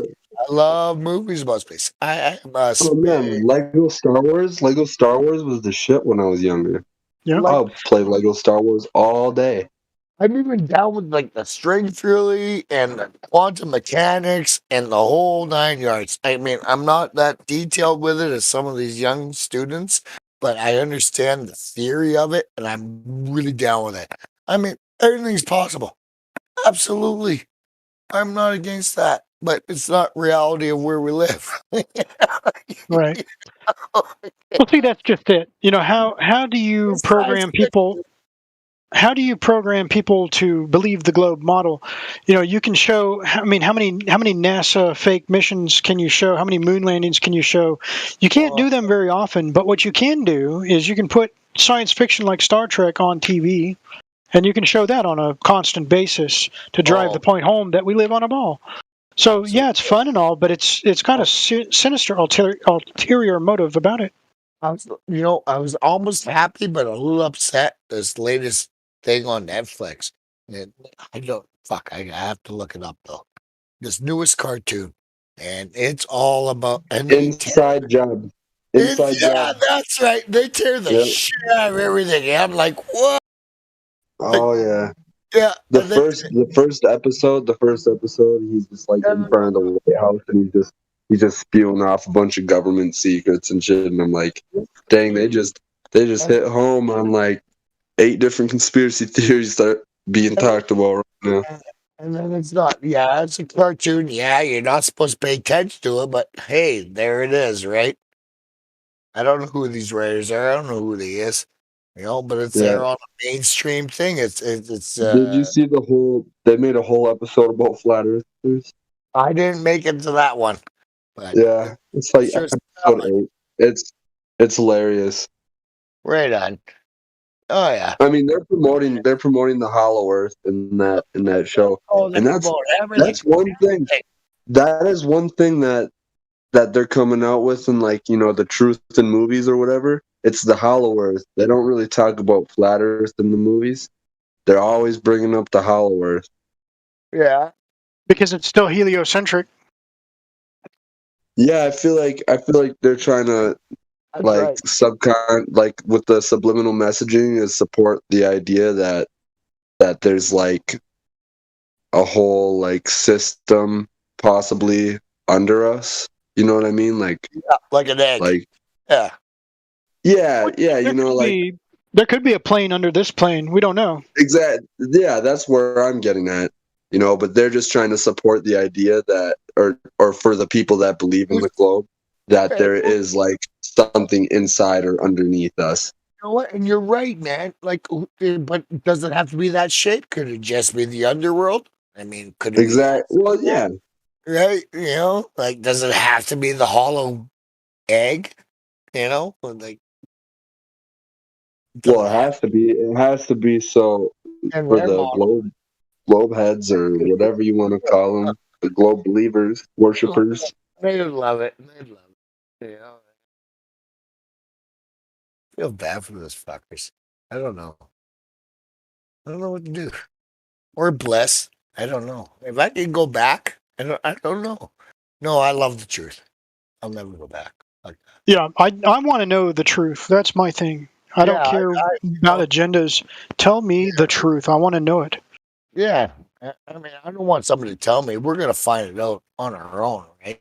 Like, we're not, we're fully coherent enough and intelligent enough to understand what is and what isn't, right? Like, I don't need anybody to tell me anything. We can figure that out. We are at that point in technology and in our lives where we don't got shitty ass telescopes. We got P1000s. We got technology on our side, and that's all it takes. Right? And there's also effort to disconnect us from our past. And the way they do that is with language. Then I'll give you an example. Have you seen a 1611 King James Bible and try to read that? It's English, but it's not the same English that we speak. Right, Old English. Yeah. Even the spelling of words is different. Yeah, and that's not by accident. No.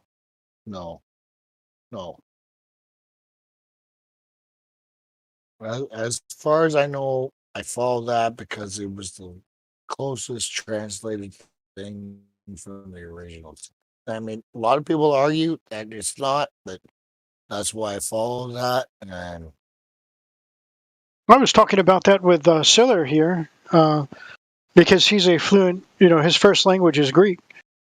And so he was explaining how they're trying to jack with the Greek language so that we can't understand the older books. See, that's the thing. That's the beauty of the Greek language is that it's a static language, meaning it hasn't changed much over the centuries.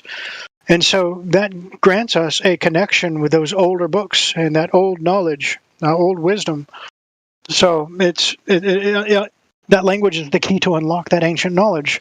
The Rosetta Stone, they had the Greek that enabled them to be able to translate the Egyptian language and the hieroglyphics. Were it not for that connection with the Greek language, that would have been impossible. And so by them trying to change it is a way to try to block us from being able to understand those older texts.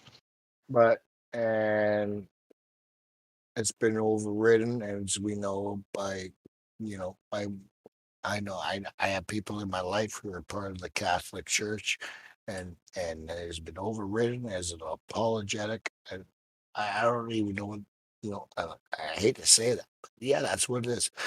I mean, changing the word from the firmament to the void, I never quite got. But when you go to different Bibles, it changes the wording, and like, well, why? It was the firmament in the King James, so why is it the void now? And that's even the Christian Bible. I'm not sure, and they attack our religions, and they take over our Catholic churches. And my mama loved the Catholic Church, and I'm not saying anything about anybody's church, but I mean, things get misconstrued and taken over, and try to turn society a certain way, right? So now everybody fucking hates it, right? Everybody hates it. Everybody hates it, and they hate each other too now. Yeah, right. You know what I mean? Like, it's messed up, right? Yeah. Well, okay, so the Even Greek though it's language. not right, but Okay. yeah. Yeah. The Greek language. Well, the Greek language at the time of Yeshua and the apostles, Matthew, Mark, Luke, and John, Yohanan, those men, any scholar of that day, spoke fluent Greek. And so, every region has its own language. For example, Jerusalem would speak Hebrew. That would be the native tongue, or Aramaic, probably Aramaic at that time. Yeah. Or if everywhere you would go would be a different language, right? And so the only way that you could, somebody from Jerusalem could communicate with somebody from Rome, for example, was to write in Greek, because that was the universal language. If you wanted to, you could write something in Greek, and somebody halfway across the world could understand what you had written. Whereas if they had written all their materials in Hebrew, only people in Jerusalem and Judea would be able to discern or understand it. So if the goal was to get their message out to the most people possible, it seems logical that those texts, those writings, would have to be in Greek. And so, a lot of the oldest New Testament books the copies are Greek. So that would be why they would want to manipulate and mess with the Greek language, so that it would disrupt our connection to those original texts, so that we could gain the correct understanding of them. I was understanding everything was prehistoric was Hebrew. That is news to me. What's that? I was under the understanding that most things were Hebrew in the Old Testament. Yeah. Okay. So to understand, most of the books were in Hebrew in the Old Testament. The writings of Moses, the Torah. The Torah is the first 5 books: Genesis, Exodus, Leviticus, Numbers, and Deuteronomy. Those books were all originally written in Hebrew. And then after King Solomon, some years after that, first off, the northern kingdom of Israel, most of the tribes of Israel were conquered, captured, and carried off to distant lands by the Assyrians, and they never returned. So all that was left there you had 2 tribes, Judah and Benjamin, which occupied Jerusalem and the surrounding area, and you had some Levites mixed in there, and that was all that remained of Israel. And eventually the Babylonians came in and conquered the Judean kingdom and carried them off back to what is modern-day Iraq, near Baghdad, the kingdom of Babylon. And they became slaves. And so in their captivity in that foreign land, which is modern-day Iraq, the language was Aramaic. And so they no longer spoke Hebrew. They began speaking Aramaic. And so the subsequent texts after that were written in the Aramaic language, Ezra, Nehemiah. And then a few hundred years after that, Alexander the Great came on the scene and conquered the known world. And he was a Greek speaker, and he caused everybody, everywhere he conquered, to speak Greek, or at least it was the language of the government, the officials. And so that's why Greek became such a universal language, whereas you could be in Baghdad, write a letter in Greek and send it to Rome, and somebody would be able to understand it. It was a means of uniting the world via language. So by the time Yeshua came on the scene, Greek was very common. Yeshua? Really? Jesus. Jesus is... Well, I was thinking this is way later. Wow. Okay. I'm thinking 1,500 years later. Wow. You're talking about that time. Okay. See, Alexander the Great was about 400 BC, somewhere thereabouts. The Babylonian conquest of the kingdom of Judea was about 600 BC. Wow. So Alexander the Great came 200 years after Babylon. Okay. And then, Rome came on the scene approximately 200 years after. I'm not exact on the dates, but I'm just giving you a ballpark. Approximately 200 years after the Greek Empire, the Romans came on the scene. It was interesting. The Greeks, they had the best military strategy of the time, the phalanx, lock those shields together, get those giant spears bladed, and you got that solid unit, impenetrable. But there was a Roman general who discovered a way to defeat that tactic. And what he did was he lured the phalanx onto uneven ground to where the phalanx could no longer lock their shields and were exposed, and his legions were able to exploit it and gain the victory. Mm-hmm. But it's still a solid tactic. Even into the Napoleonic era. What's that? Absolutely. Yes. You look at the riots today. You look at the police. They've got their shields. They've got a phalanx. Use the same military style. Yeah. Yes. That's right. Yeah, they do, and they use it on us. Exactly. And that's old military strategy. Yeah, it's that sick. When you see them come there and a wall of shields at you. But Jesus, the term Jesus is okay. Go ahead. You watch that guy, man. Those guys, like lockdown, 60 days or whatever, and they bring those rat guys into that prison just to get that one guy out from fucking spreading shit all over the cell. That's what they do. Mm-hmm. That's what they do to extract you from the situation, right? Yeah. Tactics. Yeah. That's my excerpt. Okay, but so Jesus, the original name was Yeshua. That's the way it was. That's the way it was pronounced at the time he was walking the earth. But you see, as I was describing earlier, the texts were written in Greek so that the maximum amount of people would be able to read them and gain understanding. But not only that, the Apostle Paul, a lot of the letters that he wrote were addressed to people that lived in Greek-speaking areas. So naturally, you're going to write in that language.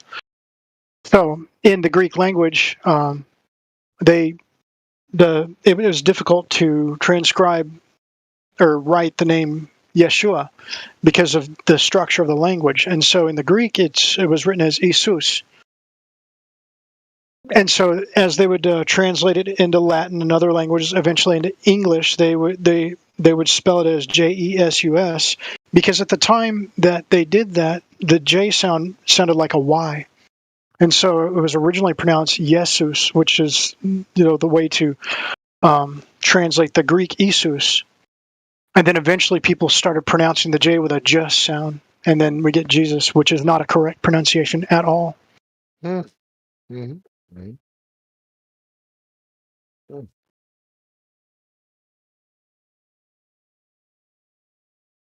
And that's what happens over time, man. It's a telephone game. Well, I think a lot of that, the mispronunciations is deliberate. Possibly. Trying to confuse people. Mm-hmm.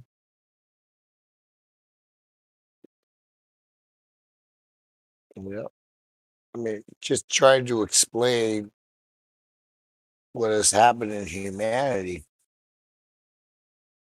to a man like Jesus, to people or children is tough outside of a church. It's just it's very difficult to explain. Yeah, I got a almost 3-year-old child, and I don't even want any more kids. The way shit's going. Yeah, man. I got 2 adults, and I'm about to have another one. And it's like, I'm going to raise this one a little different than the last couple or myself, right? Yeah, it is hard. It's hard. It's hard to raise a child. No shortage of predators from which to try to protect your child from. Oh, man, the only thing we worried about was a green van, man. In our neighborhood. Hey, watch over the green van. We don't know why we didn't like a green van, but we didn't like a green van. That was, yeah. I guess, bad shit did happen. It's probably in my subconscious. I don't even know what happened, man. You know what I mean? I was like part of that generation. Like, you don't want to know, man. There's some weird, freaky people running that world, man. and they're still running it, right? Yeah. They are, man. Yeah. Kid you right. Right. But here we are. We're surviving. That we are. And the message is still strong. Okay. We'll keep our message. I hope we do. I say we as a group, as people who are sitting here tonight, under all the messages that need to be said. Yeah.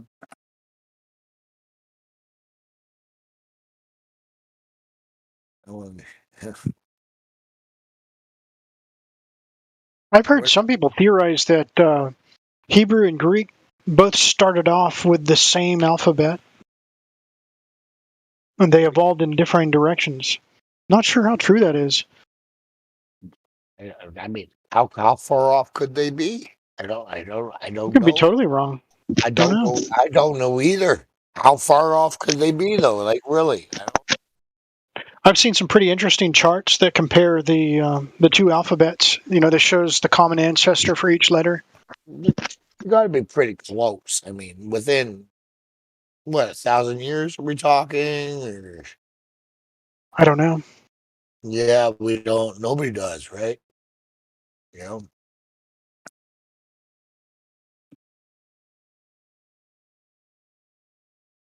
Which book is what? Was Aristophanes there measuring shadows? That's the only thing everybody fucking knows anyway, man. Some dude named Aristophanes measured shadows with a stick. A Greek mythical god, just like Mercades or anybody. They haven't even found out who that guy is. He's not even, as far as I know, he's not even a documented human being.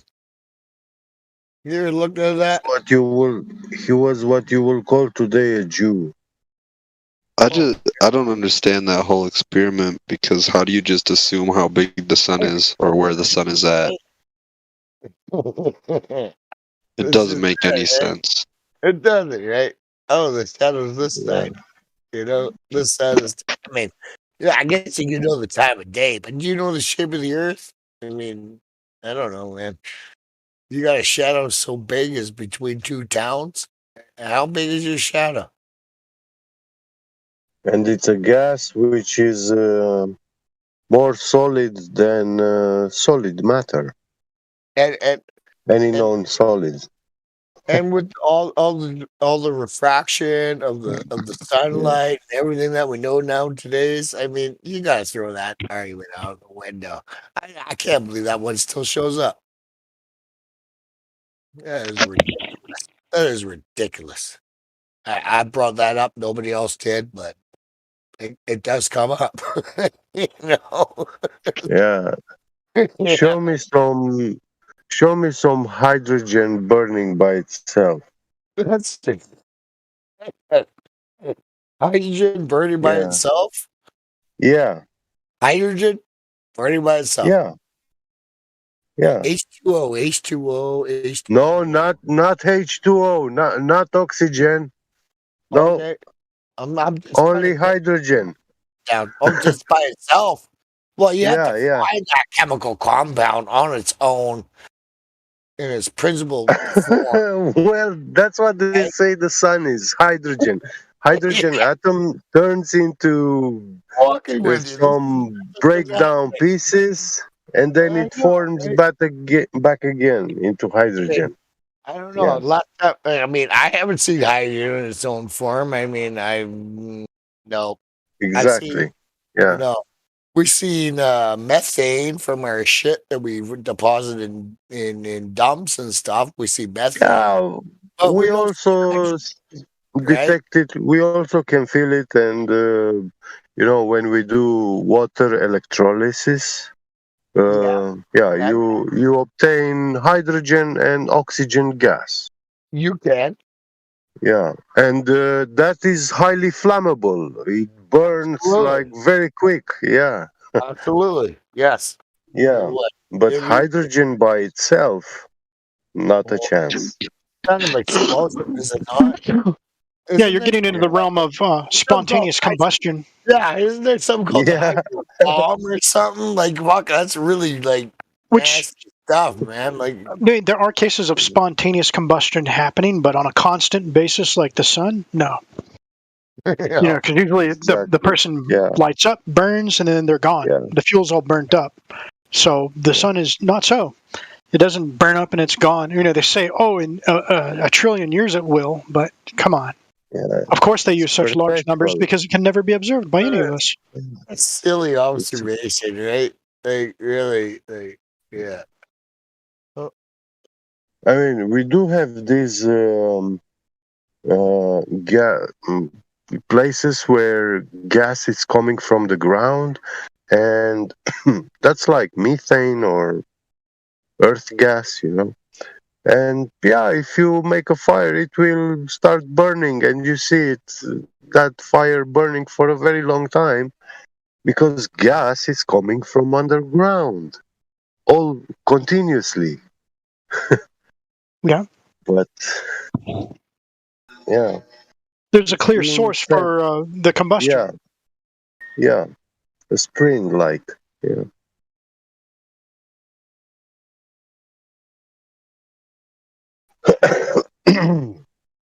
I mean, then also the moon being a reflection of the sun doesn't really make a lot of sense either.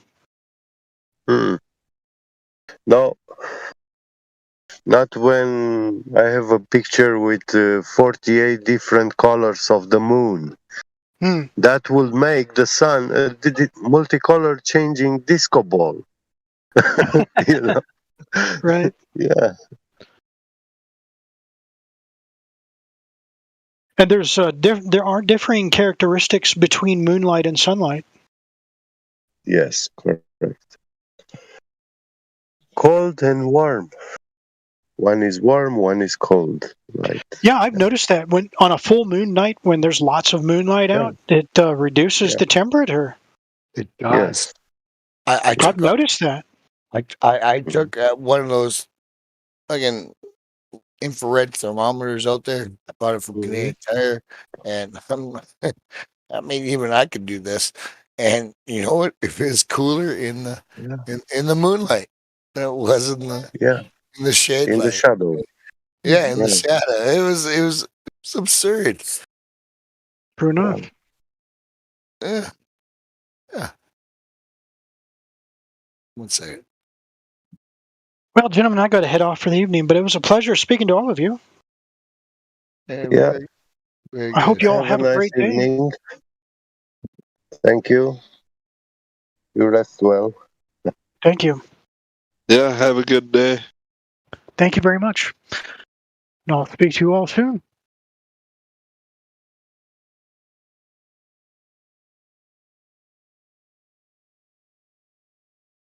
Does the moon have a cold light?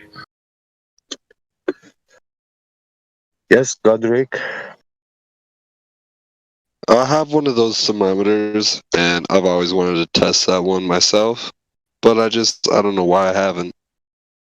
I just I don't think about it at night, you know, when there's a full moon or whatever, you know, but I have one.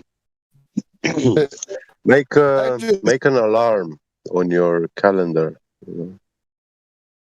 Oh yeah, that's a good idea. Yeah. Yeah, I didn't even think of because it was just a full moon, and I knew it was a full moon too. I just wasn't thinking that I had the thing. It's kind of wild. It is kind of wild, and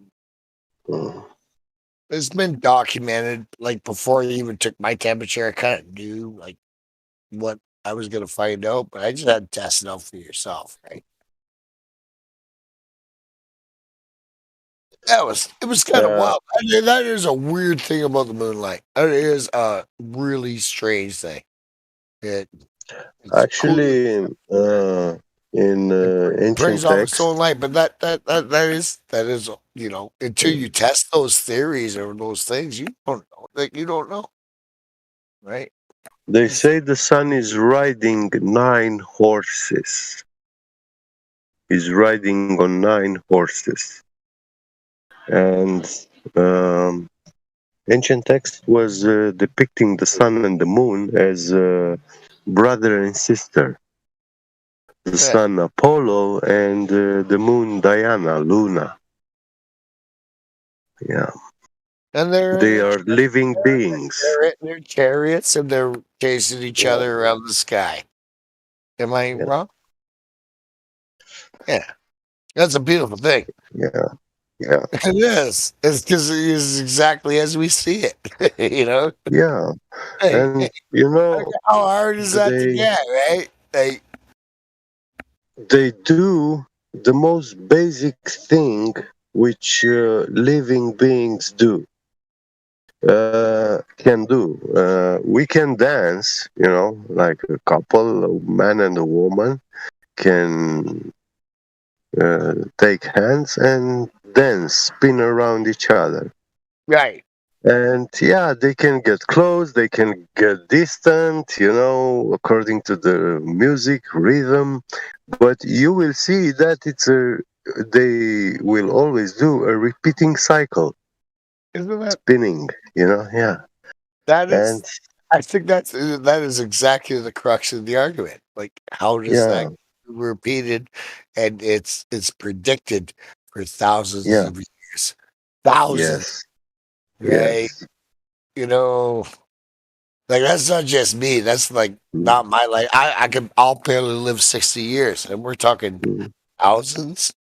You know, Yeah. it's like, what is that? Like, I don't know. Like, Well, a thousand years from God's perspective, that's one day. Oh, it's a blink. It's a blink, right? Oh, that looks cool, man. It's one day. I'd be like, that looks cool, man. It looks good. I'll go with that. You know? Yeah. Exactly, right? So, like the normal human lifespan now is like a little bit over half of the 10th of one day. Yeah. Yeah. In the overall perspective of life, right? You know? But, you know? God said the man days should be 120 years. And yeah, the government, the system managed to reduce that to 60, 70. 60 years, man. Yeah, Yeah. that is the sad truth. It Yeah. is. And I'm not looking forward to it. I'm not. Yeah. You know? That's why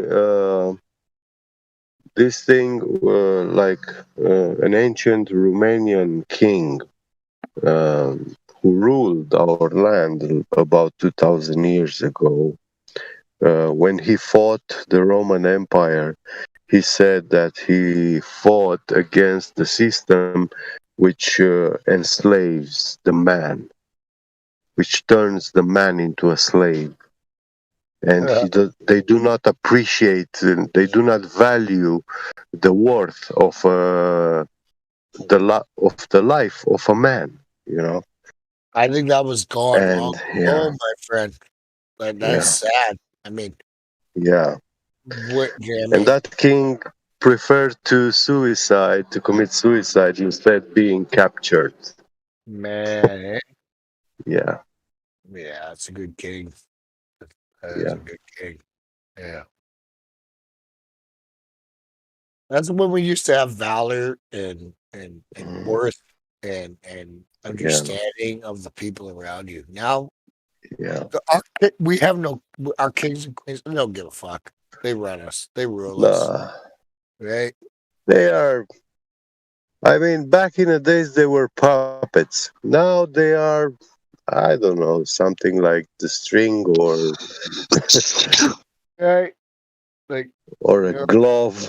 I don't know what it is. Yeah, they fit so good. They just keep going on with it.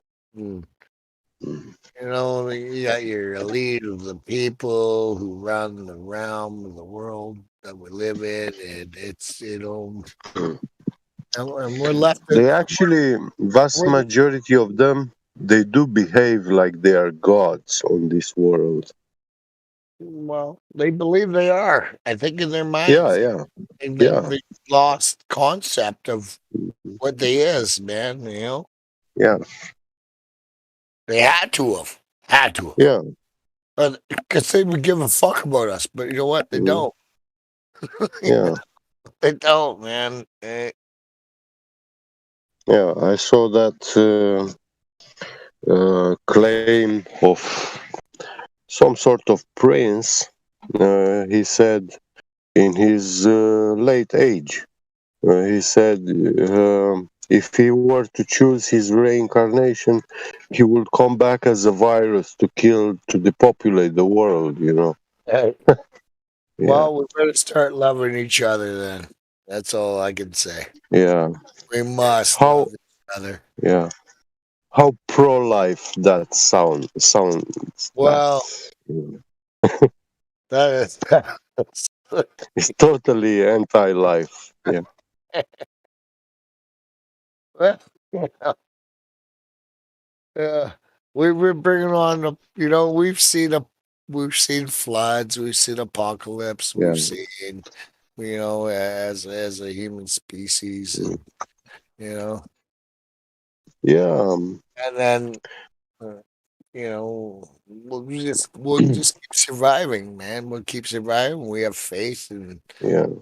in what is true and what is right, and Mm.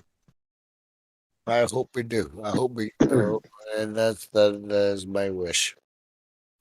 Yeah, I want nothing but for the best of the best to show up out of this. The most intellectual people and the most brave, the most strongest, and those are the ones that we will survive. Because we are the braver and we are the strongest. And that's who does survive. Right?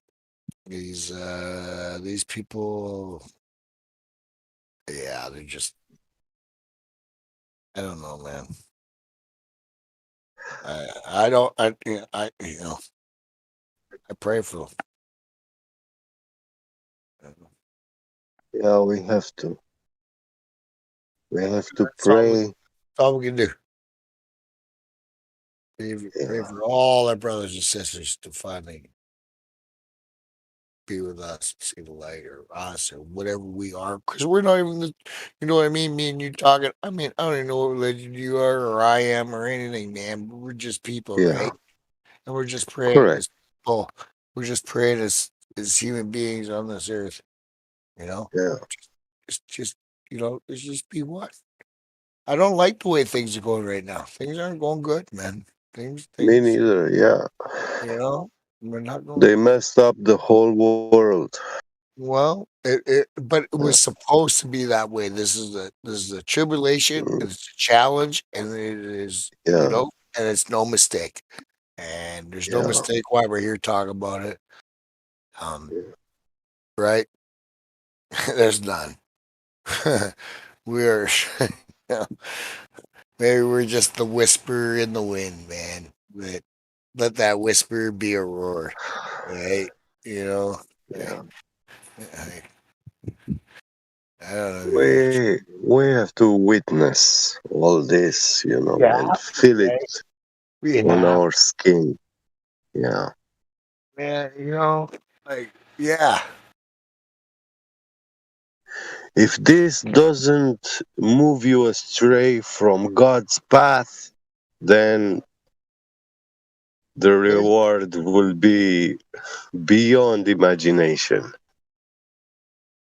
Hopefully it's the push and the shove that brings you there, right? And Yeah. that's what it takes. I mean, a lot of people are questioning. A lot of people are on the fence. There's a lot of fence sitters out there that just don't understand Yeah. what exactly is going on. And But you know, I've seen many cats falling from the fence. and I am as guilty as every one of them. You know what I mean? Yeah. You know, I'm not saying I know everything, man, but you know, I hope I'm on the right side of the fence. You know, But you Yeah, you are because you gotta pick your um field, right? I picked my field, and that's where I yeah, stand. At least I put my you boots in the ground, wake and I you get wake things with your heart. Yeah, you that's have what to. it is. Yeah, I like Yeah, that. yeah, You gotta weigh it with your heart and take an yeah, understanding, right? yeah, Like a little bit, right? yeah. That's cool, man.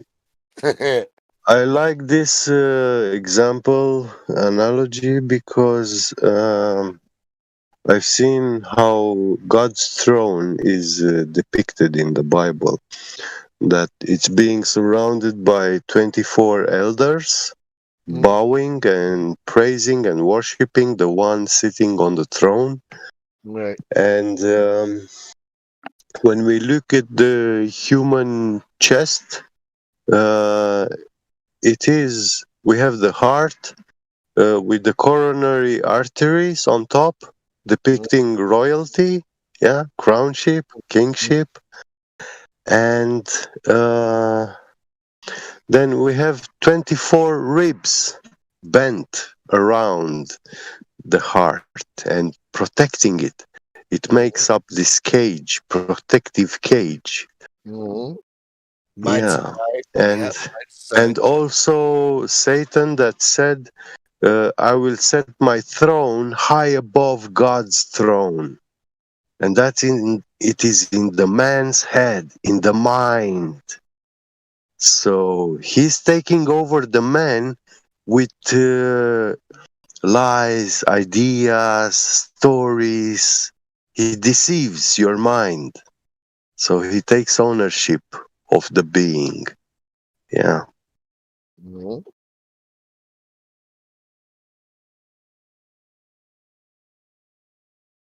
Yeah.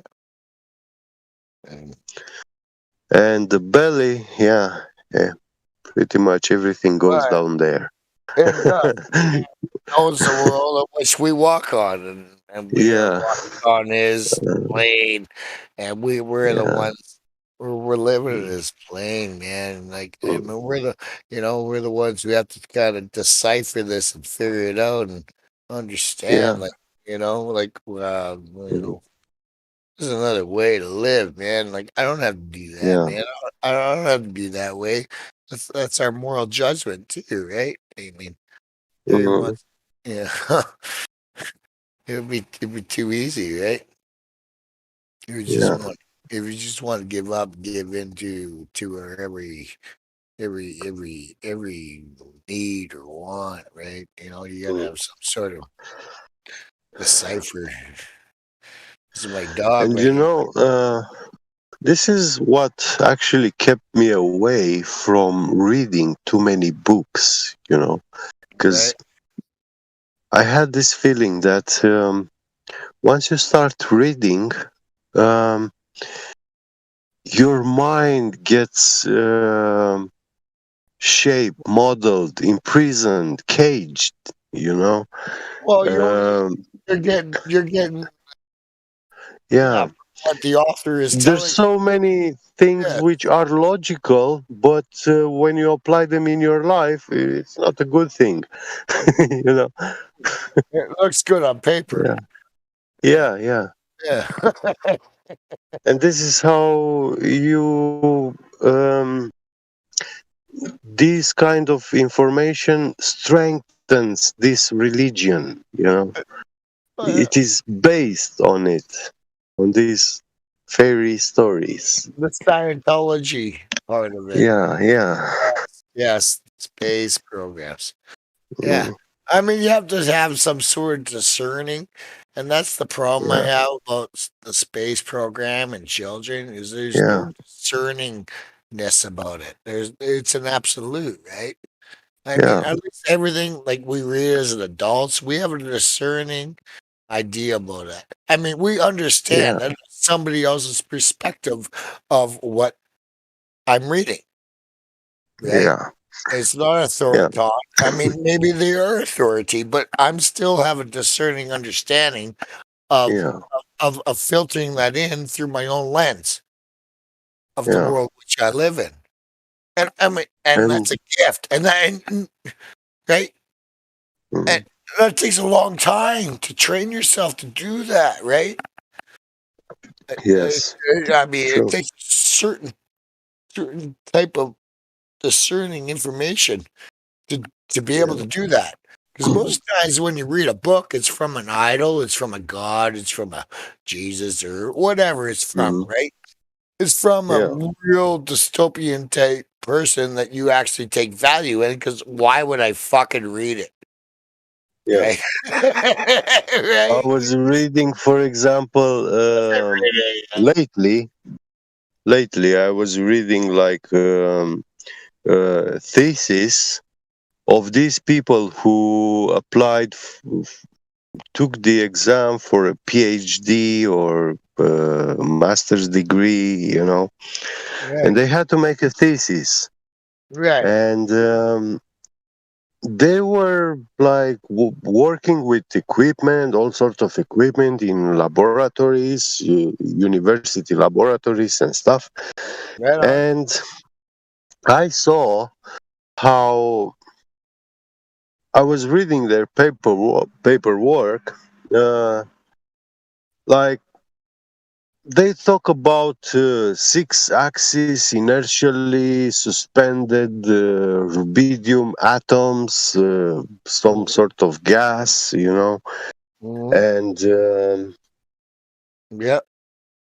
when I just read that title, it's already mind blowing, you know, like 6-axis suspended inertially, you know, like.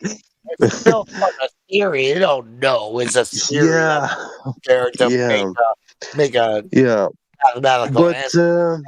yeah, I went there and I studied. Yeah, these are some devices. They call them co-magnetometers or stuff like this, and they are devices to detect motion, acceleration, you know, and all sorts of vibrations and stuff.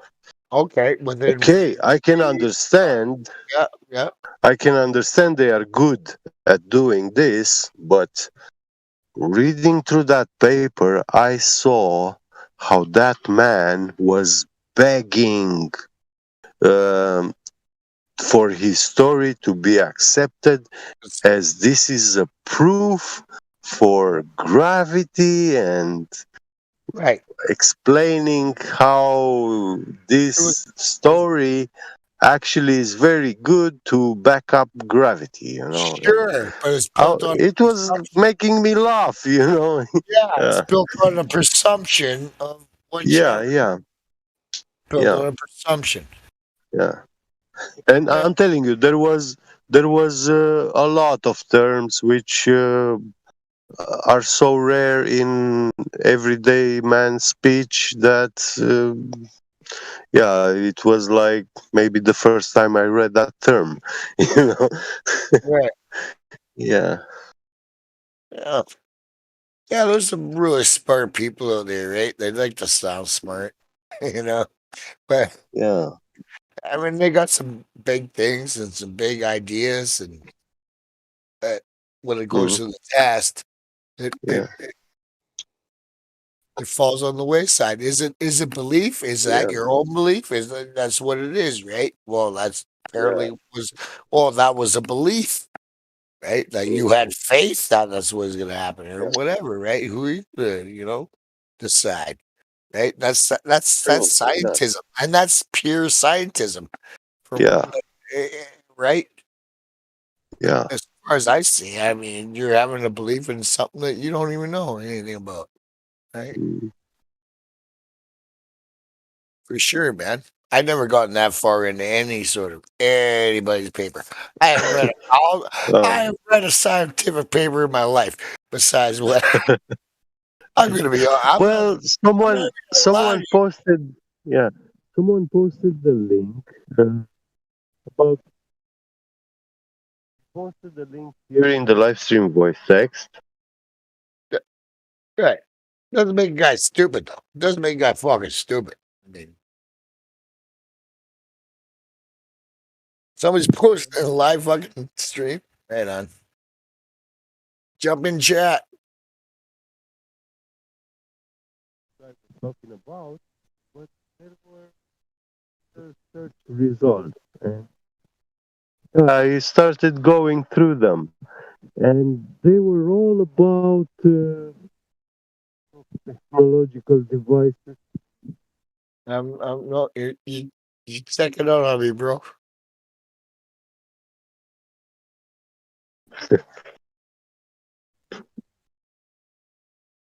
They were talking about lasers and yeah. They're in the YouTube chat. I don't even Who? check. Ah, Is that what you're reading? no, it was on Google Scholarship. Oh, I don't do that. Oh, Yeah, okay. yeah. Oh, I thought you were on our live chat. We were doing that. Yeah, when you type Google Scholarship in Google, you will find that specific link, and when it's just the same, it's a search engine, but it shows you these academic stuff, results, search results. It's not like the commercial Right. side. Yeah. I mean, that's stuff that we never had. Eh? I was thinking about this the other day. I didn't even have a cell phone growing up. Like you actually had to know your answers by your parents or your Yeah. teacher. Yeah. That's all the answers we ever had, man. We couldn't do a fucking, we couldn't get no fact check. That was the answer in our lives. My dad said this, or my mom said that, or my teacher told me this. That's the way the world worked. Well, they had this TV show, "Wanna Be a Millionaire" or something like that, and there was an option, call a friend. That when must you have been didn't. Yeah. Yeah. But then things changed, right? And your friend Yeah. had Google, and your friend had Google. Google became that friend. Yeah. Oh yeah. And that motherfucker listens to me all the time. I'm like, Yeah, he man, does. Yeah. I can't believe it all the time. I talk about shit, and that shit shows up in that thing. I can't believe it. It's mind blowing if you pay attention. Well, I, as a ex-hacker, yeah, I was in the early 2000s and the 90s. I did see this stuff like making a search engine, blah blah. Yeah. It wasn't very hard. I don't know. I used to run like DOS and shit, and like I used to programming like early school programming, and that's what it comes down to, right? It must. Yes. Yes. Right. Yeah. Yeah. And I used to program video games on an Atari. There was a tape me too. recorder, Yeah. and you had to type all your commands, and we had a book like the size of like Xperia, and oh man, what does it work just to make a worm run around a cage? Never mind. Never mind hacking, right? You didn't know that's what you're doing, but that's what you're doing, right? Yeah. That's what you're still doing. You're a worm hacking into infrastructure, and it all comes back to that programming, right? It has to. Yeah, correct. It has to, right? I don't know. It's the grandfather programming. That's all I know. Right? Well, now I stick with G code, like CNC machine milling and stuff like that. Yeah, they made things way much easier. My cousin is asking me, "Oh, why don't you get into Python and all these new programming languages?" And I say, "No, if I do that, I'm gonna start hacking the financial stuff, Whatever, right? banking and Because it seduces Boy, you boy, a lot. you don't want to be. Yeah. Yeah, there's a whole world there I haven't touched, dude. I haven't touched it. Like, why would I? Like, no way, man. Yeah. Like, I'm an old school bank robber. I'll walk in and just take your money. Like, I'll just do it. Well, I don't think you see, in the 90s and 2000s, the Americans were the people who were like having this financial system, electronic financial system, credit cards, ATM machines, and all this stuff. And in Europe, it was here too, but there wasn't so many using it. A little slower, right? Yeah. In Europe, people mostly prefer bank transfer or cash. Yeah. Yeah. And now where I am, you can't even give cash away, man. Like, it's all Yeah. Wow. Like, like, please don't bring your cash, your dirty cash. They say, right? Like, holy fuck, it's all cryptocurrency. We're all debts. We're all a fucking debt. We're born into debt. I mean, right? Yeah. It's terrible. It's a terrible thought. Yeah, it's a different kind of hustle. Different kind of hustle nowadays. Yeah, you can't. I was watching these old like I love watching the crime shows. The guys who got off with the best heists in the world or UK or whatever. Right? It's awesome. Yeah. But you couldn't do it anymore because there's no money in the vault. It's not there anymore, man. You know who's screwing us? Who's doing the crime? The corporate fucking people are doing it. There's no cash anymore, right? Fucking Muck. They stole it from the little guy. We can't even steal from them anymore. They're stealing from us so bad, man. We can't even take from the man. It's brutal. Well, every theft is being recorded. Oh yeah. Everything. If you got away with it, it doesn't mean. I mean, if you got away today, it doesn't mean you are away with it.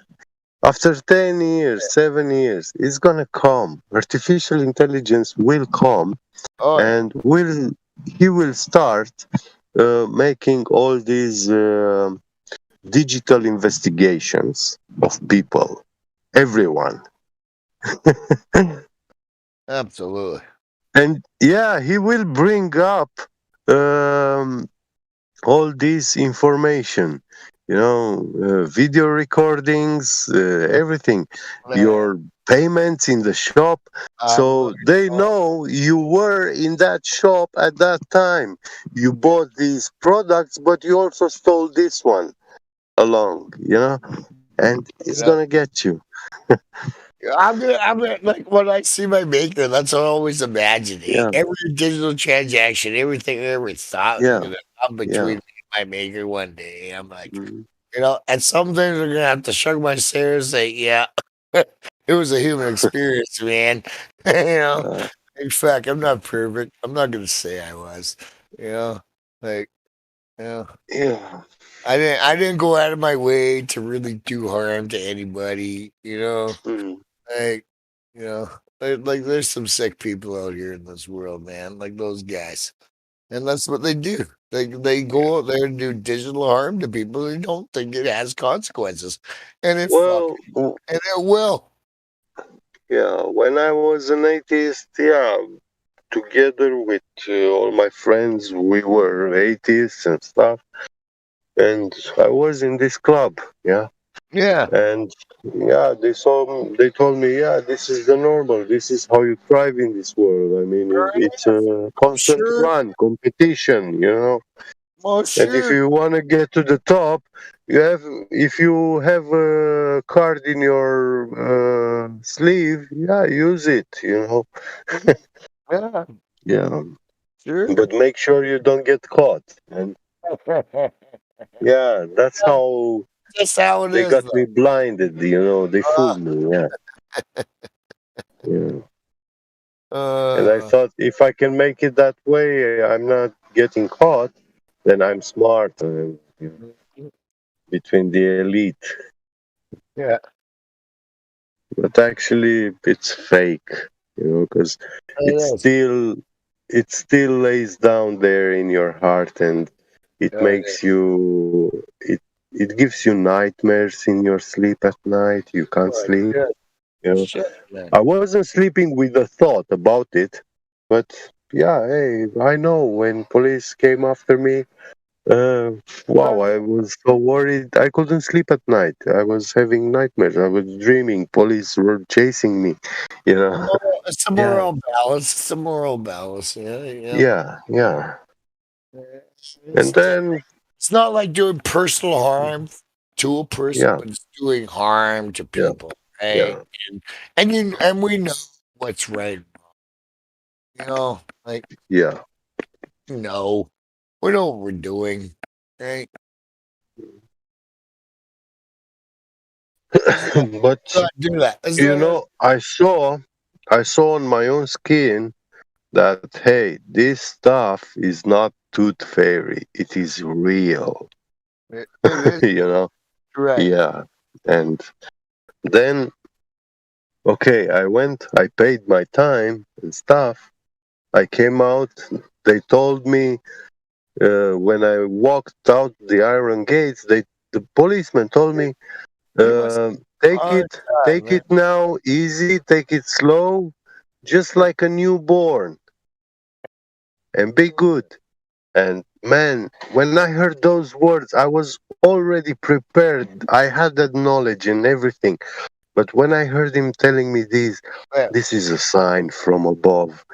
God wanted this man to tell me these words, No, Yeah. but like that's the weird part about it, man. Until you're fucking denied that kind of interaction Yeah. with the world, man, like you're denied Yeah. certain things that you thought were a privilege, but it's a right. Yeah. And like fuck, man, it changes your fucking mentality, right?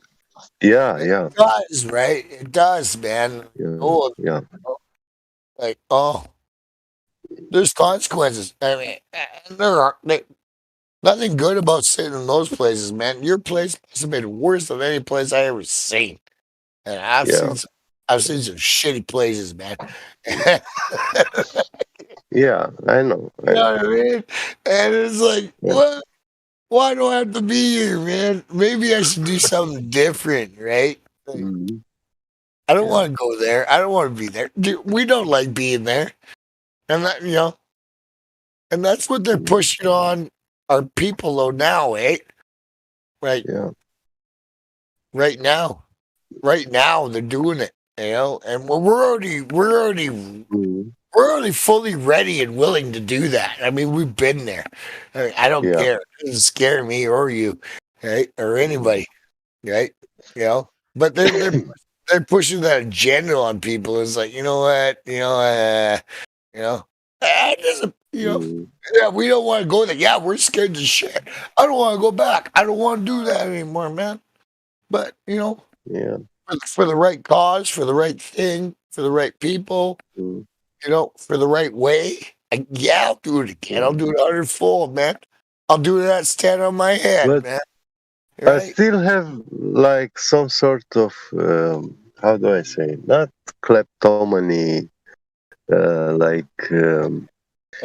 it's a habit, sometimes I go big supermarkets and stuff like this, and I see something, I put it in my pocket, but I also buy stuff, yeah. Yeah. Yeah, man, that's okay.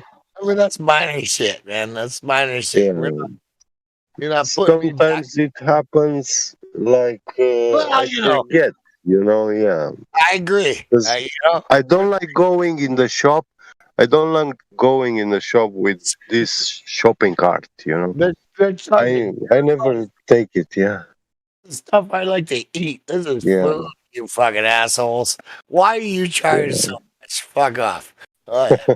Yeah. Oh, yeah. I grew up with a guy, he stole a chicken every Saturday night, man. He put it in his Yeah. jacket, brought home a nice, fancy baked chickens every week. And Yeah. I grew up like that. Well, I think stealing food is not actually Hungry, a really though. bad thing. I Yeah. stole food when I was hungry, man. I won't lie. I've been hungry. Yeah. I have been. Even a rich country that I Mm. in a rich country, could you believe it? In a rich country that I live in, I had to steal food once in my life. Yeah. Yeah. Yeah. Fuck, It's that's no real, surprise man. for me. Yeah. Man, in a rich fucking country, man. Like, fuck, dude. Yeah. What the hell am I doing going to a 7-Eleven stealing sandwiches for it, right? Because I'm Yeah. part of their program, man. I'm part of their program, right? That's, Yeah. like, I shouldn't have to do that. Ever. Right? But I had no choice. Every man, despite he's working or not, he should have like at least one meal a day, Working or not guaranteed. whatever. I was a piece Yeah. of shit of the earth at the time. It didn't matter. Like, you know what I mean? But I did it. I mean, I had to. I was gonna die. I mean, I felt like I was gonna die. I mean, like, I mean, we get that way. I mean, we're people. Yeah. We have to fucking eat, man. You know. That's it. But I will never be violent. No, Like fuck robbing or stuff like that. No. no. Shit, no. Or like stealing from someone, a person. No. I'm okay if it's a big store, supermarket. I know there are cameras, they see me, I don't care. But yeah, it's something little, not something that I lose my soul for it. Because, if you can pay it back, then Well, it's not just true stealing, Yeah. well, yeah, it's not for profit. It's the fucking goddamn crime. Yeah. I mean, I don't know. Yeah. I guess, And also some sort of rebellion against this system, like these corporations, because they are literally psychopaths. They I mean, they are guilty of so many people dying. Oh, and they don't know it, and it's not their fault. It's not the people in the store's fault. It's bigger than that, right? Like, when we get over that, it's not any justice to it, but it's like, whatever, man.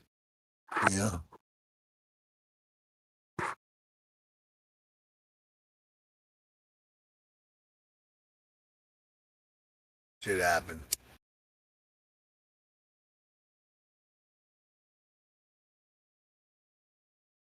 Yeah.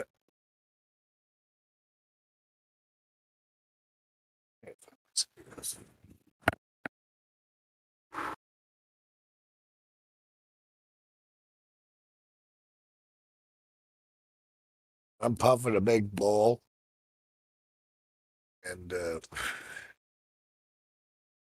very nice.